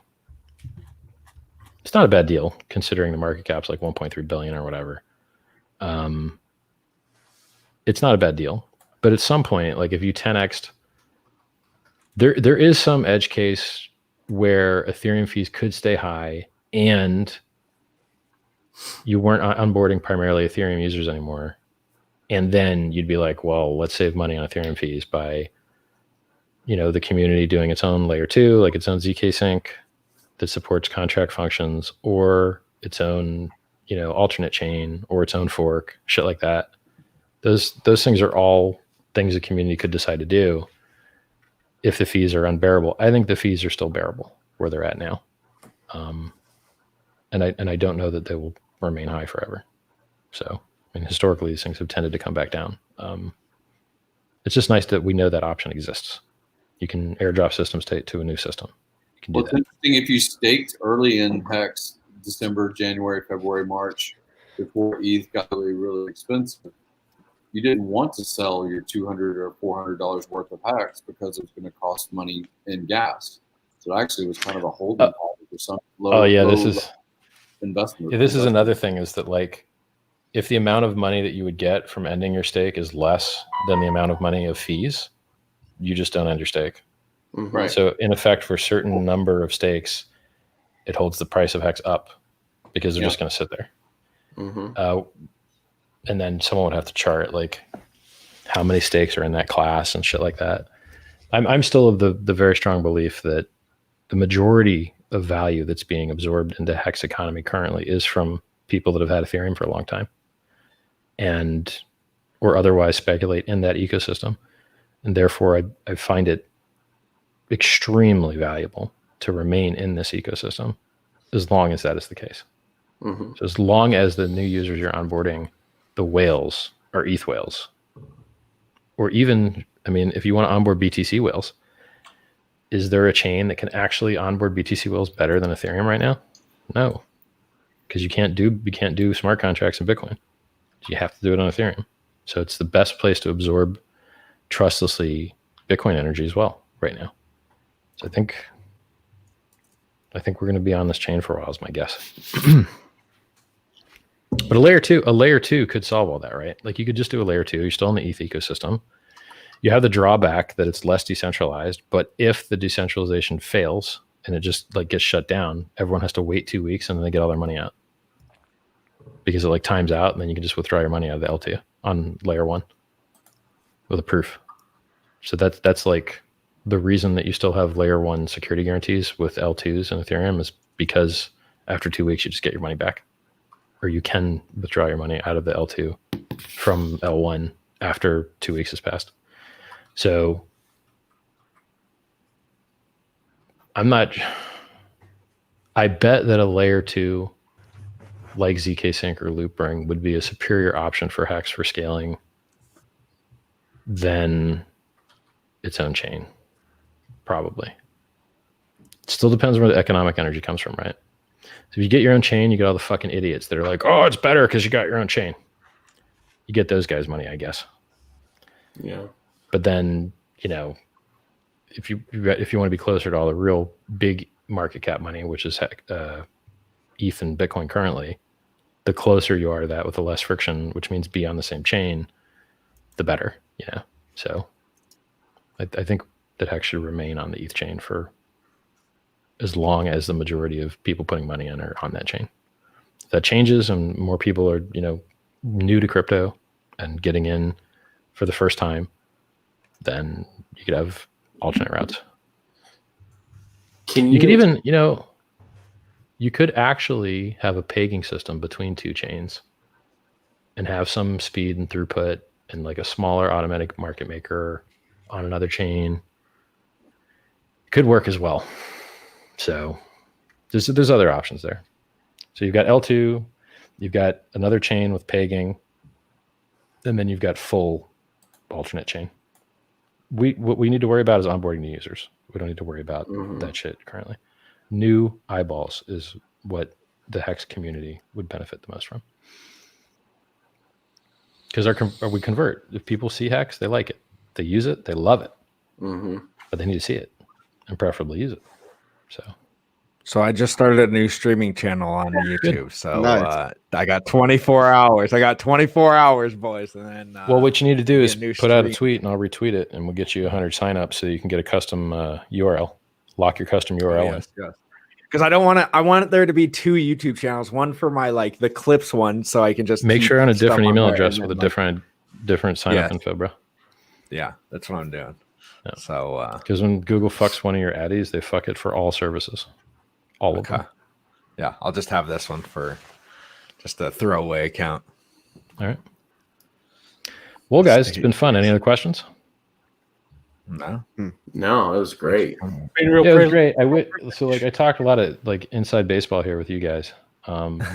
I should stream to the 40K plus fucking followers I have on my main channel. I guess since I'm already dressed up and shit. You should. Well, so I can go to sleep listening to Richard Hart. Yeah, go do another 4 hours on top of the 4 hours here. Yeah. It was good talking to you guys. Everybody who's influencers, start a fucking YouTube channel. Let them ban it. Start another one. Let them ban it. It's fine. Just keep doing it because that's where the fish are. You need to have that presence there. You can't just not make new accounts and just be on Dlive. Do they ever IP ban you? Or can they IP ban you? Do you think I that don't think they do that. description? Do you think that the algorithm is finding inside the description crypto referrals and that's the ban, or do you think that's the conversation and the topic or the description? I have no idea. I really have no idea.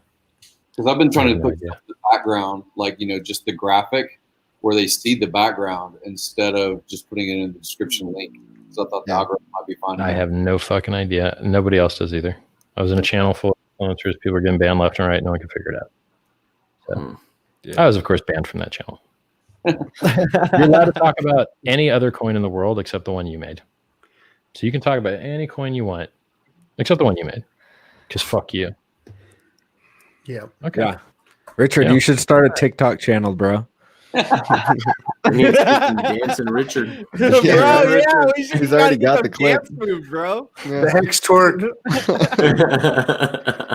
Oh shit. The toilet paper roll test. Let's do live streams in like white shorts that are like wet, soaked white shorts. Welcome to the live stream. Yeah, an ASMR channel. The toilet paper roll challenge. Holy shit. That shit. Hilarious. All right, hey, man. Richard, So, thanks for coming guys, and hanging it was with us, awesome. man. My pleasure.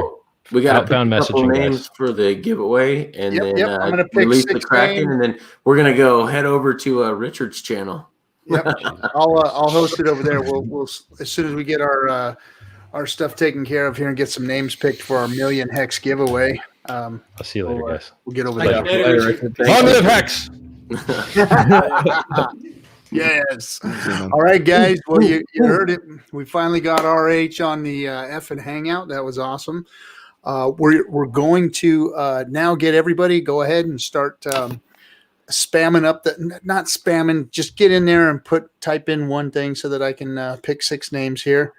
And except for profanities, because apparently we got to clean up our act on Dlive, I guess. So. Wait, what? Who said that? No, we don't have to. Oh, because you guys are not X tagged anyone? Yeah. Well, I'm X tagged us, so I don't know. Yeah, I mean the X tag will, like, if you guys X tag it, that means people that are only searching for you can find you. So you're not going to get any new users doing that. It did. I mean, if you got a Randy Hilarski showing some horse jerking, horse jerking, you might want to X tag it. But other than that, you don't talk about anything that's too crazy. Man. All right, children of the grave, knock off your shit, man. I'm watching you, buddy. I'm watching you. Let's see. All right, you guys, get to typing again on here. Do you want me to pick one for you, man? Yeah. I want you to pick 3. We're gonna pick 6. I'm gonna throw some more.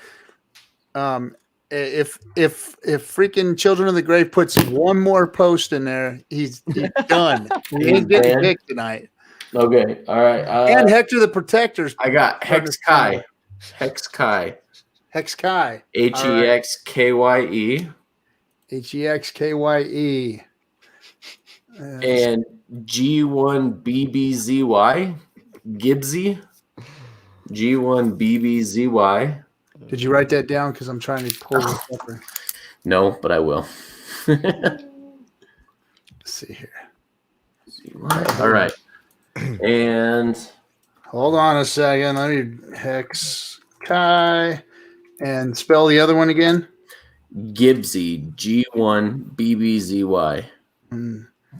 BZY. And okay. And the last one is El Hexadente. El Hexadente. Lots of comments tonight, too, from El Hexadente. Thanks for all the participation, bro. Hey, Hexo, would you pick 3 for us? Me? Oh, yeah. Let's see. All right. That one. Johnny No Good. Johnny No Good.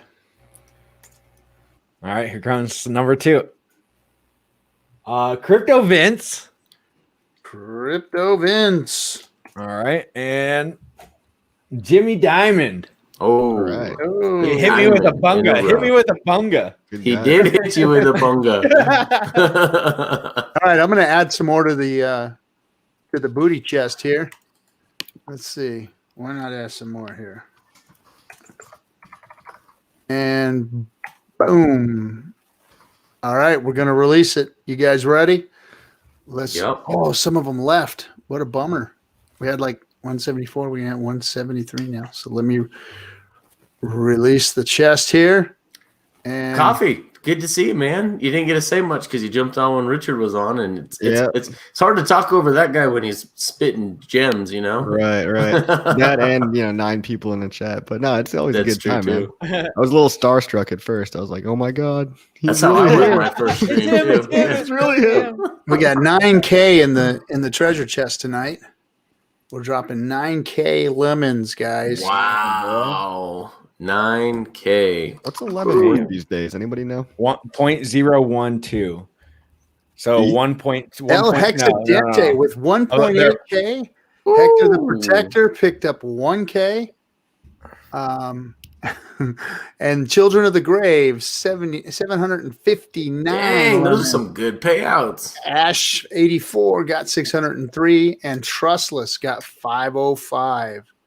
I just got a message from the Pirate King himself, and he said that he's too tired to stream, so I don't think he's going to stream, guys. That's all right. I'm too tired to listen to him. It just would have made great listening to tomorrow. Yeah. I'll let him know. Not a problem. Everyone's cool. Yeah, well, 1.2 cents crypto coffee. Wow. That's not bad at all. Yeah. So whoever got 1.8K got like $18. Okay. So all you guys on stream and all you guys that are still in the comments, start your own streams. Message Richard, have him pump your bet or pump your show for you.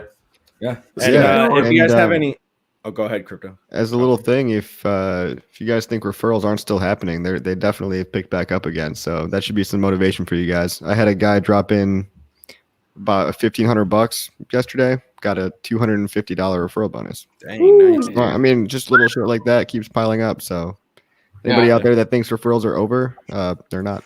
Even $10 a day. It's like if you could get $10 a day in Hex, it's like, are you putting in $10 a day for the next, that's $400 that you wouldn't know, or like how I was doing it. I was like, dude, if I could get $10 a day for 351 days, that's a lot of money by the end of the year. So that's why I started it.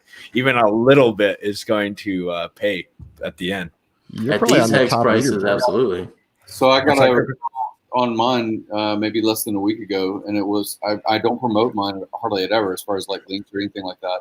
But it was about $700 is what the was. Nice. And then I booked it for 5555 because it's for charity, or for 3 years because it's for the charity. The charity. And it came out to 3 million Hex. So Jesus Christ, 3 million Hex. Damn. Did you stay I don't know. I think I'm number 15 or something like that for all time referrals. I don't know how other people are above me because I'm like shilling that thing literally every day. But That's it's crazy. self-refers. It's probably self-refers. And that's hex.doctor. Everybody hex.doctor. No. I'm number 14. I don't want him to pass me. I should put mine on here. Yeah, it's smart. Let's see. Yeah. You guys got to get it. Oh, Hey. but I was gonna say, if anybody has any questions about streaming, like with Streamlabs, OBS, StreamYard, just let me know. I can help you guys out. You know, I don't mind answering questions and helping people if they want to start up their streams or how to get them even looking better. I think Not that I'm an expert, but he got us started. That's for sure. Yeah, I absolutely. think for your new channel, if you're going to have a new channel, that could be the first series is just, you know, the how-to walkthrough stuff. I mean, you can do live and stream and just answer people's questions, but if you do a walkthrough, then it also is broad. A lot of people would see it that are just interested in general. Yeah. So have you guys been picking up on the 3 million over and over and over again? Oh, geez. What are you talking about? Not following. I just keep hearing about how 3 million is going to change everything here in Hex. I just got a feeling that there's going to be $3 million bought in Hex sometime. And then massive liquidity added afterwards to lock that price in. I feel some expectations coming on. I just wanted to tickle everybody's fancy there. Yeah. Can you say any more? Can you say any more? I like when you talk dirty to me like what that. did the DOA tell you? We need to know. Inquiring young minds want to know. Well, I appreciate you guys. Thanks for letting me on tonight. I'm glad that Richard was able to hop on. That was really cool. That was I tried the whole thing where I was going to ignore him. He was in the chat room. He was chatting, and I was like literally going like I was answering the questions right around him every time. And I was like, I'm baiting you, man. And he's like, all right, I'm in 5 minutes. That's awesome. I love it. That was cool. Well, I love when he comes and obviously some of the concepts he discussed tonight we've heard in other streams, but it seems like every time we have a stream, especially here on the show with him, there's always a concept that isn't brought up when he's being when he's being interviewed by someone outside of the community. So we got some good concepts tonight that we didn't get from previous streams from outsiders. And I'm surprised because we've all, talked about Hex ad nauseum, and still we're peeling off little gems and little things that could mean something, here in the future or to Hex itself as far as game theory goes, and that's cool. That's cool. Well, and that's all super motivating too. That the more layers to this onion that we peel, the deeper we find that there's still more layers to be unpeeled, and I think that's in a lot of ways encouraging about this project. It's got a lot of depth to this project. And Hexo and I have talked a lot about hey, what happens after big payday? Is it all over for all of us? And, what are we going to do? How are we going to, move forward from there? And I think that Hex is going to change drastically, and we're going to have a lot more to talk about after big payday, because I agree. Hex is going to be it's going to be a different animal after that. And, how about we do something, not for the general public, but I mean, to invite for the Hex 24-hour stream, the one that is going to be organized. You know how you do, like when someone's going to have a baby and they try to guess the pounds and the ounces or the birth date or the something like that? Oh, guess the price type of thing? I think we might do a guess the price, guess the share rate. That might be a different thing. That's the, the day after BPD, because there's going to be a big movement of the share rate. And then there's going to be, maybe they can do price speculation. But I think there should be like I'll put in 10,000 Hex to that pot. And then maybe one winner gets that pot or something like that. I think that'd be kind of interesting to engage people. Mm-hmm.